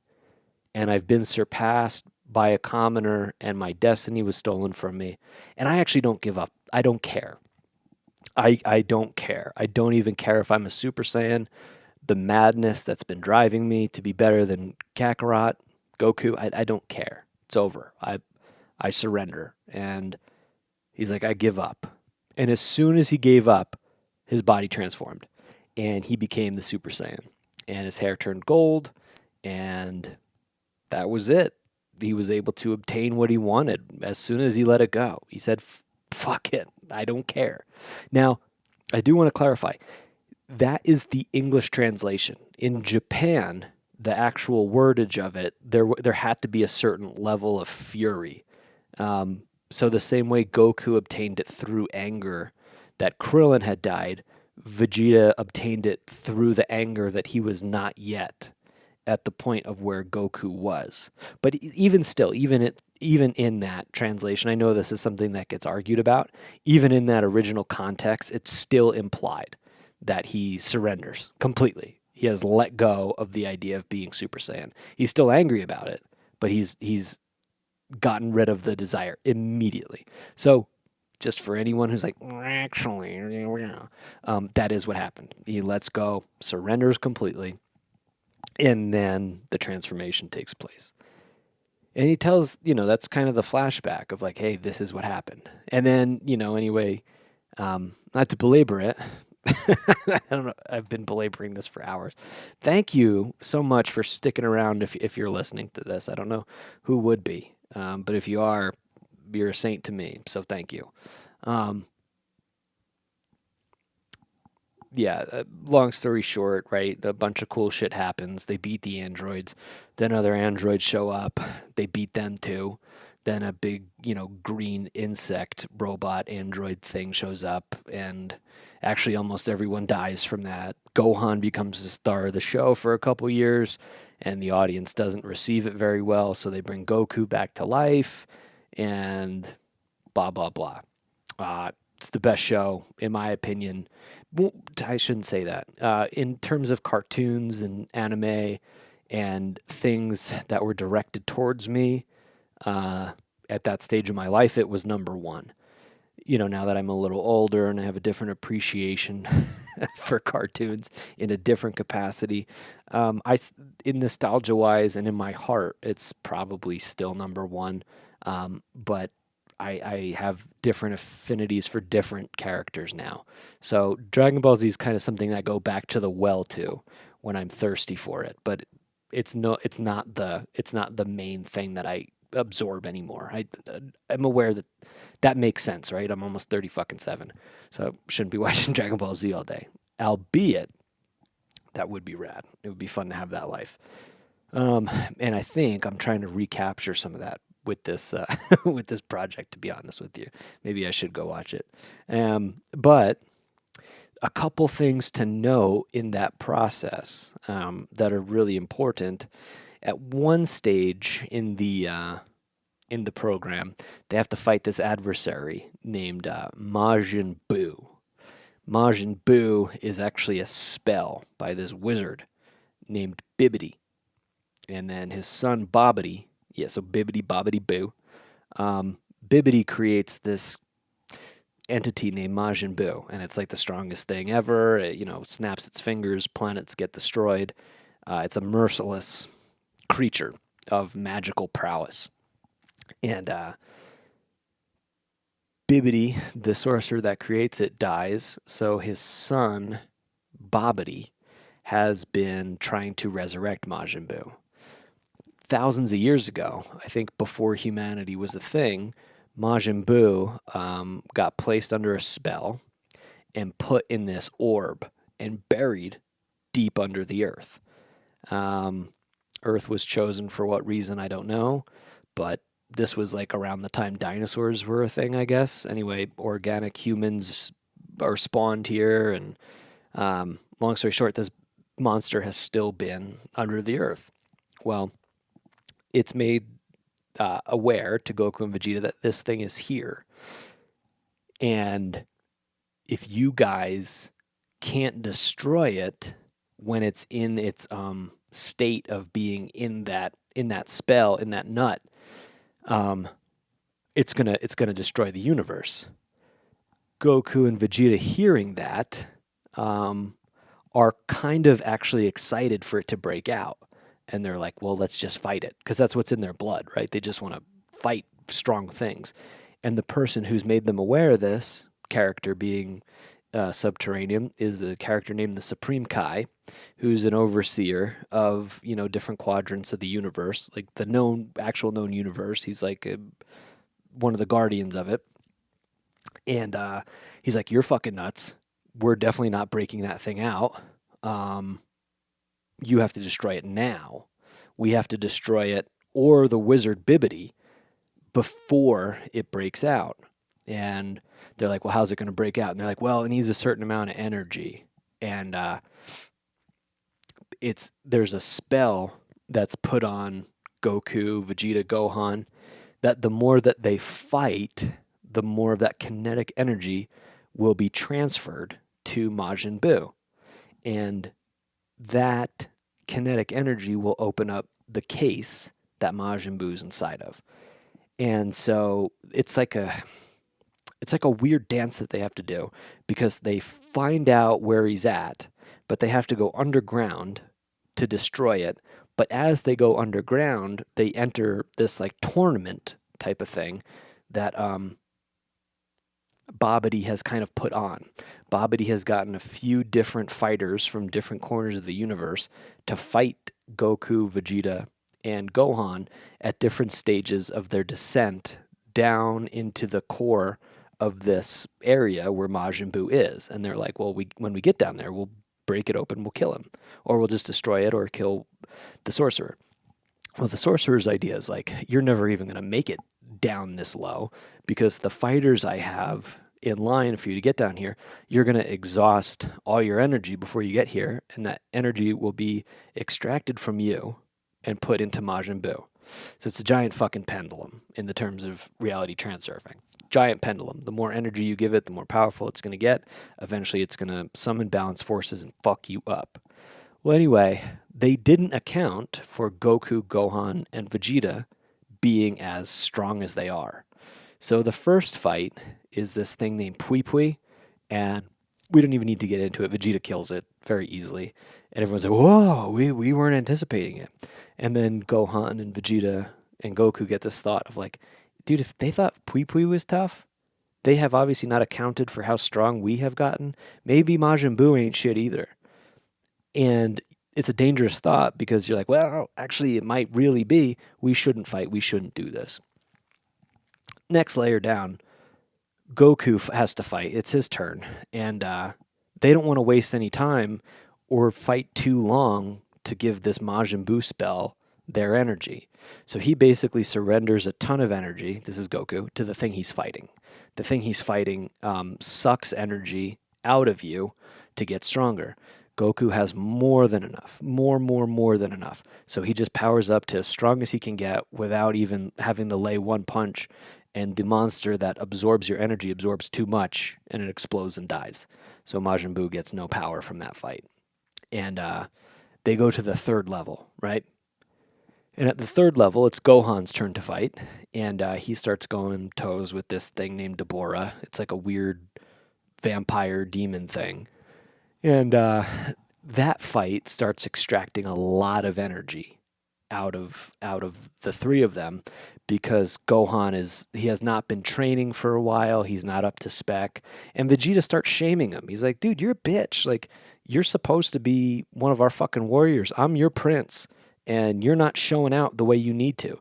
Your old ass dad and me are significantly surpassing you. Like, you should be in your prime. You should be the representative for what we are. And you're not. And you're a weak bitch. Well, the Demon King thing and the Sorcerer both realize, hey, this Vegeta cat has a lot of evil in him. Let's just control him. And let's put a spell over him and make him fight the other two. And then we'll just extract that energy that way. So they do that. And Vegeta becomes Majin Vegeta once the spell is on him. And at the same time all this is going on, the world's martial arts tournament is taking place. And throughout the theme of Dragon Ball Z, the world martial arts tournament is like a very important theme within the show that occurs every couple years. And Vegeta teleports to it, and he teleports right onto the battleground there. And Goku shows up right across from him, and he's like, hey, what's going on, Vegeta? And Vegeta's like, this is what's going on. And he puts his arm out to the side, and he shoots this energy wave, and he destroys, 10,000 people right away that are just out enjoying their day, and they wanted to go to the martial arts tournament. It's the same thing as the Super Bowl for them. And he puts his hand out and destroys like 10,000 people. Just, gone. And Goku starts shit-talking him a little bit. He's like, what the fuck, dude? We were all good here. Why are you doing this thing? And Gohan is like, you can't fight my dad right now. Anything that we do is going to wake that monster up. How does this make any sense to you? And he's got this M on his head, and he just had this freak out where the spell went under him, or the spell came over him. So they know something's going on. But Goku basically calls him out. He's like, is this who you are, man? Do you really think that being this is going to be like what gets you what you want in life? You've created an amazing life on this planet. Like, you were a really good friend for a little bit, and you had a beautiful child. You have a lovely wife. You have everything going for you. Like, why the fuck can't you drop this itch that you need to scratch of trying to be better than me? Like, just let it go. And Gohan kind of echoes the same thing. He's like, why is this important to you? And Vegeta says basically to Gohan, you're a puss. You're just a big puss. And you would never understand this because I'm a warrior. Your dad saved my life a couple times, and he has surpassed me at every turn. And there's been nothing that I could do about it. And your dad understands very well that despite the fact that I've put my problems with him aside, and despite the fact that we haven't gone toes in a few years, he knows that deep down He's robbed everything from me. Even you, Gohan, Goku's son, has surpassed me in certain capacities. And whatever this Majin Buu thing is, whatever this guardian of the universe is, whatever any of this shit is, it can wait. Because I'm going to fuck this dude up right now. And Goku realizes in that moment, he's like, you didn't go under the spell of Babidi, of Babidi, just for no reason. Like you're significantly stronger now, right? Vegeta's like, yeah, like multiplied by a lot. We can go toes now, and this is going to be an even fight. It's later revealed that Vegeta let this spell happen to him on purpose. He purposely allowed him to get into his mind so that he would have the power to destroy Goku. And it's a very petty, very small moment in the character's arc, but he's just a bloodthirsty asshole, and that comes with the territory, I suppose. So the Supreme Kai, the guardian of the universe, is like, you guys cannot do this right now. Like, you will wake this thing up. There's 10,000 dead people over here. This is DEFCON 4, DEFCON 5 levels bad. Like, you don't realize what's going on. You're not allowed to do this right now. And they both basically tell Supreme Kai, like, it's in our blood, bro. Like, sorry. We're gonna we're gonna fucking dance. So you might as well teleport us or put us somewhere where no one else is gonna get hurt, because this shit's going down. And then they scrap, and it's like a really, really good fight. It's like one of the better animated fights in the show. It's just a shame that it's so short. You know what I mean? It's just a shame that it doesn't get as many episodes as it deserves, because they haven't really done this in years at this point. And watching them finally, like, gloves off, you were better than me, but fuck you, I'm still better than you, and fuck you. And they've been training and fighting different people for, a decade in between now. And they're always kind of measuring each other against one another. So finally, when they get this shot, it's going down. It's a wonderfully animated fight. And eventually, at the end of the fight, Goku says, hey, shit, that Majin Buu thing woke up. Like, we fucked up here. We need to go check on that. Are you cool to, like, pause this for a little bit? But she's like, yeah, let's pause. We'll finish this later. And then Goku turns around to do something, and Vegeta punches him in the back of the head and knocks him out cold. And Vegeta's like, there's no fucking way. I'm gonna let you beat Majin Buu. Like, this is my chance. He flies over there. Instantly realizes, like, damn, I am really outmatched. There's no way I'm beating this Majin Buu thing. Just worst possible call, period. And has to kind of self-destruct and kill himself for real, like not getting wished back type of thing anymore. Like, really has to go die to kill Majin Buu, and does. So he blows himself up, and all the energy that was inside of him swallows up Majin Buu, and they're both dead, except that they're not. Majin Buu comes back, like, he's got a regenerative ability, and Vegeta died for no reason. And he died the way he lived, super angry, super pissed off, with nothing to really show for it except for second place. So, fast forward a little bit.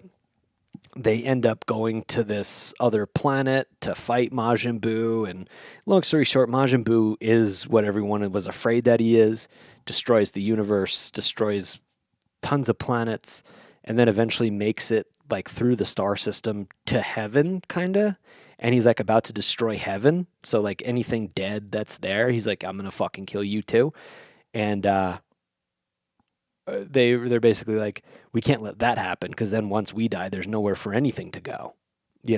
Like, any part of the universe he hasn't destroyed yet, he will, and then there'll be nowhere for them to go, because heaven's gone. So they, Goku and the Supreme Kai and some other assholes are on this other planet, and they're like, well, we need to come up with a strat. So they do this weird loophole thing to reach into the dimension of hell, bring Vegeta back, and then they put on these earrings that turn, like you have two earrings, one person wears one, the other person wears the other, and then you merge into a being. And it happened once before in the show with their kids, but I'm skipping that part because it's really long. And Majin Buu beat that thing too. And at this point, Majin Buu is in a state of supreme whateverness, and Goku and Vegeta have to fuse to turn into this thing named Vegeto. They beat Majin Buu, sinks to a different form, and then they unfuse, and they have to fight it again, and eventually they win. And that's kind of the whole show. It's a beautiful thing. Lots of arguments, lots of fights, lots of beauty, lots of love, lots of romance, lots of family values. It's a fucking great show. Lots of death and explosions. But throughout that process of fighting with Majin Buu, it is revealed that Goku can reach this stage of Super Saiyan called Super Saiyan Stage 3. It's revealed that he could have done that during the fight with Vegeta, and he chose not to not humiliate his friend. And Vegeta feels even smaller at that point. And the entire time that they've been training in different places, Goku has been in the other world training. Vegeta's been on Earth. And again, Goku's just been doing it for the love of the fight. Vegeta's just been doing it to get power. And it hasn't worked in any capacity. He's been outclassed at every turn. And all this stuff kind of culminates throughout the whole show. And it just continues to show, like, if you're not in love with your process and you're doing it for an expectation of a fulfilled outcome, the outcome will never show up. And if it does in some capacity, it won't be in the full way that you wanted it to be, and you will still be left unsatisfied, right? So Dragon Ball Z ends. I know that I wrapped that up there quick at the end, even though not really, because of how long this has been going. But fast forward, and you get something called Dragon Ball GT, which is another extension of this, which, again, same exact thing happens. It's the same type of cycle. But then there's another show called Dragon Ball Super. And I'm not going to talk about the timeline or any of that stuff. But the most important thing to take away from Dragon Ball Super, again, it was a fun show in and of itself. Not the best, but good for sure. Goku and Vegeta find some other forms of power beyond Super Saiyan. One is a Super Saiyan God. The other is like a Super Saiyan God, whatever, God Max. I don't know what the fuck it is. They start meeting gods, and they start getting those powers, and it's pretty cool. But they go to this tournament at the very end of Dragon Ball Super in somewhere in deep space, right? And it's called the Tournament of Power, okay? And I don't know how many universes it was off the top of my head. I think it's 10 different universes, maybe 7, maybe 15, some number. Just let it be that. And they all send their greatest warriors to this tournament, okay? And you're there with, like, the actual gods of the universe.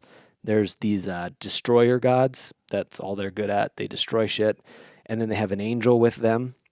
Our universe where we live, our destroyer god is named Beerus. And then his angel thing, his trainer, is named Whis. And Whis is, there's nothing you can do against Whis. Whis is the ultimate being of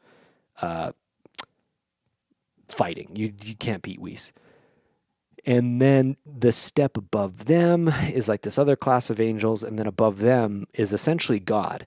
And it's these two little Japanese twins that are like purple and blue, and they're just very happy. They're like children. And that's like the supreme the supreme God of gods. It's like these two twins. And they don't say much or do anything. They just cheer. And they're happy little beings, and it's trying to, this is something to talk about another time with what you're supposed to extrapolate from that. But so anyway, they're at this tournament, and all of the universes have sent their best fighters to this tournament to go toe to toe, and the team that comes out on top gets to make a wish. on this interstellar, intergalactic dragon. It can whatever the fuck you want. So some of the other Dragon Balls the dragons from the Dragon Balls are limited in what they can and cannot do, right? There's some wishes that they can't make true no matter how bad you want them to be true. They have to abide by like laws. This dragon has no laws. This dragon it can do whatever, anything you could think of. The catch is, if you sign up for this tournament, I forget how long, every 7,000 years, maybe a few thousand years. I don't want to bullshit you. I don't know. You have to go rep for your universe to get these balls, these Dragon Balls. But the catch is, if you lose, your universe gets erased completely. And every living thing on every planet in every solar system disappears and it's gone forever. And Vegeta and Goku and the rest of the squad hear this from Beerus, and they know the stakes. And they're like, yeah, fuck it, let's go. There's probably going to be some strong people there. We want to fight them. So they go. They run into this character named Jiren and his squad. They're supposed to be like the Justice League. I think in pop culture, the big thing that always appears is like, who's stronger, Goku or Superman? That's always the conversation. Marvel fans don't like that because Marvel's convinced that Marvel is the bee's knees. And I think at one point it was. I'll be clear. I'm not a Marvel hater at all. I'm also not a Marvel fan anymore. I mean, obviously they have some amazing, amazing characters, amazing storylines. Like Stan Lee was brilliant beyond brilliant. As much as I'm a general DC fan, the DC film universe was complete shit. A lot of the standalone stuff, like The Dark Knight, that was really fun. Michael Keaton Batmans were super fun. The old the old Superman movies with Gene Hackman as Lex Luthor, those are great. I love them. They're campy and silly, and I think that's what it should be. But Marvel, obviously, once they sold to Disney, they had unlimited financial resources, and their film run is significantly better. Like, I completely concede. Completely. I think in terms of actual comic books, they don't really hang with DC, but I know that that's like a touchy subject, and I'm not trying to lose any of my audience, especially if I think I don't have any. I like Marvel. There's no disrespect. Let me just give a quick shout out. X-Men Mutant Genesis is a top 5 graphic novel hit comic line, period, stop. Magneto starting the whole thing with taking over the moon and aiming a bunch of nukes at Earth and basically telling Xavier, hey, fucking bring it. I love that. I love so many of those characters. But usually when there's power scaling conversation, it's always who's going to win, Goku or Superman. And with Superman, you have Batman, the Flash, Wonder Woman, the Green Lantern, the Justice League. You know, as popular as the Avengers are, the Justice League is kind of maybe the gold standard for what the comic alliance of the good guys is and was. And the best way I can explain that would be like the current Los Angeles Dodgers are the Avengers. They're very, very good. They're going to win many titles. They cleaned up last year. They have Shohei Ohtani, who is Iron Man.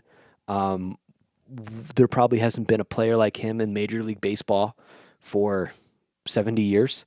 And there probably won't be for a very long time after. Their lineup is incredible. They are destined for greatness and a legacy that will not come for a very long time after them.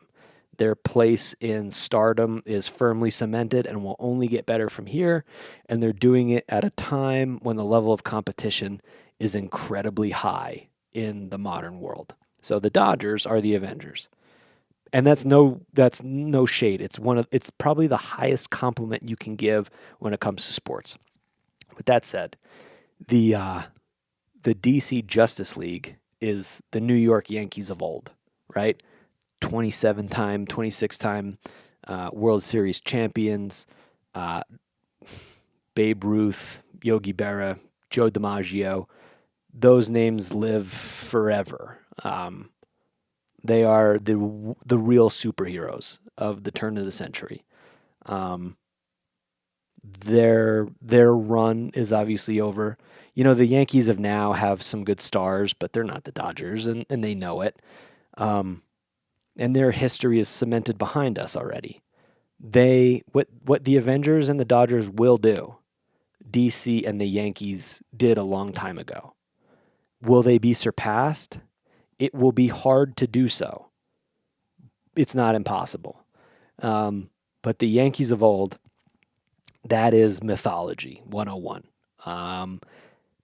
Because we weren't around for it, but it happened. My generation wasn't around for it. And you can see the clips of it. And just the fact that it's so elusive to find clips of it, and what you do see is grainy and black and white, and Babe Ruth calling his shot. I mean, there's a beauty in that humanity longs for. And it's almost more fun to not have the full context of it, because your imagination is allowed to be in awe a little bit longer before some asshole throws a fact at you. And that's cool. So anyway, Goku and Vegeta run into the Dragon Ball equivalent of Superman and the Justice League. And they're just too powerful, right? Jiren is way too much for Goku to handle. And he tries his signature move, the Spirit Bomb.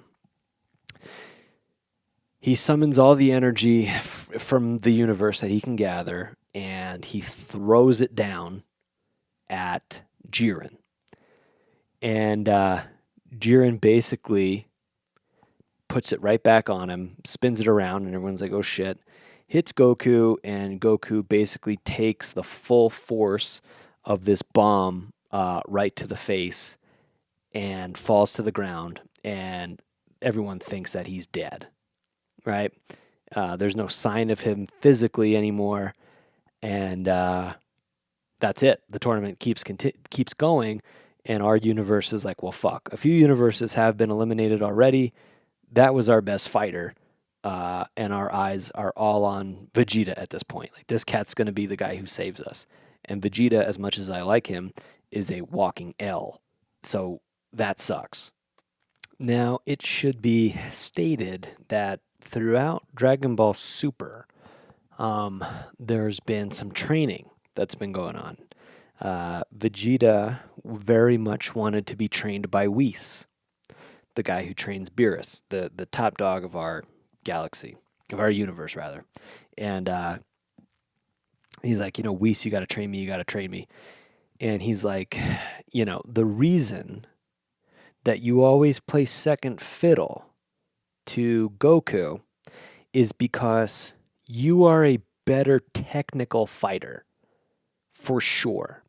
So in terms of like skill set and the mechanics of fighting, Vegeta absolutely outpaces Goku in that category. However, he's too tight and too rigid within that framework of action-oriented puzzle pieces and putting together his skill through his fixed pattern. He'll never, with that mentality, he'll never surpass Goku, because what Goku's thing is I love the combat. I just love doing this. Well, in and of itself, the love of it and the applied practice of it is not enough to reach this other thing that keeps being teased throughout Dragon Ball Super, because Vegeta wants to apply inner intention. Inner intention is the desire to get somewhere by forcing it to happen. He's all inner intention, okay? And inner intention can do amazing things, but it can't do a fucking thing without outer intention. Goku's approach to life is generally all outer intention and allowing things to fall into place as they need to for him to enjoy the process. Not really rushing to get anywhere, just enjoying the moment. And his moment is always combat. He loves fighting. That's his art, his craft, his purpose, his goal is to fight. All right. But what that does is it leaves Goku open in a way that Vegeta's not for something else completely to happen. So Vegeta is mostly all inner intention. Goku is mostly all outer intention. Okay? But something can happen with Goku that Vegeta hasn't been able to grasp. And it's called when outer intention and inner intention sync up. And in reality transurfing, that's called heart and mind. Okay? Heart and mind. And that's energy moving up and down your meridians.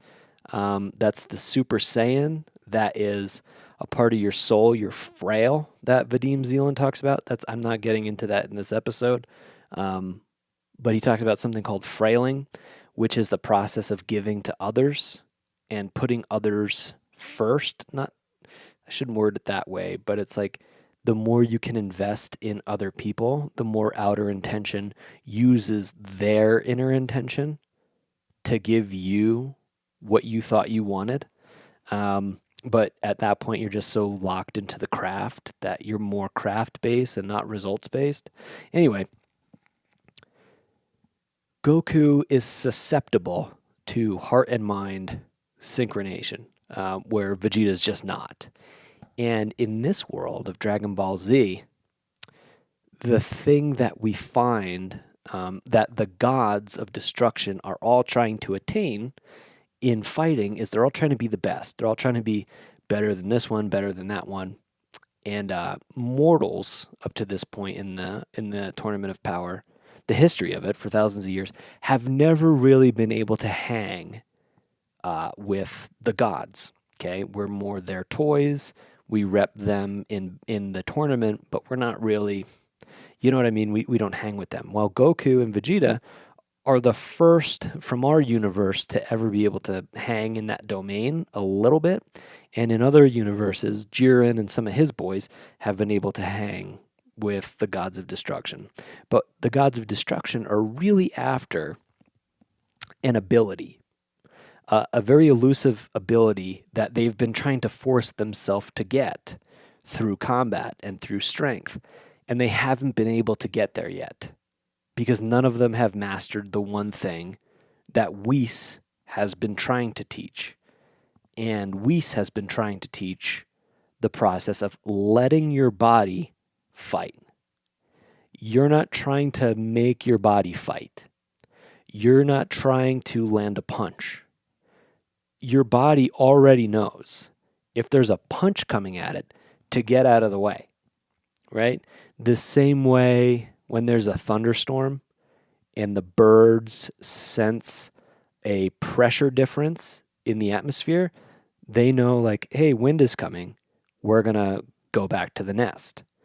We call that instinct. When we see that on animals, our science is like, oh, they're running on instinct. Weiss posits that everyone has the potential for instinct to run your life if you want it to, not practiced habit. Very big difference, okay? Practiced habit a lot of times can take you on an induced transition or just playing the pendulum game, not really going anywhere. But just not the world of fulfillment. Do you understand what I'm saying?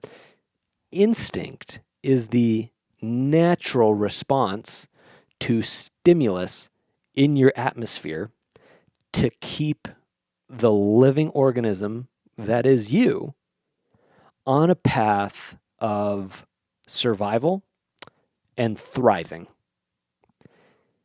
And what Whis has been trying to say, especially to Vegeta, is, look, dude, as long as you continue to try to force this outcome, you can't allow instinct to come into your life because you're so fucking tense that you can't groove and you can't be cool long enough for the wave of fortune to show up for you. And you can't surf on it and you can't coast on it because you're so busy trying to control the script, and you're so busy giving your attention to pendulums, the Goku pendulum, the Frieza pendulum, the Pride pendulum, all this shit. You're just too up in your head, stud. But then he does turn to Goku as well, and he says, you're a little bit closer, but you're still not all the way there. You're still kind of hung up on the idea that you have to save people. And while that's a beautiful thing, you don't, I think, trust enough that if you let go, there's an even deeper level to where you can go. Like literally the harmony of this entire universe, the mechanics that have been here long before humanity got here and that will be here long after we're gone, the things that make this planet that we are on right now, the Earth, I'm not talking about Whis anymore, I'm talking about you and me. There are mechanics here. We are just so at a perfect distance from the sun, not too far, not too close, with this moon traveling around us, not too far, not too close, to balance our tides completely, to have the perfect amount of sunlight here, to have the perfect speed navigating through infinity, that life could happen here. Do you understand the mathematical impossibility of us? Let's just take a second here.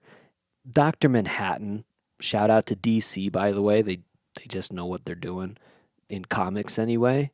Dr. Manhattan is having a conversation with this woman one day, and he says the impossibility of you is a miracle, like air turning to gold. Because if you think of the thousands, infinite thousand whatevers potential of human migration across history, the fact that humans are even a thing is fucking nuts. But then they are a thing. But then the impossible pattern of all of them moving around over the course of history. And then out of all that shit, two of them coming together to create and have some sex. And the parents might not even like each other, but they just do this thing. And then out of all the potential sperms that could have been, it's you to be so perfect and so unique. That's a miracle. That's life. That's a beautiful thing. And you fucking take it for granted because you think you have to do some grand shit with it or else. But if you just take away the or else and the think and let it be the grand shit, that is when you have completely released. And that is when you are the flow. That is when you are the harmony of this thing. That is when you are ultra instinct. Boom, boom, boom. That's when you're ultra instinct. So, Vegeta's trying to hold it down for our universe, and it's not maybe looking good because he's cool, but he's not a winner. And all of a sudden, somewhere out on the tournament, a couple episodes later, you hear, lower your speaker for a minute. I hope this doesn't do the thing, but I'm going to do the thing. It goes,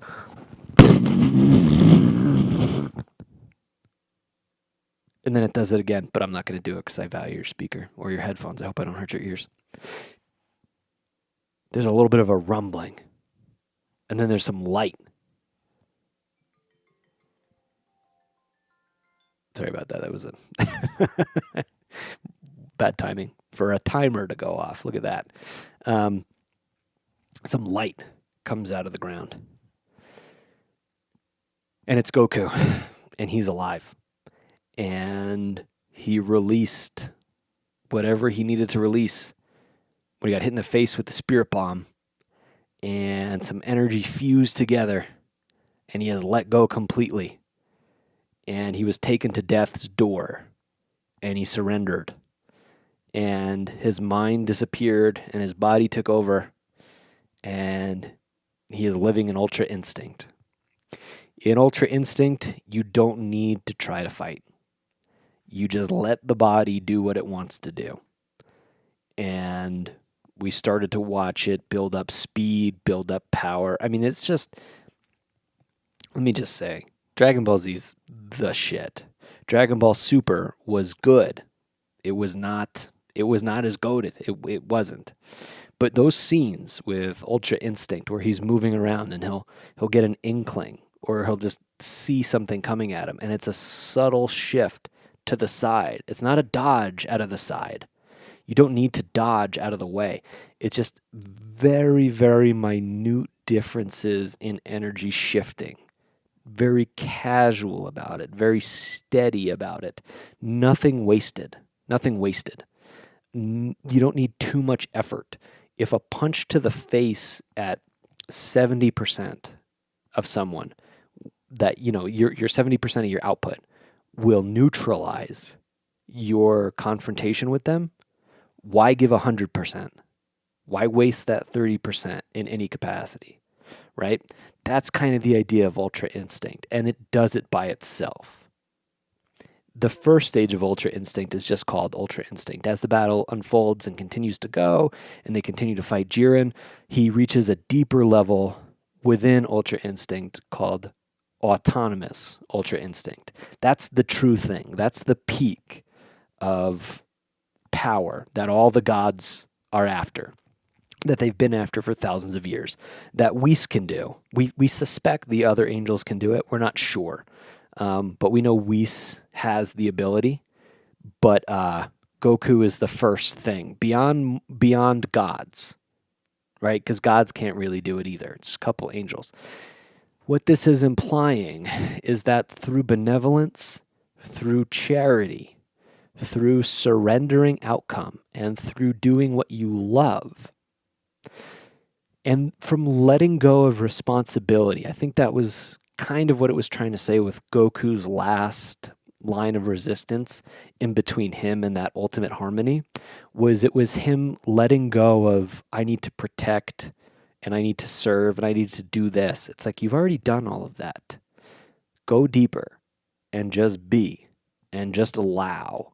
And now you've done your craft of fighting for so long.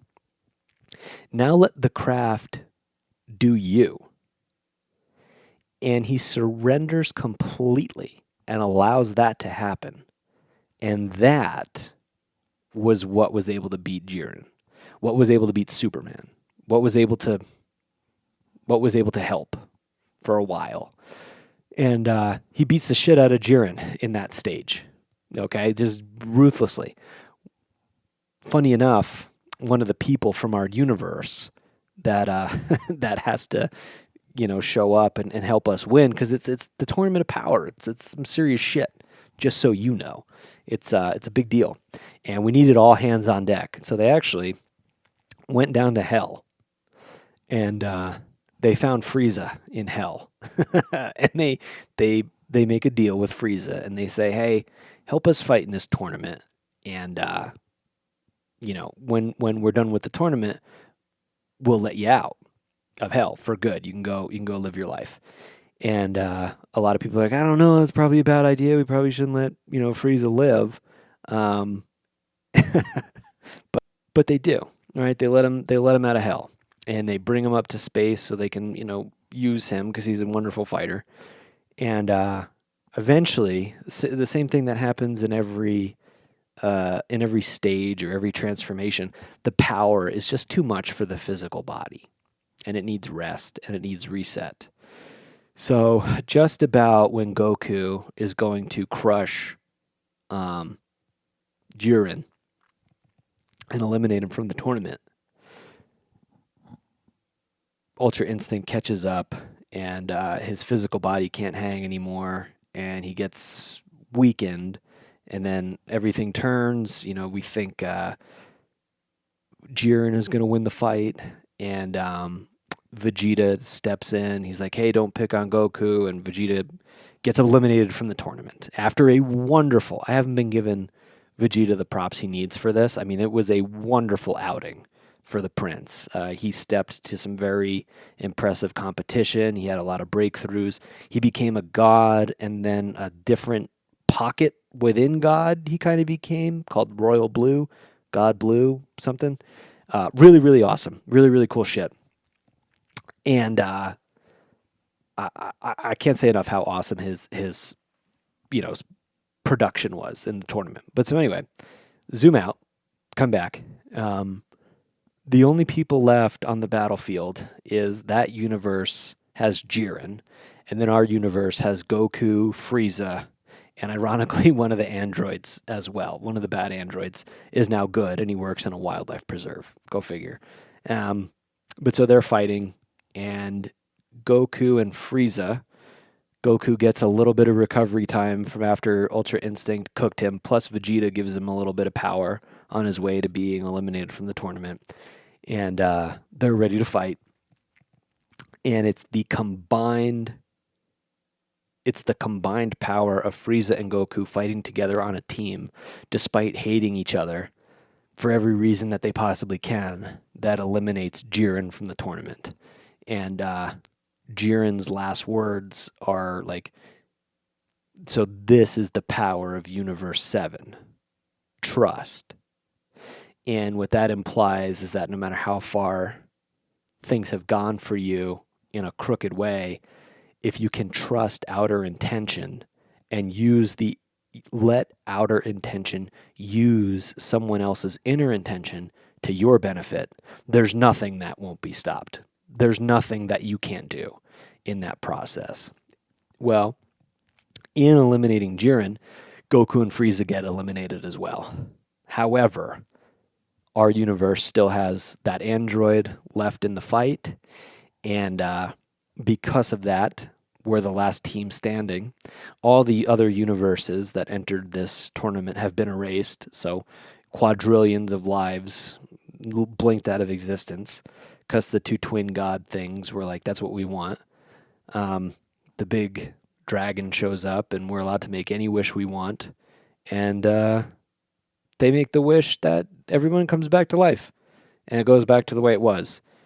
Reason being, solely, the only reason, is because Goku and Vegeta want to fight Jiren again one day. And I thought that was pretty cool, and I thought that was a wonderful way to end that show. So it's over. It's over. The show ended, when was that, 2017, 2016? The comic books, the manga, as it's called, has continued to go on. And something else pretty rad has gone down. Where Goku has been able to find Ultra Instinct, Vegeta found power on the exact opposite side. So the pendulum has swung the other way completely. Vegeta found Ultra Ego. Through his force persistence and his unending relentlessness to just be the version of the self that he has always wanted to be. And he chased it down, and while the doors of Ultra Instinct are closed for him, the doors of Ultra Ego are open. And they're attained in similar ways, right? One is the first thing that has to happen is you have to take a colossal amount of damage. There's no real way to enter that territory without getting like fucked up. That's how you pay your admission there, is you have to earn it through blood, your blood. But then the second step is you either have to surrender completely to the experience or lean in. And that's where Vegeta went with it. So it was a really beautiful thing to kind of see the writers add that into the story. And then once that happened, the craziest thing went down.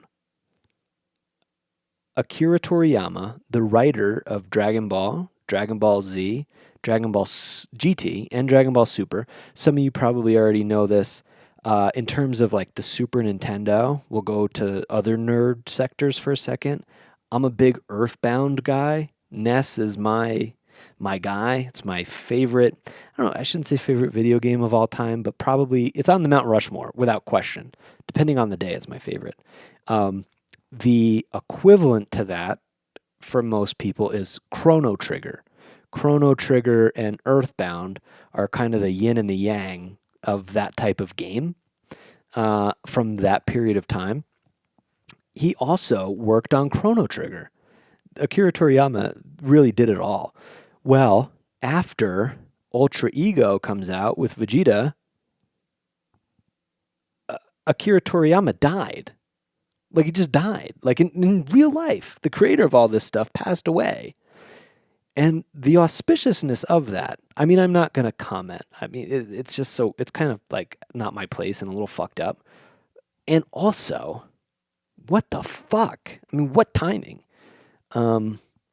So rest in peace to, one of the greatest of of any generation, really. I mean, that guy's work is so enduring and so beautiful and so profound. And the story that doesn't get told, that I haven't told yet today, is despite Goku and Vegeta being the stars of the show and being that battle of morality and everything, really, the coolest part of that show is Gohan. And what Akira Toriyama was trying to tell, the story his subconscious was trying to tell, is the story of a boy turning into a man. And that's why he continued to introduce younger and younger generations like Goten and Kid Trunks after Gohan grew up.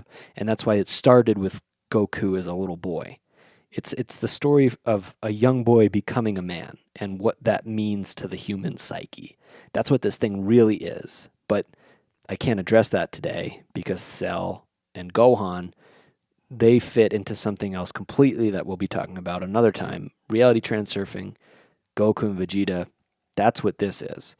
And I feel like their metaphor and what they exist in is the relationship between forcing and letting go, power versus force, internal intention versus outer intention. And I think the last thing to say about them is you kind of saw this from the jump. They have two different attacks, right? Two different ways that they kind of finish you off in a battle. And they're just so who they are. So they've got a few moves, right? Vegeta has the Big Bang attack, and Goku's signature, showstopper is called the Kamehameha wave or the Turtle Destruction wave. And they're both very similar attacks. It's a giant wave of energy that comes out of the hands and kind of just annihilates anything that's in front of it. But their finishing move, their real, like, this is where the curtain closes on your life. Vegeta has what's called the final flash. And just the name of that is enough to, you're like, all right, I get what Vegeta is. It's the last bit of light you ever see. And it is a overwhelming. So like when I said, why use the extra 30% when 70% will do? Final Flash is just what's the name of that Pantera album? Ruthless Display of Power? Is it Vulgar? Vulgar Display of Power is the name of an album I'm thinking of. That's what Final Flash is. It's just an overwhelming onslaught of very hot light that envelops you completely. And he cackles at you while the light is erasing everything that's ever been you. Your body, your memories, you're gone. There's no coming back from it. It's the final flash. You're destroyed. And that is just so quintessentially Vegeta. And what is so quintessentially Goku is the Spirit Bomb, the Genki Dama. Goku's used it a handful of times with varying success. I should say that the spirit bomb, the Genki Dama, is what they were finally able to use to destroy Majin Buu. It was the only thing that was going to work. The spirit bomb, I know I said earlier that I tried to kill my brother with a spirit bomb. And it didn't work, thank God. What a great guy. It's a harmonious dance where the person using the spirit bomb raises their hands and they ask everything. They ask the planet, Earth, the trees, the grass, the animals. You ask the fruit. You ask the water. You ask the currents of the sea, the currents of the wind. You ask human beings. You ask the magnetic poles of the planet. Everything that you can get a little bit of energy from, you ask it. You say, hey, sorry, I just lowered my mic. I should have done that a long time ago. I feel like this is the play. You ask it, you say, I need your help. Please lend me your energy, because for the betterment of all things, I am going to use it to create a key blast that is going to eradicate this threat to not just my life, but to all life. And I will use your energy for the greater good. It will be returned to you in some capacity.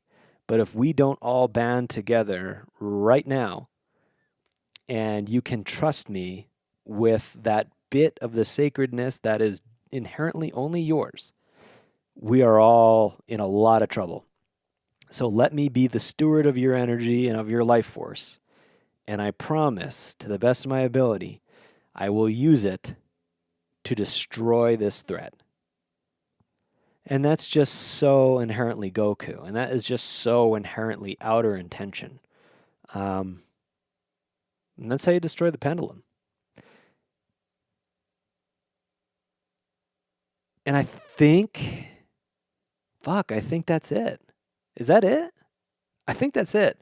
I guess I should say you don't destroy a pendulum. Trying to destroy a pendulum will actually make it stronger. But you get what I'm trying to drive at here. That's how you unite heart and mind. And how this applies to your life, I'm sure you can extrapolate, right? I mean, imagine if that's just where I left it. It is going to be where I leave it. It's pretty late. By forcing, by being so single-minded, by being so focused on the one thing only and carrying it out to the best of your ability and minimizing importance, you can achieve it. If you make it too important and too big, it's not going to happen for you. It will remain forever elusive, and your life circumstances will get worse. If you go after it with love and care and candor and commitment, you need commitment and you need action, it will happen for you.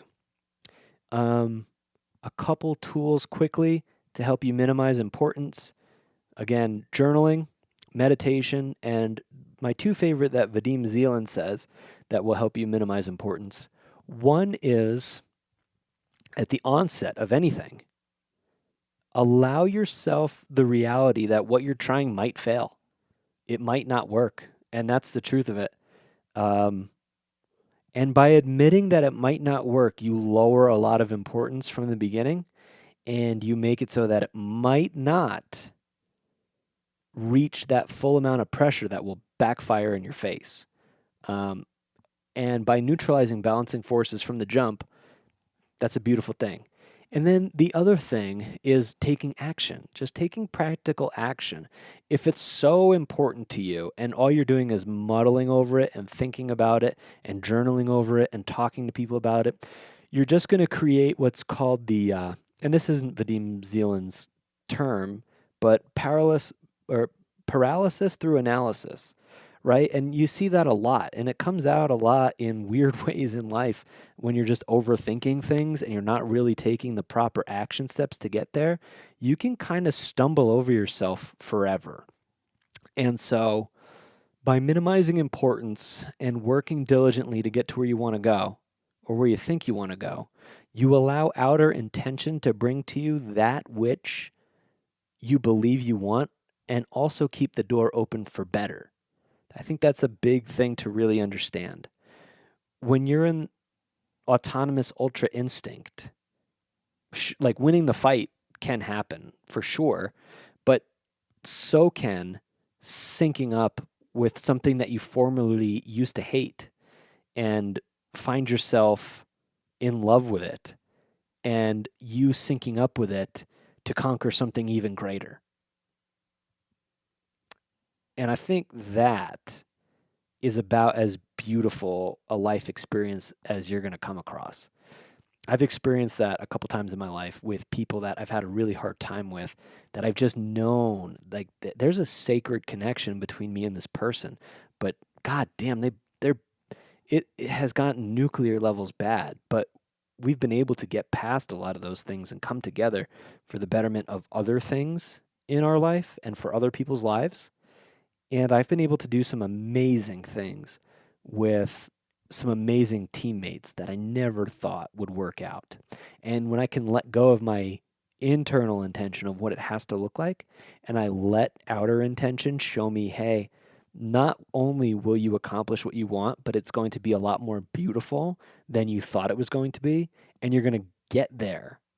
You're gonna take the scenic route and the fast route at the same time. I'm gonna put you on Rainbow Road and take you there, and it's gonna be beautiful the whole time. And part of the beauty is gonna be the exhilaration of the maybe what's gonna happen. It's a beautiful trip and it's a beautiful life. That's gonna do it for the first episode of Nerd Kundalini. I wanted to make this episode and do this show because I love my nerdy brothers and sisters. I do. And I know that, how do I say? Sometimes it feels like other groups of people might get it a little bit better. You know, sometimes I wish like, oh man, maybe being the athlete would have been sick, right? Maybe being the handsome badass would have been great. Maybe being the successful lawyer or this, that, or the other would have been. But I just like who I am, man. You know, and it took a while to get there, and it took a lot of these esoteric truths, in quotes, truths, for me to get here. But I'm happy that I am, and the road to this place, I don't know where it goes from here, and at times, yeah, it was definitely wrought with bullshit. 100%. But to be the man that I am today, I don't think I'd trade places with anybody else, and I'm happy with that. You know, I'm a very content person, and these things make me passionate. And I wanted to share that with you guys because I think, you know, we all maybe sort of kind of have some of that mindset sometimes of, oh, we should adopt this idea, or we should adopt that archetype into our personality, or, oh, this thing's trending, and maybe that'll get me what I want, and blah, blah, blah, blah, blah. And I just want to say, like, queen or king, you are beautiful as you are right now, right now, right now, in this moment. And allowing more of yourself to the surface is what you really want, at least in my experience. And I always thought it was something else, or I had to program myself, or I had to do this or that. And it's like, if anything, it's been a societal delayering and just getting to who I want to be and who I love being. And that's me, man. And it's just, I like talking about fucking nerdy shit and weird God shit. And I hope you do too. And if you only like talking about one or the other, you know, stick around, because I have a feeling they're a little bit more linked than most of us would like to admit. On that note, this has been great. I don't know what episode I'm going to do next, but I'm going to try to get these out weekly at first, and maybe chop them up, throw some reels up, sell out like a bitch, and get an Instagram. I might do that. I might sell out like a bitch and get an Instagram to hopefully make this stuff more attainable for people that might want it. We'll see. We'll see how that goes. But man, I guess like the end of Dragon Ball GT when he puts his 2 fingers to his forehead and floats back up to the sky. Thanks for being here with me. If you made it this far, I really appreciate it. And I hope you have a fucking beautiful rest of your day.